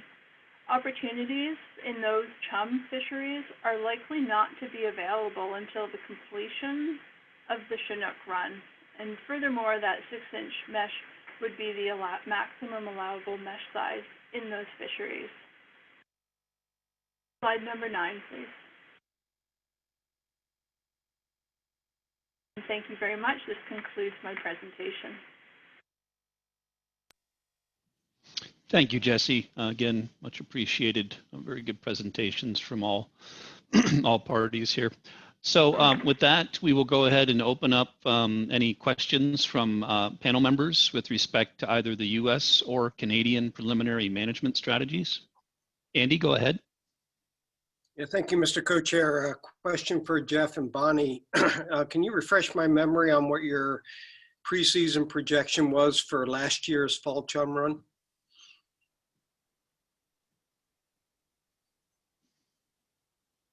Yes, Andy. Last year was 936,000 plus or minus 109,000. And this year again, throw that number out, 600,000? 651,000 plus or minus 110,000. Okay, so my question is, given the catastrophic failure last year with that run projection, it just didn't seem like your early management was too concerned about the fishing opportunity until you had a full, really good feeling on what the run abundance was. So I'm just curious about your strategy, given what happened last year, how we were all caught off guard by that, and knowing that the Kalani Lake system is potentially contributing to this. We don't know. And we don't know what's going on out in the marine environment. It just seemed like it wasn't a very cautious approach this year in your preseason planning. And I just would like you to maybe explain why you feel so much more confident this year than you did last year, given the numbers are lower. Yeah, hi, Andy. This is Jeff. So just to kind of reiterate what happened, or just to kind of recap what happened last year, we had opened all districts and sub-districts up until a point on regulatory schedules, and then we were taking subsistence restrictions beyond that, where there was HOF schedules not too long after that when the run wasn't shaping up. And I will also mention too that we opened the season with no commercial fishing at all, and there was obviously no commercial fishing whatsoever last year for fall chum. Where normally we might have opened up and went to 7 days a week, and then obviously started the season off for commercial fishing. That didn't happen. And yeah, it was unexpected that the run was going to be as low as it was, but we definitely saw it coming once we saw the summer chum run, and we're able to plug that into that relationship. And as we said, that gives us a really good early warning indicator that things aren't the way they're supposed to be, or we expected them with the fall chum. And we'll certainly be looking at that again this year, and watching that summer chum run very closely to see what happens. As far as as our optimism this year, because we're looking at all we have right now, and that's the forecast the body's put out, and that's why I've tried to use the word preliminary when we're kind of going over our management strategy at this point. If we even see anything that remotely looks, like last year, for example, when we see the summer chum run coming in and we start doing preliminary revisions of our forecast, and whoa, this isn't looking good, we're going to be taking a very much more conservative approach than what we did last year, as in maybe half scheduled for subsistence fishing to start off, or maybe even waiting to even open anything up. So it's kind of too early to tell, but I think last year we did do things a lot more cautiously than we normally would do based on what we saw, and I think we'll take that same approach this year before we enter the season and looking at the summer chum. So, and Bonnie, I don't know if you have anything you want to add. No, that's what happened last year. I mean, we saw the weak return of age fours in the summer chum and how that relationship worked out, and we had some idea, but I mean, and our projections are showing lower, and we're going to be looking for that, and that's why we'll be most likely starting out with the idea of probably no commercial, and then we're going to decide on the subsistence once we get the relationship this year and go from there. So I think we're prepared and laid out how we can best manage if this does turn out to be another 4 years. Follow up, Mr. Co-Chair. Go ahead. Yeah, thank you. Thank you. Yeah, and maybe this is just a kind of a perceptual issue. I realize your preseason projections and all that are your best guess, and you have to plan based on those numbers. So I'm kind of reassured to hear that you're going to be very cautious and watch the summer chum relationship very closely. I guess the only other concern that I would like to voice is the opening up of 7.5-inch mesh into the fall season, and I'm wondering if you could maybe elaborate on possible restrictions to 6-inch mesh a little bit longer in the season to allow the final Chinook run to come by before opening up to 7.5-inch mesh for fall chum, which I understand some places in the Middle River like to use. So maybe if you could elaborate a little bit on that, it might ease my mind and other people's minds that have concern about possible incidental harvest of Chinook salmon during the fall chum run. Thank you, and that's all I have for questions, Mr. Co-Chair.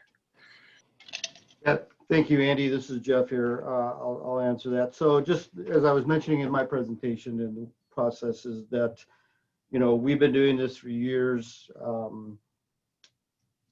Once the District 1 in the Lower River transitions to fall season management, we just basically follow, the front end of the migration of the fall chum.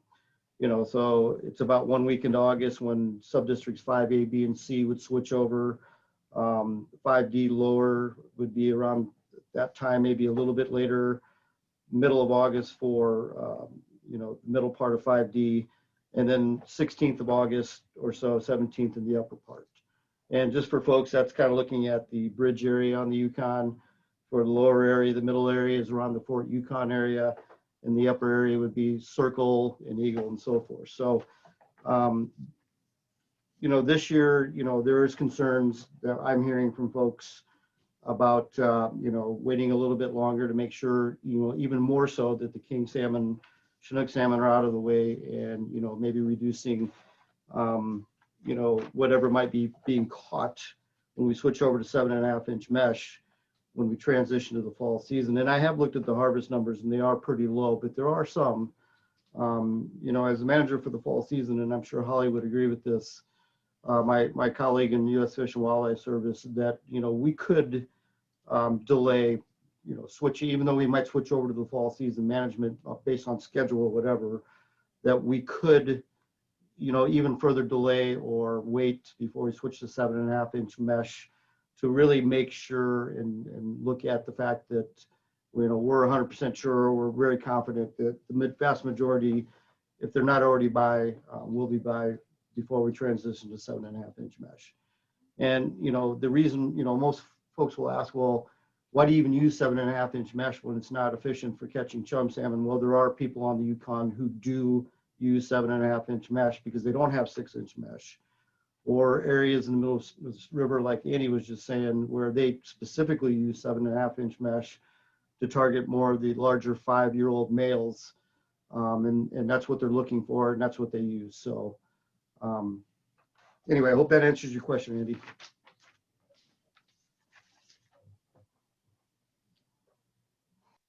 Okay, thank you, Andy. Thank you, Jeff. Next up, we have Robert Perry. That'll be followed by Ragnar. Robert, go ahead.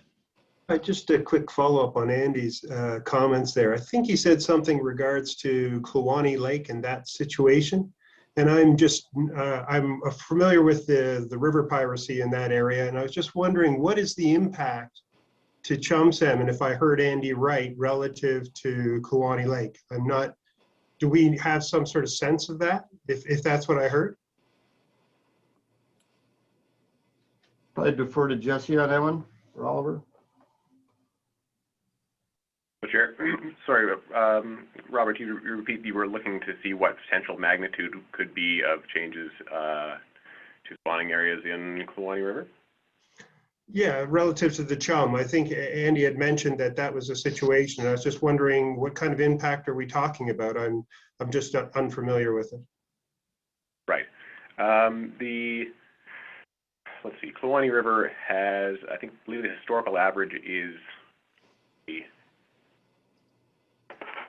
believe the Kluane River spawning was averaged about 11% of the fish past eagle, I believe. If you're expanding out to White River, it's a larger component of the Canadian run. It's along the lines of 40% of the fish destined for Canada. Impacts to White River are as a whole are harder to quantify. There's a lot of spawning area there that is not Kluane River. Kluane River itself, certainly there are physical changes to some spawning areas. We are in the process of examining what the impacts might be to returning fish. Last year would have been the first year we could see a potential impact, but that was masked by low returns of 4-year-old fish throughout the drainage. It would even if there were, and I don't believe there is, even if there were a catastrophic failure, it would not explain last year's low numbers. However, I would say that there are still chum spawning in Kluane River. What the impact is and how large it is, we're still examining. Not sufficient to explain low runs seen throughout the drainage last year. No. Thanks for that, Oliver. Any additional follow-up, Robert, or is that good? No, that's great. Thank you very much. Thank you. Ragnar, go ahead. Mr. Chairman, I had almost the exact same question as Mr. Perry had. The R&E, we funded numerous studies on the Kluane situation. I referred to impacts to Kluane Falsum salmon stock from a major hydrological event. There's Canadian 145.17, and in that study, and this was done for by Fisheries and Oceans for the Yukon River Panel. In the study, they basically concluded that at least in 2017, what they could assess that there was very little impact. I'll read from it here in a second. From the event, so it'd be interesting to hear an update in the in the future. I basically, I'm looking at the impacts into spawning, at least in 17, from what I read of this really quickly, of the R&E study. Very, very little impact to those spawning side streams and outflow streams from Kluane Lake. So I'm really interested to see the impact of this in the future, as Mr. Barker alluded to. Mr. Chairman. Thank you, Ragnar. I don't know if perhaps Oliver might want to address that, but it's certainly something that we could look to try and incorporate into future presentations in some form. Go ahead, Oliver. Yeah, thank you, Mr. Co-Chair. So certainly happy to share what we find. Because chum mature at 4 and 5 years old, we are only just now seeing returns from spawning that would have happened after the changes to potential changes to flow. So happy to share what we find. We probably will need a little bit of patience to because we're just seeing now those returns and what the implications might be. Thank you, Oliver. That sounds good. Next up, we have Tim Gerberding. Go ahead. Yeah, thanks. I've heard a couple times now that one of the challenges associated with maintaining the 6-inch net restriction after the Chinook are deemed to be passed is that some fishermen don't have 6-inch net and need to fish with the net they've got, which I guess is the 7.5. And what I would say to that is that surely we can take steps to address that on both sides of the border. This is not, unique to the U.S., but I don't think that we should ask any fishers to fish with larger mesh simply because they can't afford to get smaller mesh. I mean, maybe we should co-sponsor an R&E project to allow fishers to exchange their larger mesh, and maybe we can even do that on an emergency basis to make it available for this coming season. But it just really, kind of twists my brain to think that one of the reasons that we would maintain or not maintain the 6-inch mesh restriction is because some fishermen simply don't have 6-inch mesh to fish with. So anyway, it seems to me that that is the sort of problem that should be easily solvable here.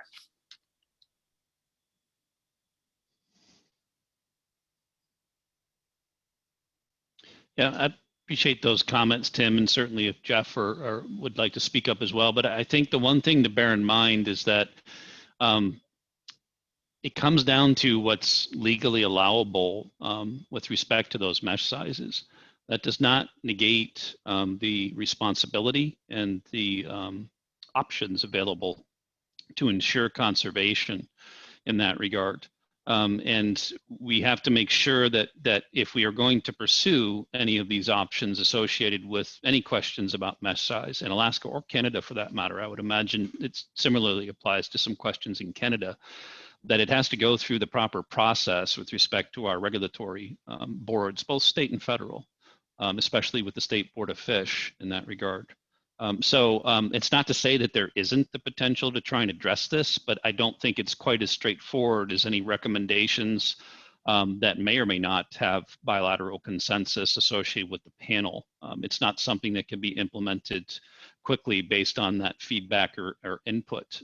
That said, we have regulatory tools available to us in Alaska to be able to take the conservation actions necessary to ensure that we're achieving escapement goals and providing for harvest opportunity on an annual basis in that regard. But when we're talking about restricting the maximum allowable mesh size of any gill net, that is something that falls more into that category of regulatory action by the appropriate boards or Board of Fish within Alaska.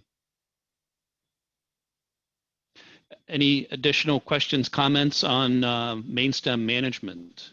Andy, go ahead. Yeah, thank you, Mr. Co-Chair. Just getting back to Tim's point, I actually agree with him. I know we've had on the Alaska side net exchanges in past years. where people could turn in their bigger mesh net and get 6-inch mesh net. I don't understand why all fishermen didn't do that at the time. It's a great conservation tool. And it's my personal view that fishermen have to take responsibility. And if they're not willing to either spend the money or participate in a net exchange, then they should bear the consequences if the closure is put in place for conservation measures. People and fishermen have to start taking responsibility for their actions, not their inactions. That's all I have to say. I agree with Mr. Gerberdine wholeheartedly.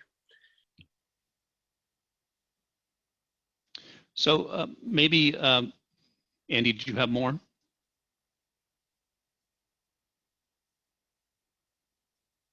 Jesse, go ahead. Hi, thank you. Yeah, I just wanted to clarify something, that the Canadian commercial chum fishery here in the Yukon, the maximum allowable mesh size is 6 inches. This was changed a couple of years ago after a recommendation came forward from the Yukon River Panel, and it has since been in place since. So we do have that restriction in both the commercial and the domestic fishery. Thank you. Thank you for that clarification, Jesse. Any additional comments or questions on fall chum mainstem management? I do want to do a quick agenda and time check. We do have a brief 15-minute break scheduled. If there's no additional questions on mainstem, I'd be open to go ahead and scheduling that 15-minute break. Maybe we'll make it closer to 10 minutes. And then we will come back and address management strategies for mainstem chum salmon. Mr. Co-Chair, any additional comments, or does that sound acceptable to you? Certainly acceptable to reduce our break down to 10 minutes and perhaps look to resuming at around 5 to, thank you, Mr. Chair. Thank you. Let's go ahead and take a break until 20 minutes before the hour, since we're almost at 2:30 right now. So 10-minute break, and we'll return to our agenda at 20 minutes before the hour.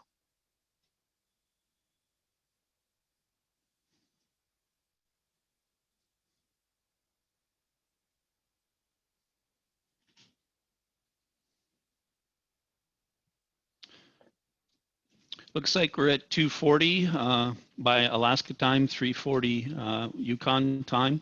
So we'll go ahead and start back up with our agenda. Next up is discussion of panel management recommendations associated with mainstem fall chum for the 2021 season. I would note that in bilateral discussion yesterday, we didn't really have either section, did not bring any chum-specific management recommendations to the table for discussion. There's certainly some potential with respect to Chinook management recommendations on the transition between fall chum, the summer season Chinook and the fall season for fall chum, and perhaps that would be better served under the anticipated discussion this afternoon bilaterally as planned. So from a U.S. section perspective, when we discussed this last week, we didn't have any specific recommendations associated with either mainstem or porcupine beyond that which was presented in the preliminary U.S. management strategies. The only other point that I'd like to bring up, and it somewhat plays towards a question that Mr. Ahlstrom brought up in conversation, or maybe perhaps it was Andy, my apologies, but is the ability to have the summer chum information available and revise expected forecasting on kind of an in-season, just pre-season basis to have more clarity on what's expected in the fall chum run.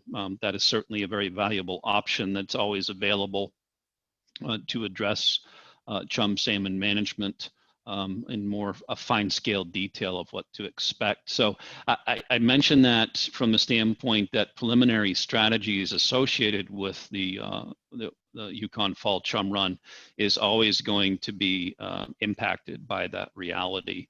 There's only so much that we can try and predict from the standpoint of looking into a crystal ball of the future. But that summer chum to fall chum relationship is an invaluable tool to have more accuracy in the context of what to expect.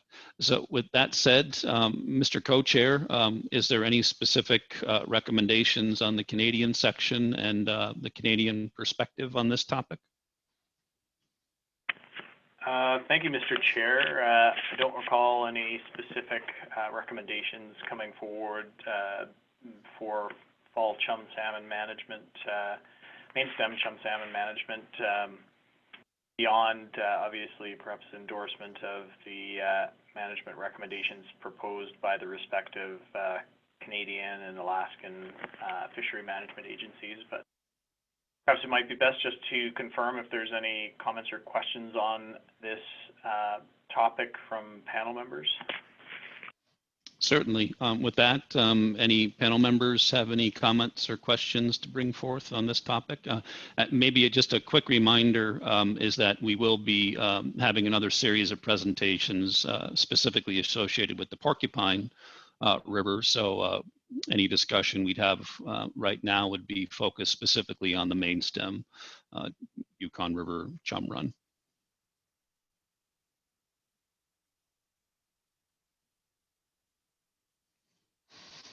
Okay, I'm not seeing any comments or questions coming up from panel members.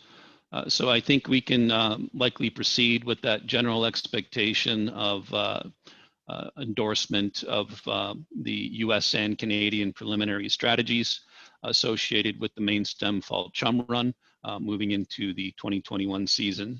Mr. Co-Chair? Confirmation from the Canadian delegation. Thank you, Mr. Chair. Thank you.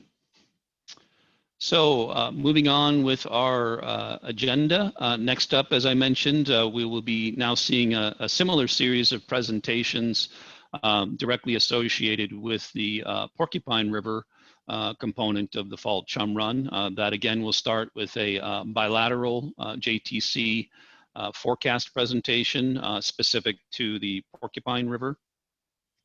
That'll be from Bonnie Borba again and Oliver Barker. Then we'll move into the US and Canadian preliminary management strategies associated with the Porcupine River thereafter. So if staff is ready to proceed, we can get the Porcupine forecast presentation up on the screen. And Bonnie and Oliver, whenever you're ready, please proceed. Thank you, Mr. Co-Chair. I'll present the bilateral 2021 Fishing Branch Fall Chum forecast. It's put together by myself and Bonnie Borba. It's quite brief, so it'll just be me presenting and both of us available to discuss at the end. Slide 2, please. Next slide is slide 1. Yes, thank you. As a reminder, the drainage-wide forecast is the basis for the Fishing Branch forecast. The drainage-wide preseason forecast is for a range of 542,000 to 762,000 fish, with a point estimate of 652,000. Slide 2, please.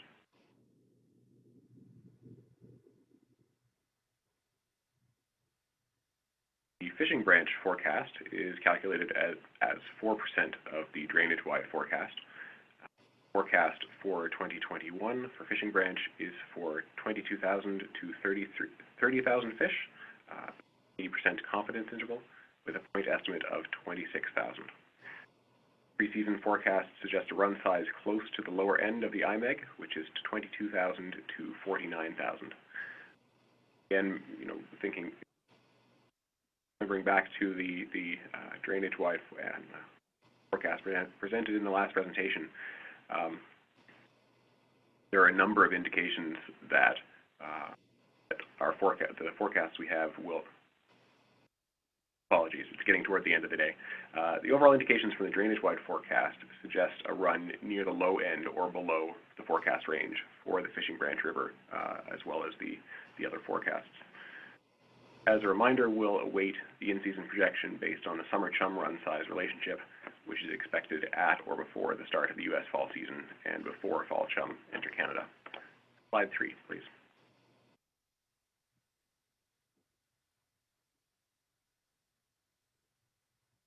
Let's look at past Fishing Branch run sizes in the green bars compared to the preseason forecast and the black dashed line. Patterns for Fishing Branch are similar to those for the drainage-wide and Mainstem Canadian origin chum forecasts. This year's forecast is lower than last year's forecast, but higher than last year's observed run size. There's been a more consistent overestimate based on 4% drainage-wide preseason forecast for Fishing Branch. However, we should remember that we have the in-season projection to look at as well, which will come summer. Slide 4. Add that in as the red line. Applying that to Fishing Branch, it does do a better job of predicting postseason run size for Fishing Branch fall chum. Again, neither predictor did a great job last year. The in-season projection was a better estimator. Slide 5.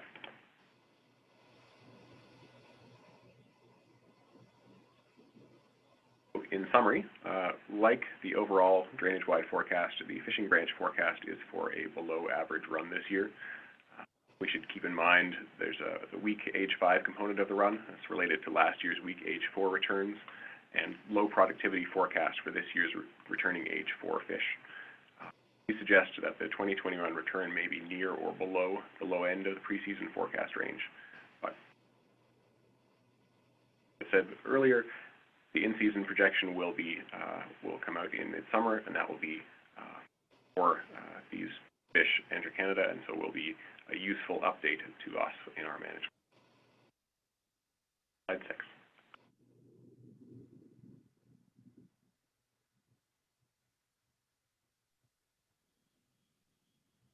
That concludes the presentation. I'll leave it to the co-chair's discretion on whether we take questions now or later, but I'm happy to answer them whenever they come up.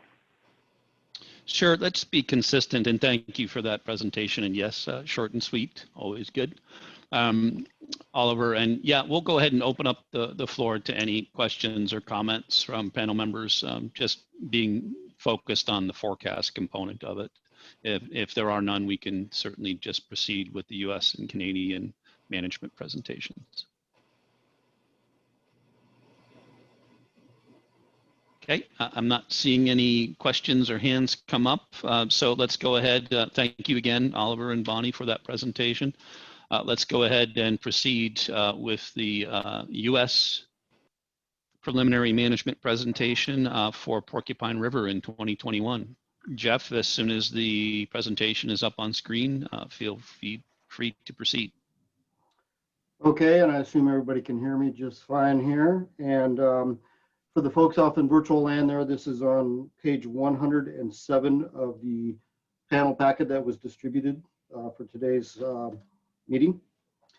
And this will be short and sweet to the point as well. So if we could go to the next slide, please. Slide number 2.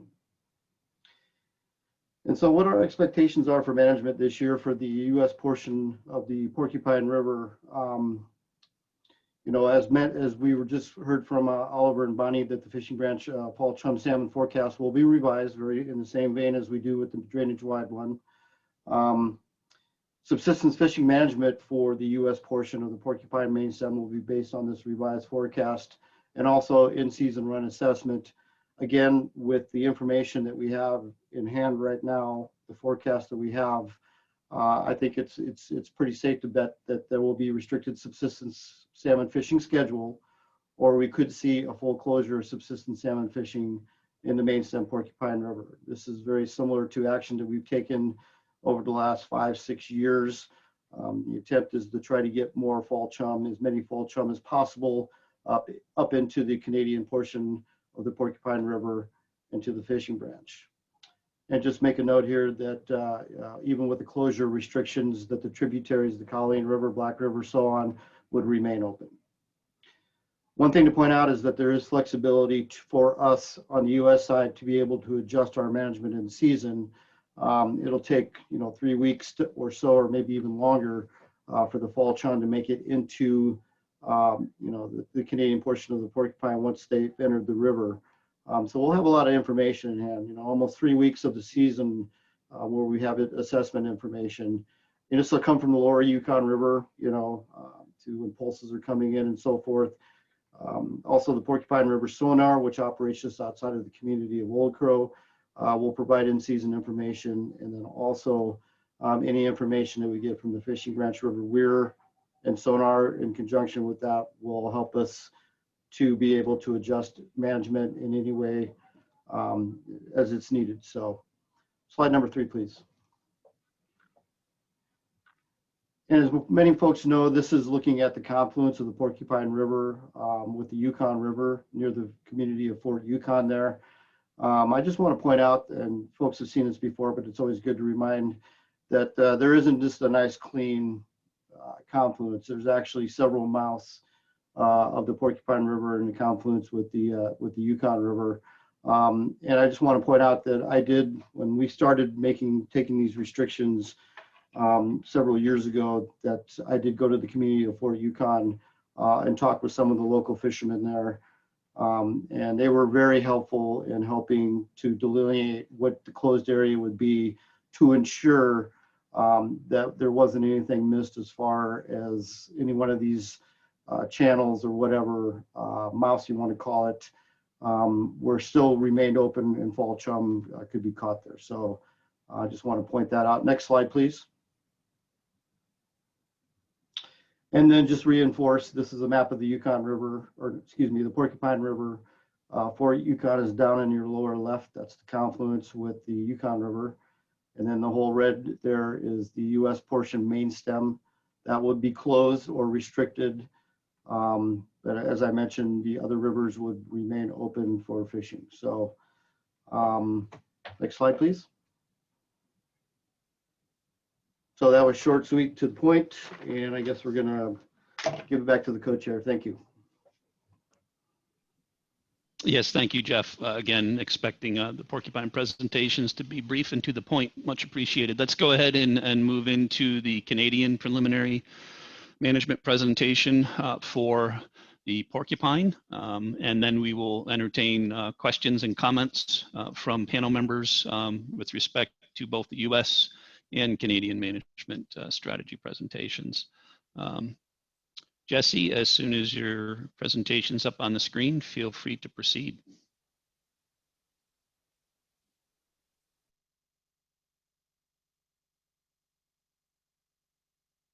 Hey, hello again. My name is Jessie Traris. I'm the Yukon River Drainage Fishery Manager employed by Fisheries and Oceans Canada, also referred to as DFO, and I am based here in Whitehorse, Yukon, Canada. My final presentation for the day will focus on the preliminary Canadian management strategies with respect to Canadian origin chum salmon on the Porcupine and Fishing Branch rivers. In good conscience and in my heart, I can't proceed without mentioning Darius Elias. That man's enthusiasm, his knowledge, his leadership, and his ability to wear his heart on his sleeve and get things done and often have fun doing it, was really an inspiration. He was an inspiration. And my heart goes out to his family and his community. I, for one, I still can't imagine a salmon world without him in it, and I will surely take much pleasure in remembering him. Slide number 2, please.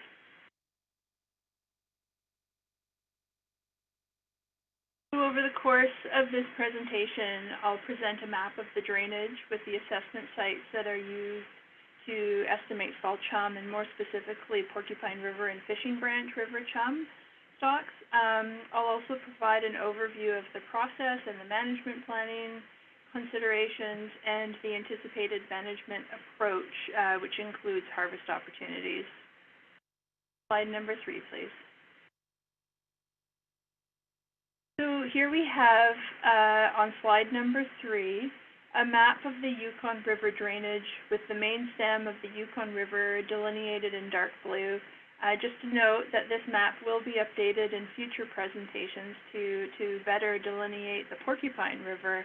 And also just in recognition that, you know, while there are a number of salmon assessment sites on the Yukon River and its tributaries, the assessment sites that I have highlighted here, being the pilot station sonar, the Porcupine sonar, which is located around 2 kilometers downstream from Old Crow, and the fishing branch weir and video counter, which is about an 11-day swim time for the Chum from Porcupine sonar. Those are the ones that will be focused on assessing the Porcupine and fishing branch fall Chum.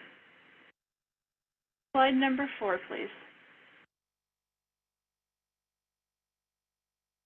And so once again, the formal annual management planning process, it commences pre-season. It's involving both international and domestic obligations. And after these panel meetings, DFO will then engage with Yukon First Nation governments, including Untitled government, and Yukon Salmon Subcommittee, stakeholders, and the public. And also an important part of this planning cycle is the submission of the Salmon Subcommittee's recommendations on management and allocation of salmon, and those recommendations will go forward to the Minister of Fisheries and Oceans, Canada, Minister Bernadette Jordan. So ultimately, this will all culminate in the development and implementation of the Yukon River Salmon Integrated Fisheries Management Plan, or IFMP, and that the IFMP is it outlines the fishery management strategies. This will be put in place by July 1st, and reason for that is that it coincides with the arrival of the first returning salmon, which are the Chinook, into Canadian Yukon River waters. The following, sorry, slide number 5, I'm jumping ahead. Slide number 5, please. Okay, so this is the anticipated management approach for fishing branch salmon. Something that you've heard us stressing in these Chum forecast and management presentations is that they will be revised in season. So on slide number 5, what you're looking at is a table that shows the preliminary pre-season outlook and potential available harvest of those fish. And so currently the pre-season forecast or the preliminary pre-season outlook for fishing branch chum is 22,000 to 30,000. When we apply the IMEG to this and assume a 67% U.S. harvest rate, and just reminding everybody that in the Pacific Salmon Treaty there isn't an existing harvest share agreement for Porcupine River or fishing branch stock, chum stock. So this leads with a potential available fishing branch harvest of less than 2,500. You know, this is completely preliminary. This will be reviewed and revised in season following the fall chum the fall chum in-season revisions. In-season management, we're expecting that it would be based on the estimated in-season run abundance at pilot station and also possibly at the Porcupine sonar sites. And just as a reminder that the First Nation fishery is managed by the Untitled government. Next slide, please.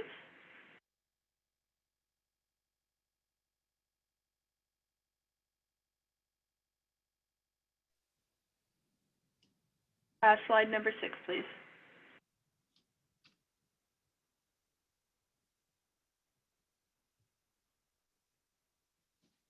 I'm seeing 6 up on our end, Jesse. Oh, I'm not sure maybe if it's it maybe just a froze delay up at my on your end. end. Thank you. Yeah, this concludes my presentation. Thank you. Yeah, I think you might be having some lag issues there, but it was the last slide on the presentation, so all is well.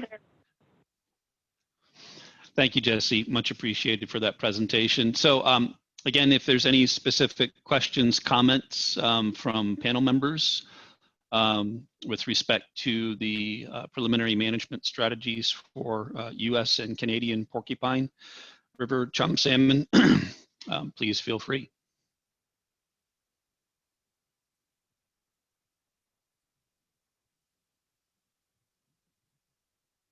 Okay, I'm not seeing any questions. Virgil, go ahead. Yeah, I was slow on the draw when you were talking about the porcupine earlier. So I figured I'd wait till the end. And this is what I wanted to ask about. You got the picture there. The bears. That's what I wanted to ask. The bear. Were you up there, Jesse? Virgil, hi, I was. So this is a photo that I took, both of the bear photos in this presentation. I took while I was with Vesta Mather, my colleague Vesta Mather, up at Fishing Branch last fall.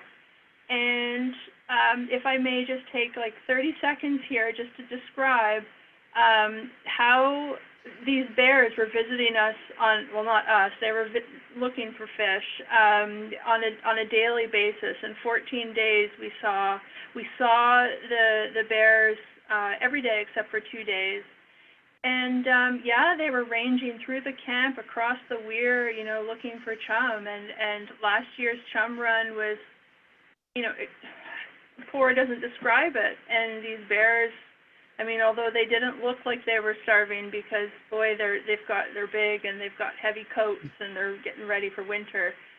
You could tell by their behavior that they were looking for fish. So yeah, so these are photos, Virgil, of bears that I shared some space with last October. Thank you. Okay, thank you for that. What was the actual spawning goal? I mean, how many fish actually got up there? How many were counted? Yeah, the goal is 22,000 to 30,000. And last year, oh gosh, it's very low. I apologize. I should just know it right off the top of my head. But if I can jump, Jesse, this is Oliver. There were 4,795 fish past the fishing branch weir last year. And so probably the last time it was that low was 2001 or 2000. I'd have to pull up the numbers, but yes, in that it was I believe the second lowest.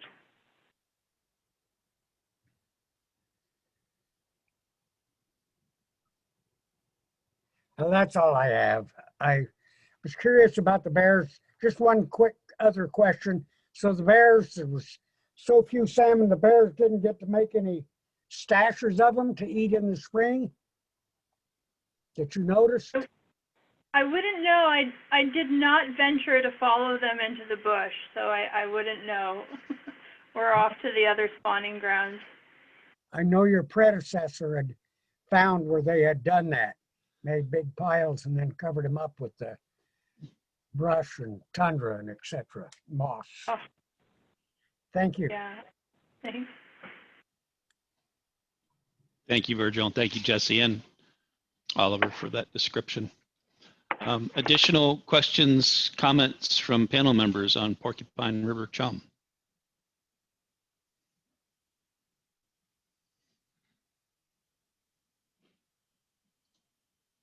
I want to make sure I'm giving folks adequate time if they're trying to raise their hand or unmute.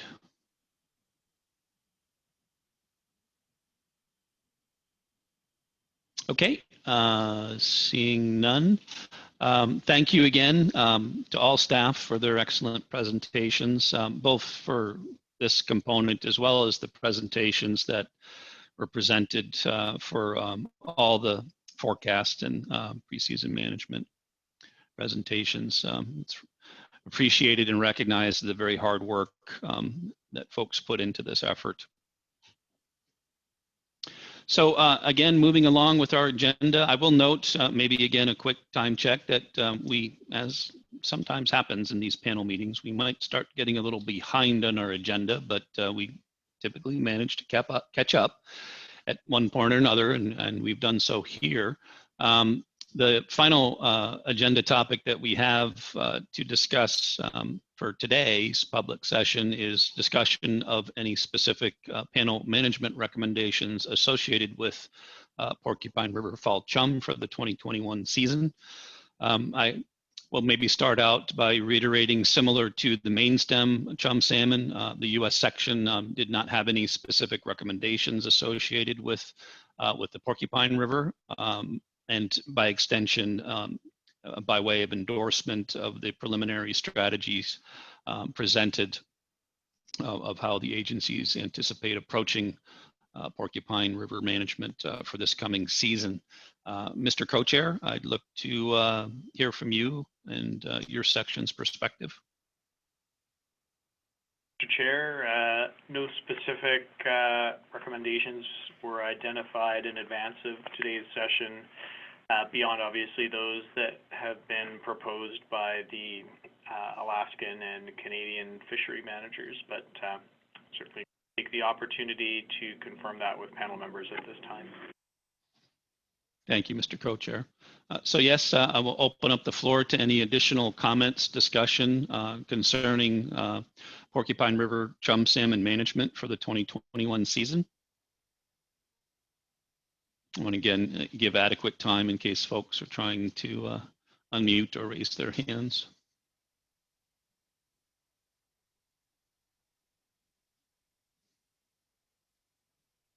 Go ahead, Eric.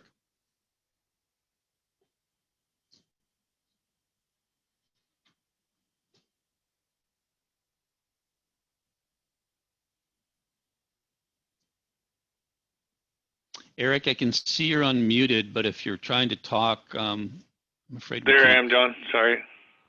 No, go ahead. Okay, sorry about that. I must have missed water level at the time of spawning this year in Porcupine. Was it higher or lower than the past several years? And I'm still curious if that spawning area has changed again, or is it staying steady as it has for the last couple of years?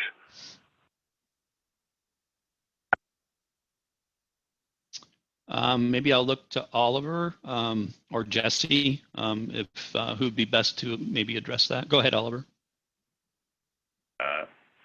Thank you, Mr. Co-Chair. No, the water levels were the first. They were relatively normal, and that's we were able to put in all the infrastructure with much ease or difficulty as usual. No notable changes to spawning areas because of water level. Okay, thank you. I know it was a few years back that we had low water and that kind of hampered spawning. So I was just curious. Thank you.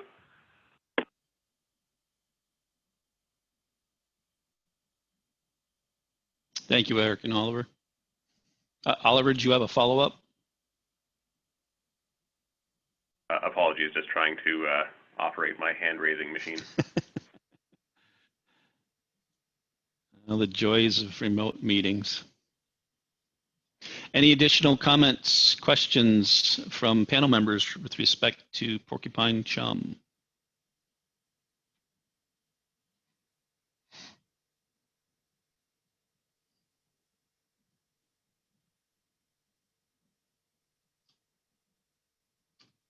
Okay, again, seeing none.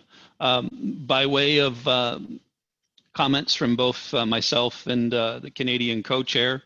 Sorry, go ahead, Ragnar. Just saw your hand come up. Go ahead. Sorry about that. I too was having a problem raising my hand, Mr. Chairman. Now, my question is sort of a follow-up to my Kluane Lake question earlier. We've had some studies done on the Porcupine. I was just glancing at through R&E, and when the managers or the JTC have their discussions about projections or past in recent past runs, I'm wondering how often they include these studies we've done, such as with Kluane Lake in 17, and along those lines, along with, and it's kind of follow up to Eric Weinberg's question. We did a study on a funded study on the Porcupine and associated spawning streams upstream of upstream of that. Do the JTC or managers reference these funded studies we've done in recent past, Mr. Chairman? Go ahead, Oliver. Thank you, Mr. Co-Chair. We certainly look at the results of work that's been done, and I believe that's been collaborative work with Untitled government and EDI, funded by the R&E Fund. There is not a long time series of these results available yet, and I believe that their work was delayed last year, one of the influences of COVID. We're aware of it. We are looking at it. We acknowledge that these are natural processes if there are changes in groundwater. Yes, something we discuss, something we look at. It is not something that has a definitive outcome as of yet.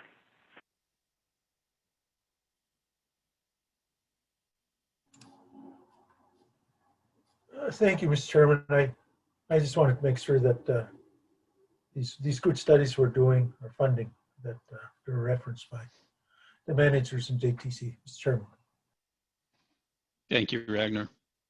Much appreciated. Great question, too. It's always good to get specific programs that have been specifically designed to address the concerns with Porcupine through the R&E Fund as an update.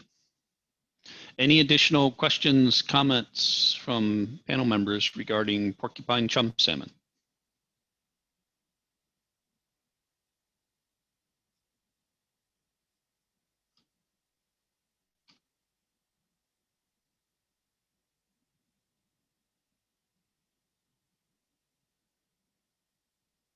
Okay, seeing no additional ones, and again, referencing back to both my and the Canadian co-chair's comments about no specific management recommendations, specifically from the panel and by way of endorsement of the respective US and Canadian management strategies presented, there's no additional recommendations, bilateral recommendations from the panel regarding Porcupine chum salmon for the 2021 season. Mr. Co-Chair.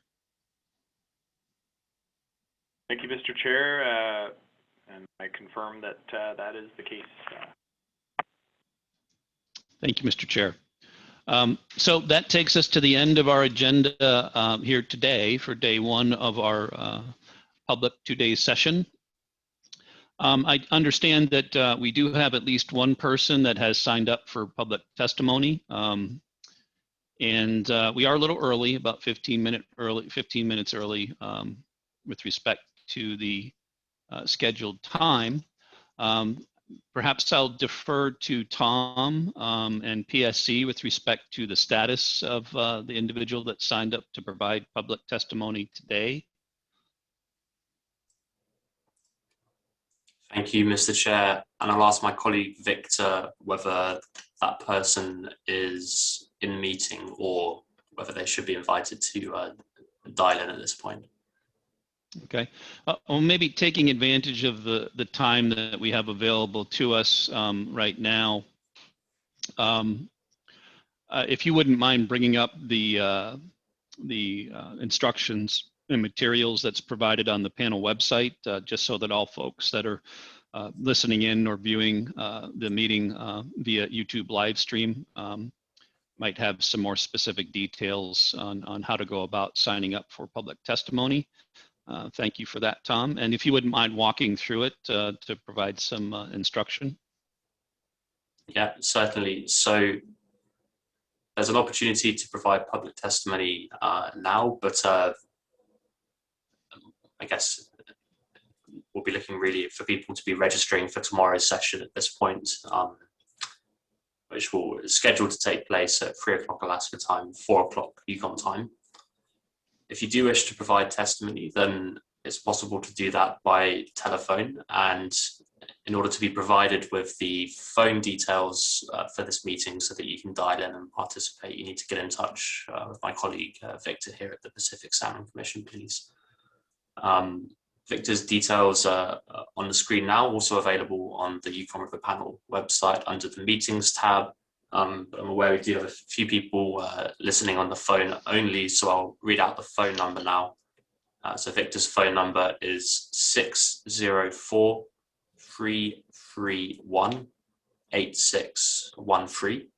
If you get in touch with him and provide the telephone number that you'll be using to phone into the meeting to provide testimony, then that will allow us to identify you and admit you to the meeting at the appropriate point.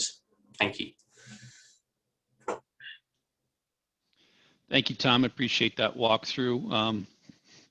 And perhaps by way of maybe giving some context on what testifiers can expect, maybe a brief description of either bringing them in by phone to participate in the Zoom platform and or connecting by computer in the Zoom platform, and they would be provided the information to be able to connect. Is that accurate? That's right. So we're just doing this by phone this time. So you'll be given a phone number and a code to enter, which links you to this meeting directly. So you just phone that number, enter the code, and then we'll be able to see the number that you're using to call in. The administrators of the meeting will be able to see that and identify and confirm who you are and admit you to the meeting. At that point, you'll be able to unmute your line and provide your testimony. Thank you, Tom. Appreciate those details. So, Mr. Co-Chair, I don't know if your status has changed with respect to Victor being able to give some input on status of the testifier that signed up today. I want to make sure that we're not disenfranchising their opportunity to provide testimony at this time. Mr. Co-Chair, I'd say if maybe wait to hear back from Tom on the status of the individual signed up to testify today, but perhaps we might stand down for a couple of minutes until we can get clarification on this. Thank you, Mr. Chair. I mean, alternatively, we could always review tomorrow's agenda as well if we'd like to make the best use of our time. But happy to pause for 10 minutes as well, if that would be preferred. No, I think we can potentially do that. That's a good suggestion to maybe do a quick review while we're waiting to hear back from PSC staff of tomorrow's agenda. So folks that have the agenda available and handy, Tom, I don't want to take you away from what you need to do. So I think most folks, and as well as folks that might be following along through the live stream or by phone, will have a copy of the agenda available. But we'll begin tomorrow morning with our public session day 2 with a status update on the 2020 R&E Fund projects. That'll be presented by Mr. Alp from the Pacific Salmon Commission and the R&E Fund Administrator. That will result in a couple of presentations on the screen associated with confirmation of the funds available for this coming 2021 R&E Fund proposals, as well as the 2022 call for proposals. We'll then be presenting out on the decisions that the panel has made concerning the 2021 R&E Fund projects that have been selected for funding by the Yukon River Panel. And then we will move into some discussion on the R&E Fund 2022 call for proposals. And I would note at this point that there's still some ongoing bilateral discussion with respect to defining near-term priorities associated with the 2022 call. And we're hopeful that with our bilateral discussions after we close the public session today, that we'll have clarity on that on the 2022 call priorities that we'll be able to report out to tomorrow morning. Mr. Co-Chair, any additional comments or points to make with respect to the R&E component of tomorrow's agenda? Not specifically, Mr. Chair, thank you. We'll certainly endeavor to provide an update on what we anticipate as far as the 2022 call for proposals. We will be announcing the 2021 project selections and funding decisions, but with respect to the 2022 call, we can share as much as will be available tomorrow, and otherwise defer to the posting of the call in a few weeks' time. Thank you, Mr. Chair. Mr. Chair, we do now have someone ready to provide testimony in the meeting, and I'll hand over to Victor to make an introduction. Thank you, Tom. Please feel free to proceed. Thank you, Tom. Thank you, Mr. Co-Chair. Sean Smith of the Colin Dunn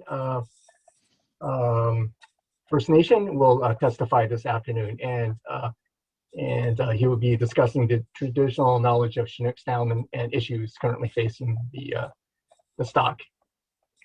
And I'll leave it to Sean to testify. Thank you. Thank you, and Sean. If you're ready to proceed with your testimony, please do so at your convenience. Thank you, Chair. Good afternoon. Unfortunately, I can't see you, but I'm going to say Shonenich on you. It's good to see you all here. Good chunk Sean Smith, uye, dunke uyana situ uye, gune each a, kwanan kotan each a. So, good afternoon, everybody.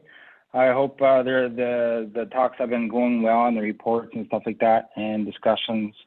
But in my presentation here, I was looking to provide an opportunity to go through a bit of my testimony in regards to kind of my life experience, and also in relation to kind of some things that I see as really important in terms of the Yukon River Chinook salmon species, as well as the Chum salmon species, which are shared part of the Yukon River Mainstem. So for myself, I was born and raised in Kwanlin, Whitehorse here, and I had the fortunate to be taken out on the land by my grandparents, who were very land-based, and they subsisted from the land and everything. Born and raised, they were one with the land and the water. And so they passed down their traditional knowledge to myself, along with many other elders that I've had the opportunity to spend time with. And in looking at when I was a little bit older, when I came back home for some time spent away, is I had the opportunity to work with local biologist Nick DeGraff, and in some stewardship activities, monitoring of Mitchie Creek, which is at the headwaters of the Yukon River over on this side of the mountains from the Teslin side.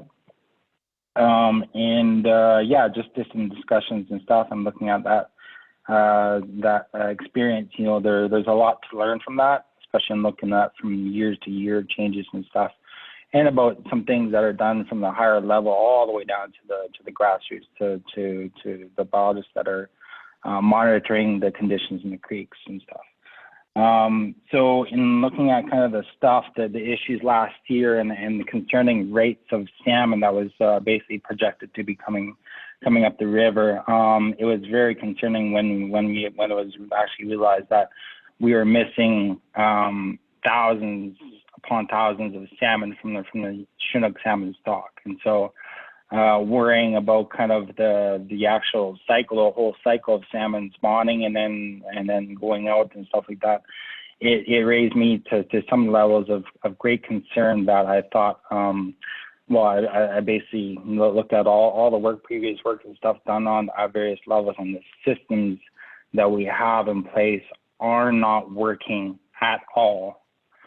And I found this very, very unfortunate because over so many years and relationships built and stuff like that, I had the large worry that it was for naught.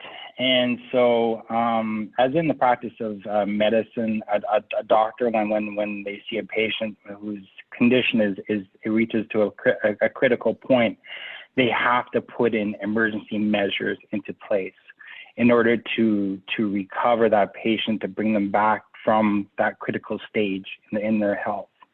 And so, and the same thing goes with the Chinook River salmon. It disappoints me greatly when we have governments and regulatory bodies and functioning and things like that where they're not conducive or they're not flexible to work with the existing conditions. And so this is where I'm thinking that we need an emergency board to be put in place in regards to the Yukon River Chinook salmon. Because at this critical point in the stage, it's just a matter of a number of years before this population takes a great cut, which is going to affect everything all the way from the headwaters of Mitchie Creek all the way down to the Bering Strait. Whether anybody likes it or not, it's going to happen. And these issues are also grounded in how governments of the day works. Unfortunately, we have different systems across the board. However, I think that there's some opportunities that go back in terms of our connectivity about the different people that lived along the Yukon River for thousands of years, is that we built a relationship with the water, with the salmon, with the fish, with the things that we experience when we live by this great stem of water that flows through our lands. And so, in thinking about these issues, I think it's time that we start to have a conversation about how to decolonize this system, because it's a number of different systems and different methods and different mandates and all these different things. Driving and basically, whether the salmon are fished or whether they're part of the cultural fabric within our communities, or whether they're just the life form that goes back to the land and feeds the land. It feeds our animals. It feeds everything that surrounds us. And so when we see a lack of this coming back, then we see other systems fail. And that's what you see in terms of the larger feedback loops, in terms of climate change and the effects of that affecting these regional, geopolitical, or regional things that's happening on the land in terms of species variability a bit between our coexistence here. And so this is kind of one of the really, really strong things that I wanted to come across is in terms of developing an emergency board, a mandate in terms of the Chinook salmon and the Chum salmon. It's a broken system. It's been broken for many, many years. I'm not too sure if managers or directors or politicians of the day want to hear it. It's a broken system, and it is not working. And because we have a situation where we have the Yukon River Dam up in Whitehorse here, where we know it's a fish ladder that was put in there because basically the salmon came up to the dam back in 1958, and they didn't know what to do. It was we forgot that the salmon had to get over the dam, so they had to build a fish ladder. So having a fish ladder in place is great, but it's made from creosote wood.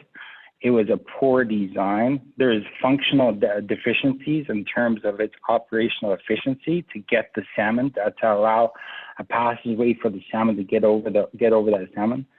So it's been overlooked, it's been talked about, it's been hashed about, but we need a new ladder in place. Otherwise, take out that dam.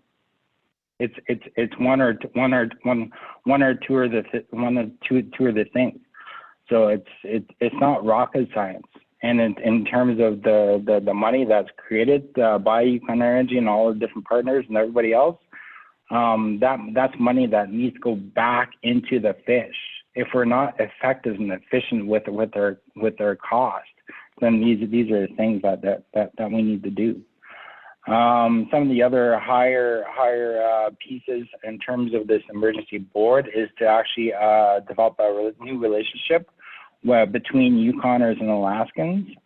It's kind of like a new board of governance in terms of this emergency mandate. And this mandate would be built along between the Indigenous nations and the other nations that's part of the Yukon River, and to really help steer a negotiation table with the best interests of the Chinook and Chum salmon species of concern. Values, we have values that go back 10,000 years plus, that have been really developed over many years, and in recognition of traditional knowledge, the aspects of traditional knowledge, and about the importance to have the traditional knowledge incorporated into how we manage the salmon and how we function as a people. I think the Yukon River as a whole, right from the headwaters all the way down to the bottom, should be broken into different sections, and each section of the river gain autonomy through the Alaskan government and by the Canadian government. Because this Canadian government, DFO, who still has jurisdiction over this water body.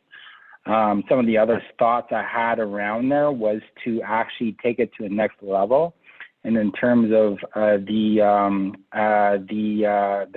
exercises by the Maori people from New Zealand, where they actually they worked with the government of that day to give the mountain and the river within their traditional area personhood, which basically gives them rights. Right now, we don't have that. We have a huge Mainstem river flowing through all this land, all this water, being under jurisdiction of Ottawa, and there's no connection there. There's no relationship there. The relationship between my people and the many different communities along the Yukon River, that's a relationship that should govern the Yukon River and how it's being managed and how we take care of these beings that have lived alongside of us for many thousands of years. I think through autonomy, through the effective autonomy to these different sections of the river, there's guaranteed resources that go towards stewardship, as well as education, as well as management. And so working together in terms of how do we ensure that there's oversight to our various processes and stuff? Because what we see from the data is that there's a lot of gaps there. And I think that those gaps, we need to fill those with data, with information, and with people on the ground that is actually doing something. There's other things in terms of kind of the overall effectiveness of our relationship with the water, and how important the water is to us as people, but as well as our many different relations that we share this water with, like all of our the ones that are the different types of species of fish and different animals and different birds and all these different things.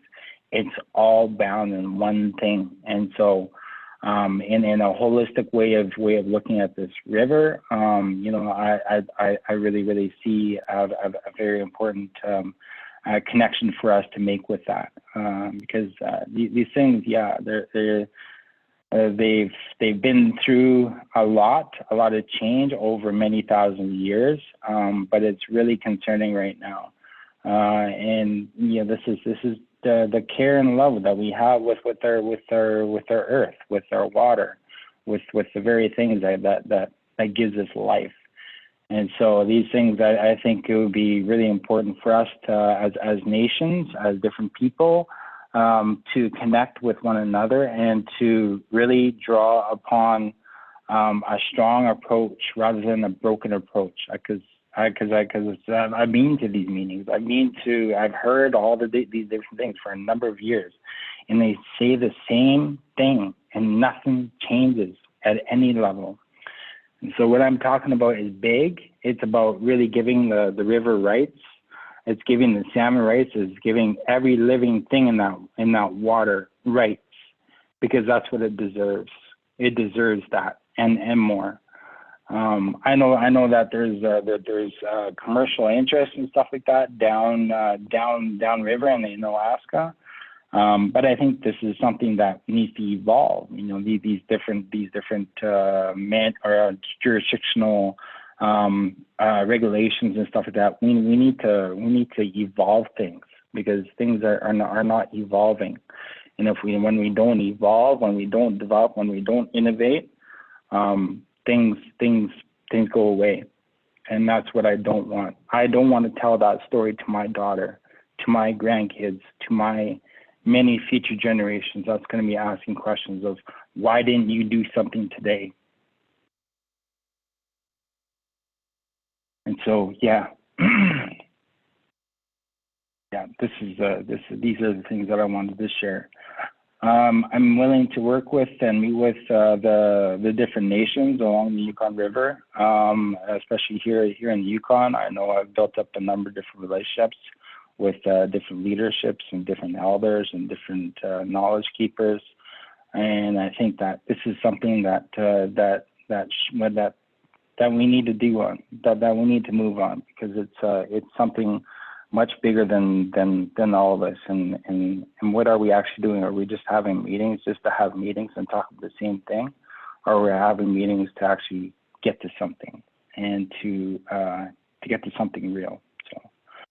I thank you for listening to my testimony, and I know that testimony is it's from me. It's from Sean Smith, and wearing my heart on my sleeve, because that's the way I feel about this amazing flow of life through our land. So and let's treat it with respect for what it gives to us. Sheesh, you guys show anything. Thank you very much, Sean. And I'd ask that if you could stay on the line so that we could allow opportunity for panel members to ask any questions and provide comments and feedback to you. It's obvious that you put a lot of time and effort and thought into your testimony, and it's very much recognized and appreciated from my perspective in that regard. Go ahead and open up the floor to any questions or comments from panel members to Mr. Smith.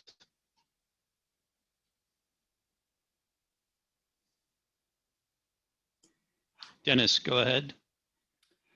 Sure. Thanks for that, Sean.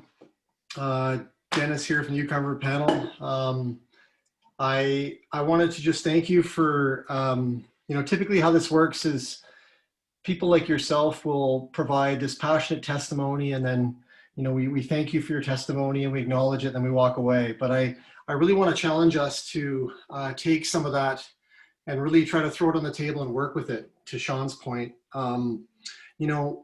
Number one, I really appreciate that you've breathed some life into this meeting. This has been a technical intensive meeting. You mentioned decolonization. I think decolonization is absolutely, the decolonization of fish is being dealt with internationally, and I think this is something we will ultimately need to deal with at some point.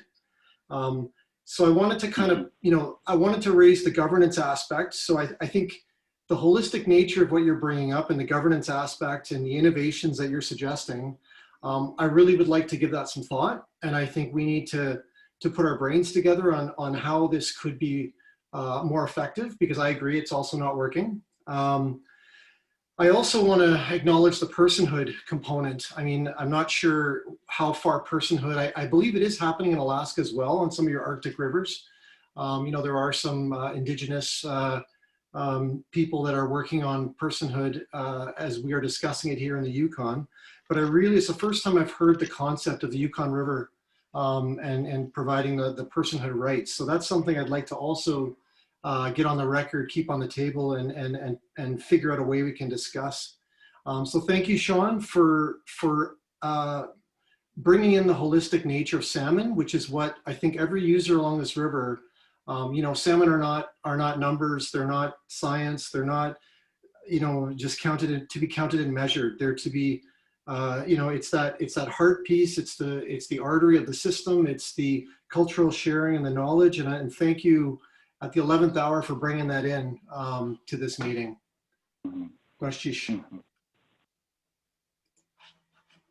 Thank you, Dennis. Yes, thank you, Dennis. Next, we have Eric Weingarth. Go ahead. Yeah, thank you, Sean. Appreciate your testimony. It was food for thought for me and for people on the lower river. The one thing that did strike me a little bit was the comments about dams in general and the impacts they have. Although we've been restricting people on gear and fishing time, there are other things that we could be looking at too to benefit salmon. I think there's a lot of resources out there if you look into it on what removing dams or reducing dams to tributaries and streams has large impacts on salmon. So once again, thank you for your testimony. I know it's difficult to do this with technology, and hopefully someday be able to see you in person. So once again, thank you. Thank you. Yes, thank you, Eric. Additional comments, questions from panel members for Mr. Smith?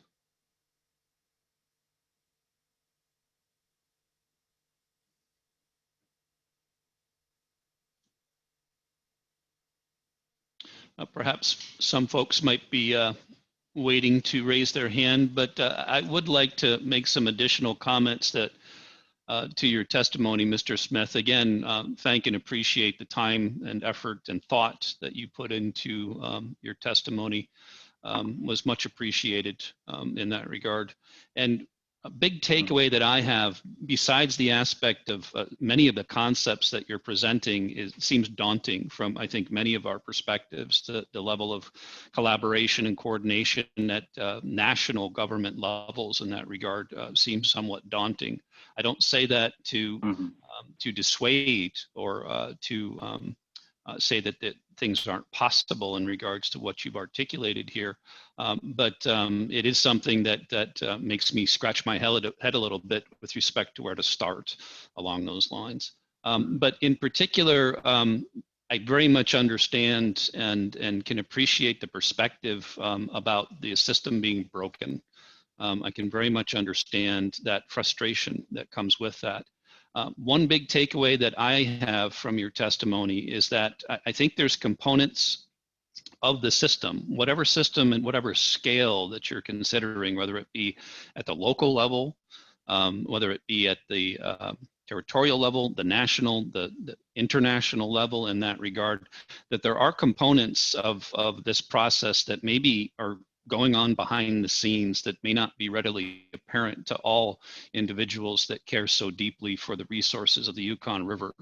And I mention that just by way of saying that I definitely take something away from your testimony of what can we do better from the standpoint of trying to articulate those things that may be working well, that may not be quite clear from the standpoint of folks throughout the entirety of the Yukon River drainage.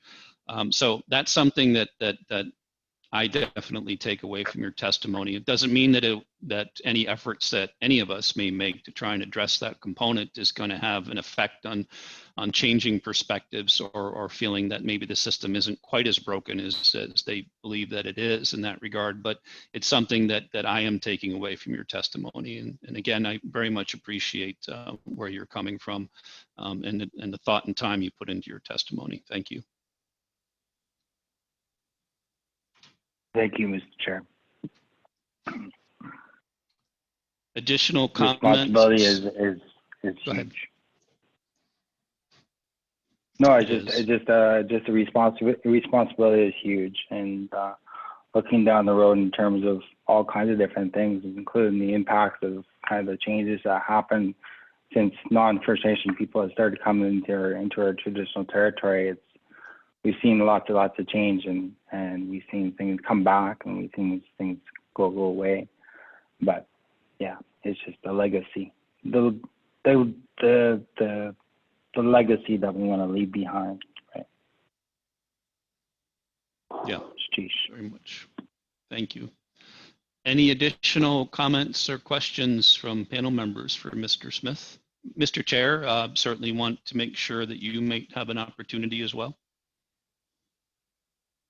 Thank you, Mr. Chair. I was giving the opportunity for panel members to provide any questions or comments, but certainly I would like to acknowledge the comments that, Sean, that you've shared with us and obviously quite thoughtfully put together, and recognize that the situation that we face with Canadian origin Yukon River salmon is one that's been emerging over the past 20 years, and certainly it is not seemingly improving, and if recent evidence suggests seems to continually be getting worse. So certainly, at least through this process and through other processes, both in Alaska and Canada, there is an interest and an eagerness to look at different ways or new ways of approaching this problem in order to collectively harness the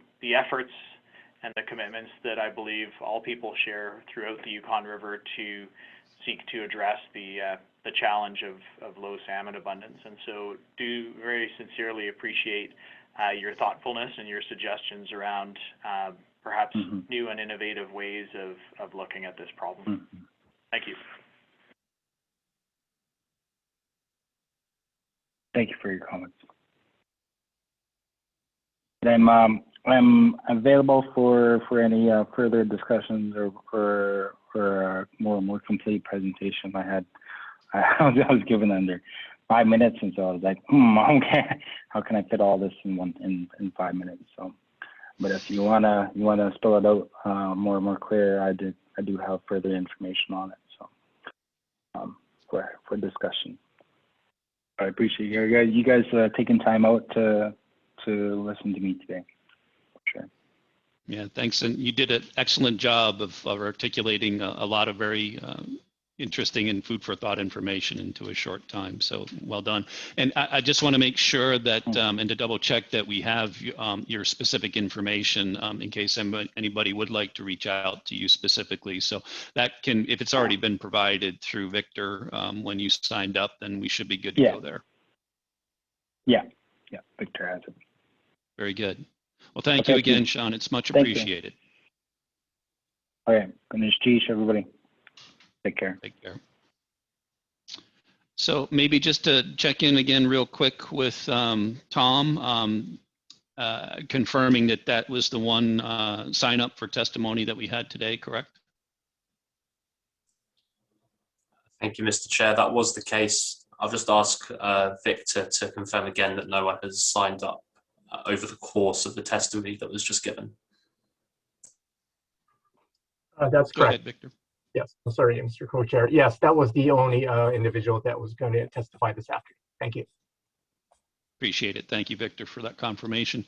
Again, we'll look forward to, and we'll provide a reminder again on the process for signing up for public testimony, recognizing that it's a little bit awkward with these virtual settings, but looking forward to hear from more folks tomorrow afternoon with an additional opportunity.